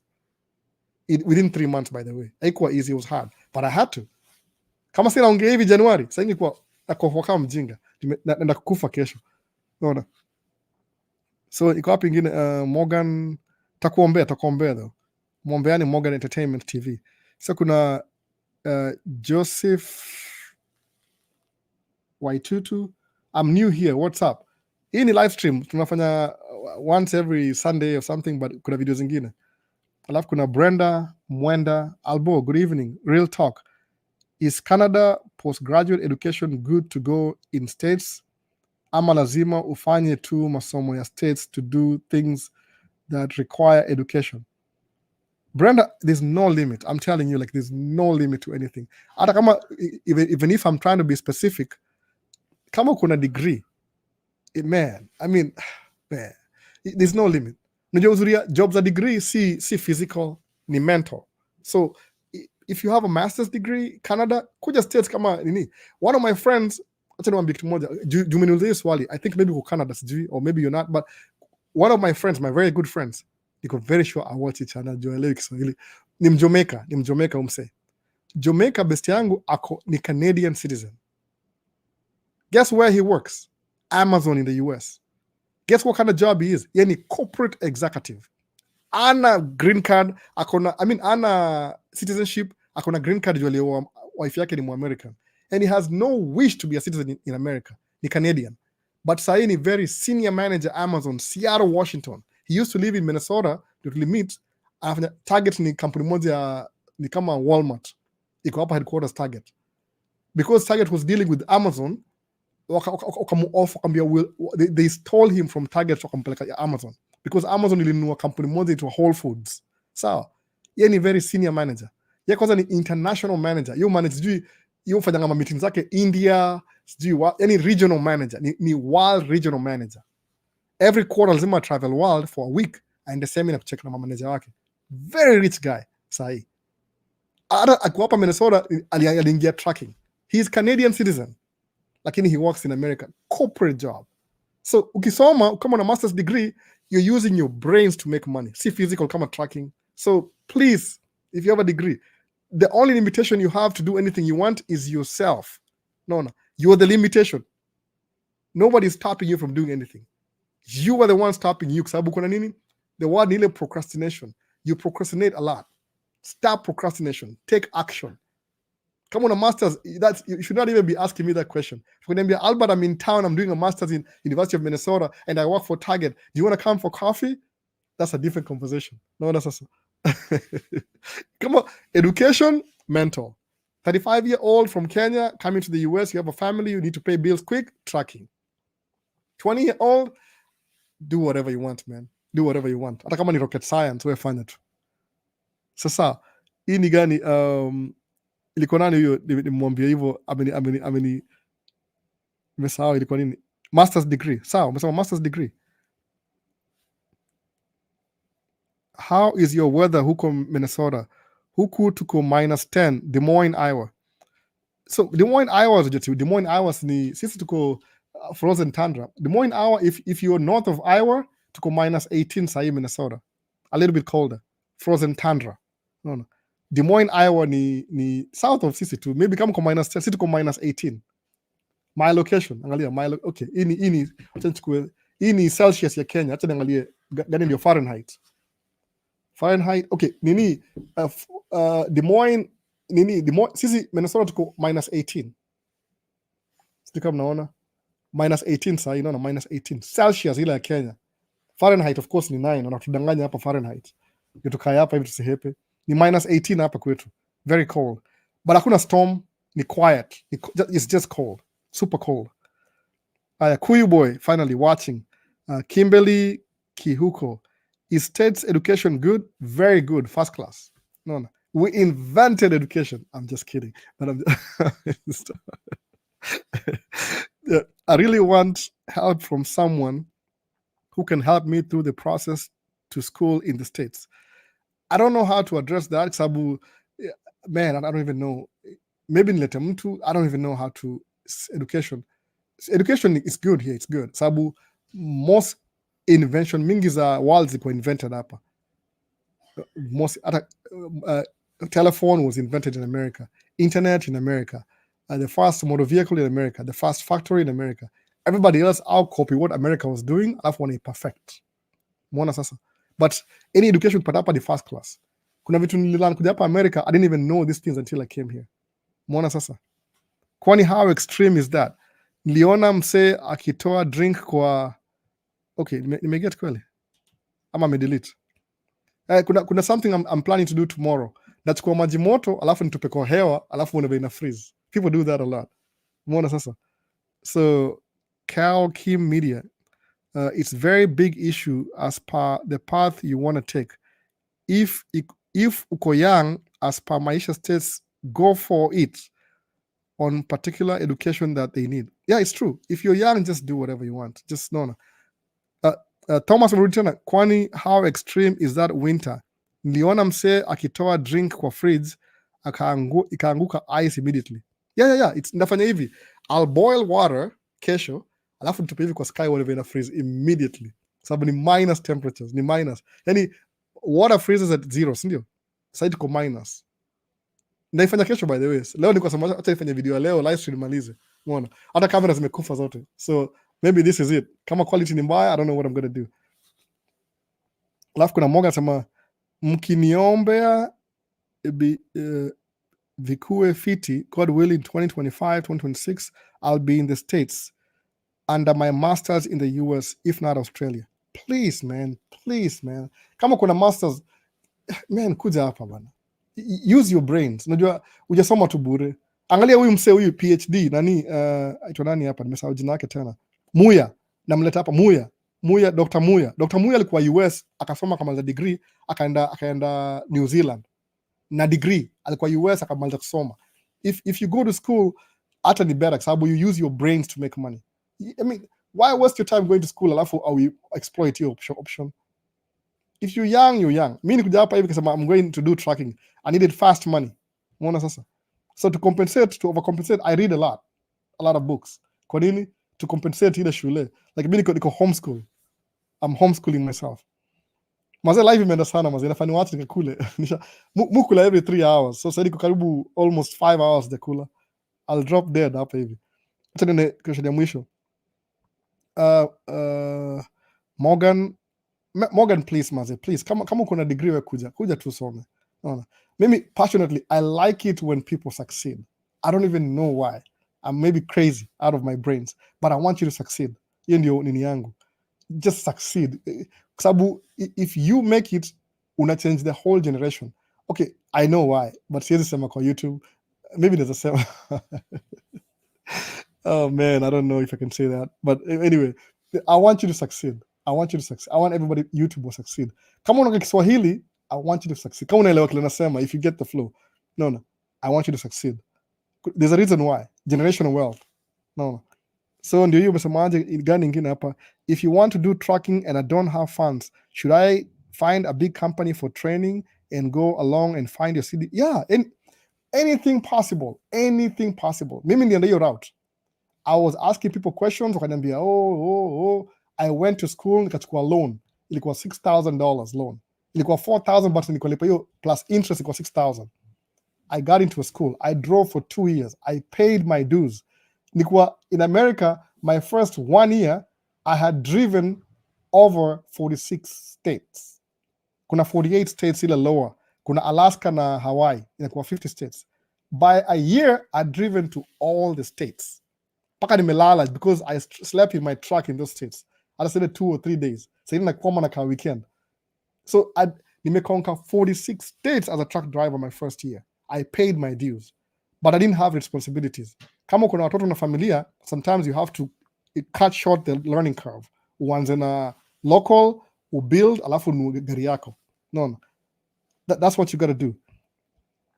So what are the qualifications for major nursing? Yani, I don't know what, Thomas uko wapi, uko States ama uko Kenya? Kenya, kama uko nursing, kuna so many resources kama uko Kenya, nursing. But you tafuta tu shule. I think kama uko, if you don't have any education, prior education na nursing from Kenya, you need to have at least some, I don't even know, man. Naulizana. You process ku transfer sijui vizuri. Unaongea na truck driver ula kwa YouTube. Mimi mtu najua. There's a way though. There's a way. I just don't know about it yet, but there's a way out. No. So kuna Ted Kinuthia. Nimemaliza chuo form 4. Where will I start to come to America? Ted Kinuthia. Fanya hivi.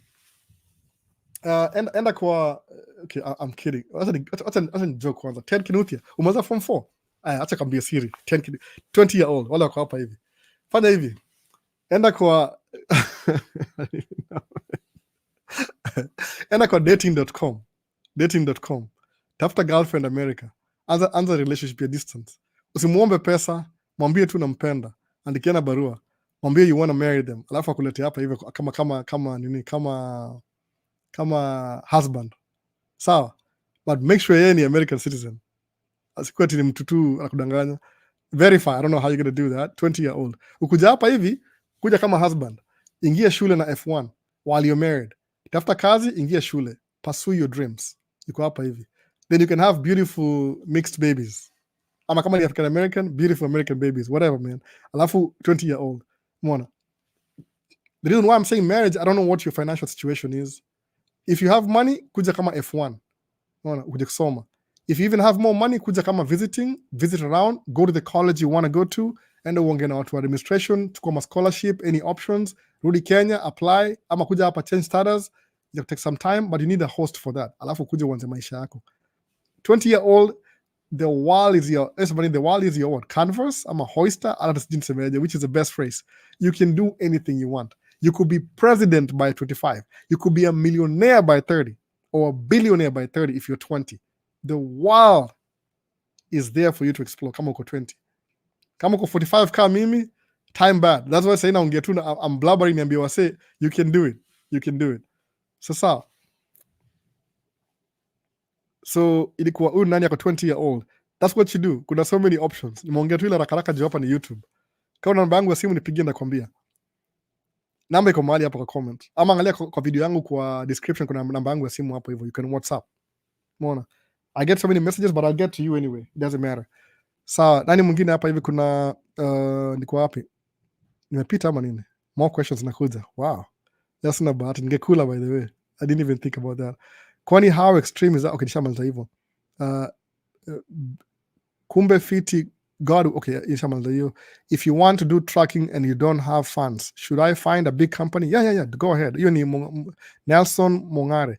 Find a big company, pay your dues. Let them pay for your tuition. Work for 2-3 months, then call me. 2-3 months only. Not 3 years. You 3 years, I didn't know what I was doing. I did 2 years.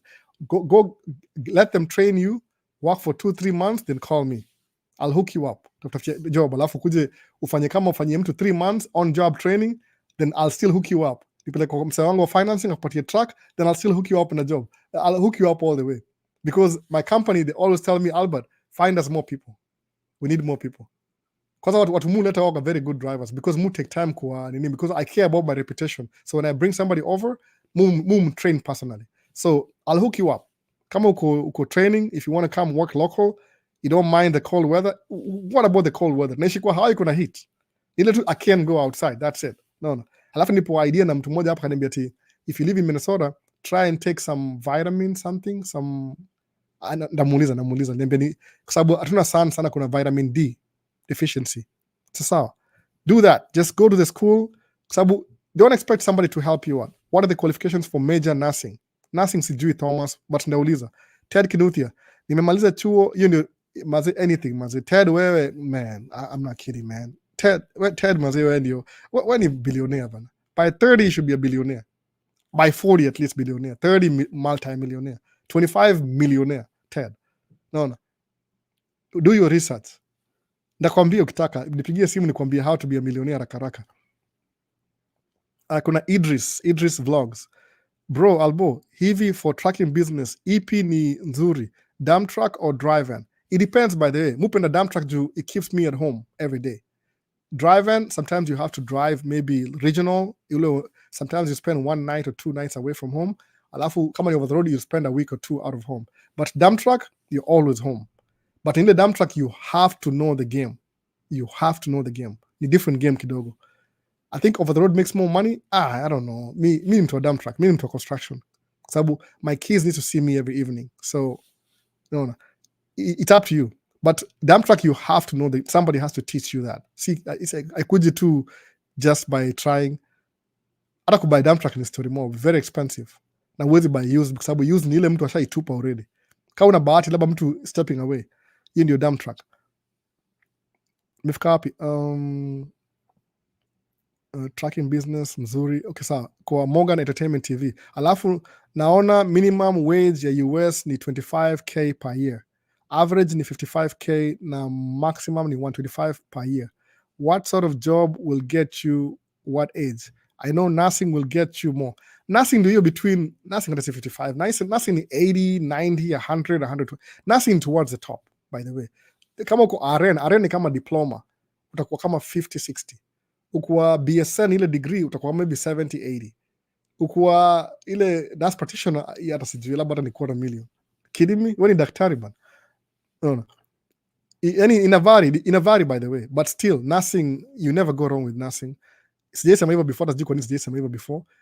Munga na focus na tracking. Alafu we should link up on a tracking forum segment, set up podcast target group Kenya, need info. Carol Kim Media nitumie nitumie email ama phone number. Munga na phone number. Communicate outside hii string ya anything.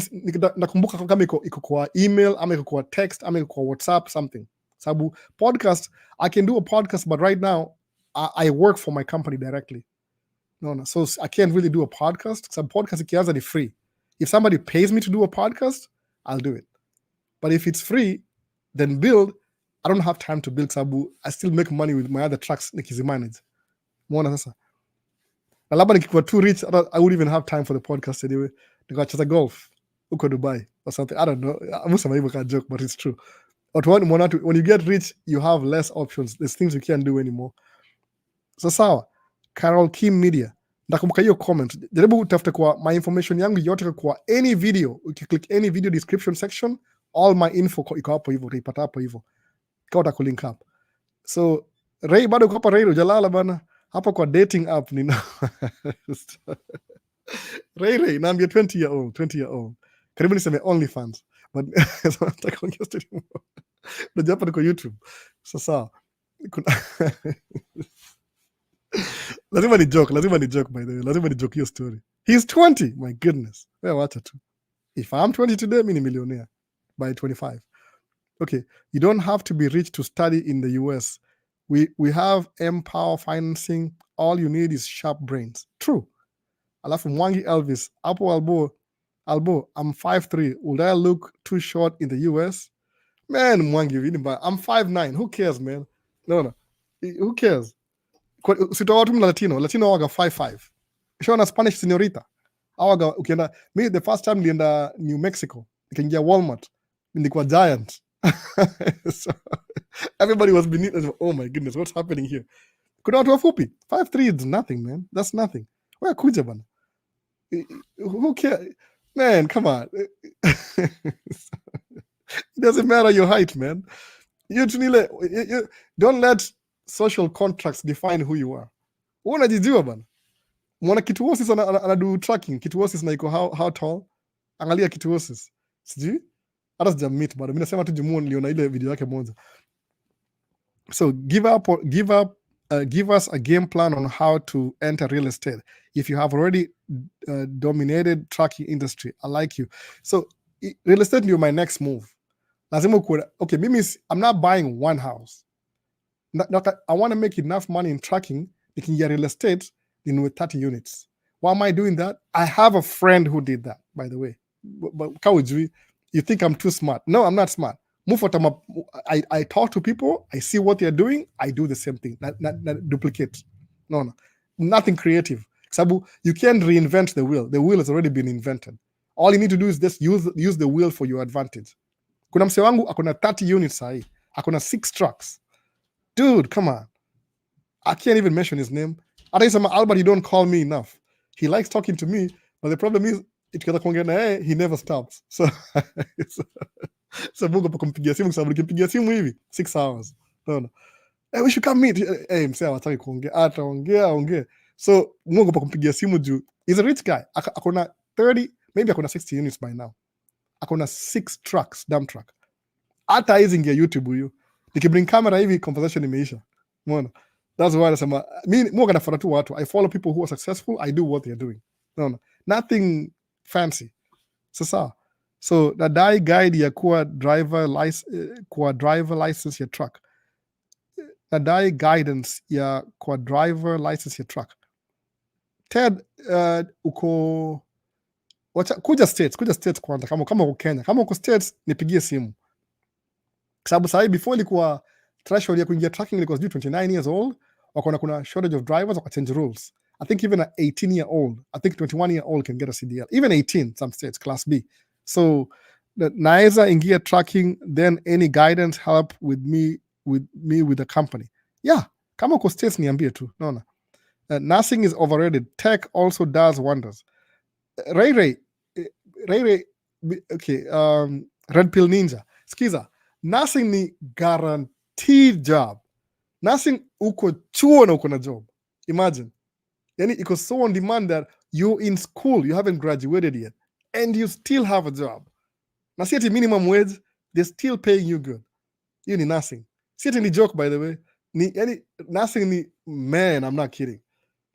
Mimi niko naambia Caesar, utafuta nursing, akasema ajisikii na nursing. Akasema anaenda route nyingine. Juu Caesar kuna master's degree, I think 2 already. 1 ama 2. So she wanted to pursue master's degree yake, I think ni ya marketing, moja sijui ingine ni business something. Akaniambia akakaa kidogo 1 2 3 4 5 6 years, akaona wait a minute, akaona pesa iko wapi, na akaingia nursing. Now she's doing nursing full time. Hata sasa hata jamaliza na bado akona job already. Unaona sasa, na plus yako na degree ile before. So akiingia nursing alafu activate zile degree zake zingine, labda na kwa corporate. Umeona sasa, nursing si underrated, ile ni kama tracking. Nursing you have to go to school maybe 2 years 3 years, then you make above minimum wage. Tracking ile ukiingia sai 6 months usha blow minimum wage kwa above kila mtu. So it's actually your route. But kumbuka, nursing you're using your brains na a little bit of physics. Tracking is more physical. So you have learning curve ni more. So it depends what kind of person you are. No. But kama umekuja hapa kama uko mzee, I guarantee you ingia tu straight up, ingia tu nini nursing straight up. Kama kuna time ya kwenda shule. But kama una time ya kuingia shule, anza na tracking. Hata kuna tracker au ingia tracking tena unarudi nursing. Alafu juu kuna hiyo knowledge tracking, wanakuwa na side hustle tracking. Naona sasa? Aya, in Iowa, can you join via DMACC? The government pays for your fees. Na pia uko join first track company, they do the reimbursement. Yeah, anything. Carol Kim kwanza, wewe nafanya kuambie kama uko Iowa, I don't know even what you're doing in Iowa. Maybe enda kwa sijui Iowa kuna which city? Des Moines.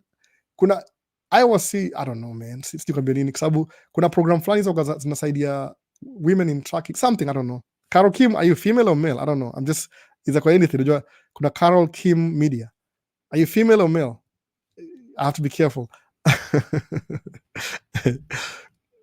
Unasikia Carol Kim, female male? Sababu inaweza kuwa jina pia. Naona kuna North Carolina, it's a state. See, it's not a female state. Naona sababu kuna Carol Kim's Media. Kuna so many things that is open up na tracking. Kama if you have more questions, nimeambia wife and nini inaitwa Tracker Mommy channel. Mnamuuliza swali anawajibu kwa sababu she knows more than I do because she's a woman in tracking. No. She runs her own business. She's not driving anymore. She used to drive. She's not driving anymore. She's managing. Ako ile part ya office heavy. Mimi ni mudu hizi ma physics kwa sababu it's a man's job. No. That was the answer for Ted Kinuthia. I'm male doing tracking also as owner app. Yeah, so wanasema Carol Kim, kisema I have to check sababu Carol Kim kwa labda ni jina tu. No. So Ted angalia hiyo DMACC. Government pays for it. Muona sasa. Sasa wasema lazima nikule kitu na kama 4 hours live stream. I've been here 6 hours all together. Ile before stream na say after stream. So any more questions? That I could do live stream again next Sunday, maybe same time. I think it'll be from maybe 10 p.m. to 2 or something. Kauna swali. Kauda kuingia kwa live stream pia uonge ile live, niambie ndio ni prepare you in advance tuonge before. Okay, na ma email, acha kila kitu hapa hivi. Nini yangu ni hivi, Maisha ile kwa hizi ma handle, all my handles ni the same. Ni hivi Maisha alafu copy underscore states. Hiyo ni Instagram, TikTok, Facebook. Sina Facebook by the way. Ni nini? IG, TikTok na YouTube. Handle ni hiyo. @Maisha States. Sawa. Alafu email ni Maisha States @gmail.com. Sawa. Ni poa. Okay, sawa ndio hiyo. Alafu namba ya simu kama uko outside the US ni +1 612 alafu 600 1343. Hii ni cell ama mobile phone number. Hii ni meza. Nasahau kila sana na press button. So hii ndio contact yangu information. Alafu ni send. Anything else? All my contact info iko wapi? In my video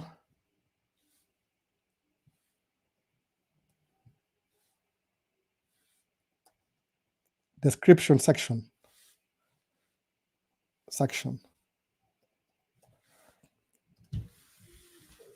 Hivyo ndio conversation iendelee.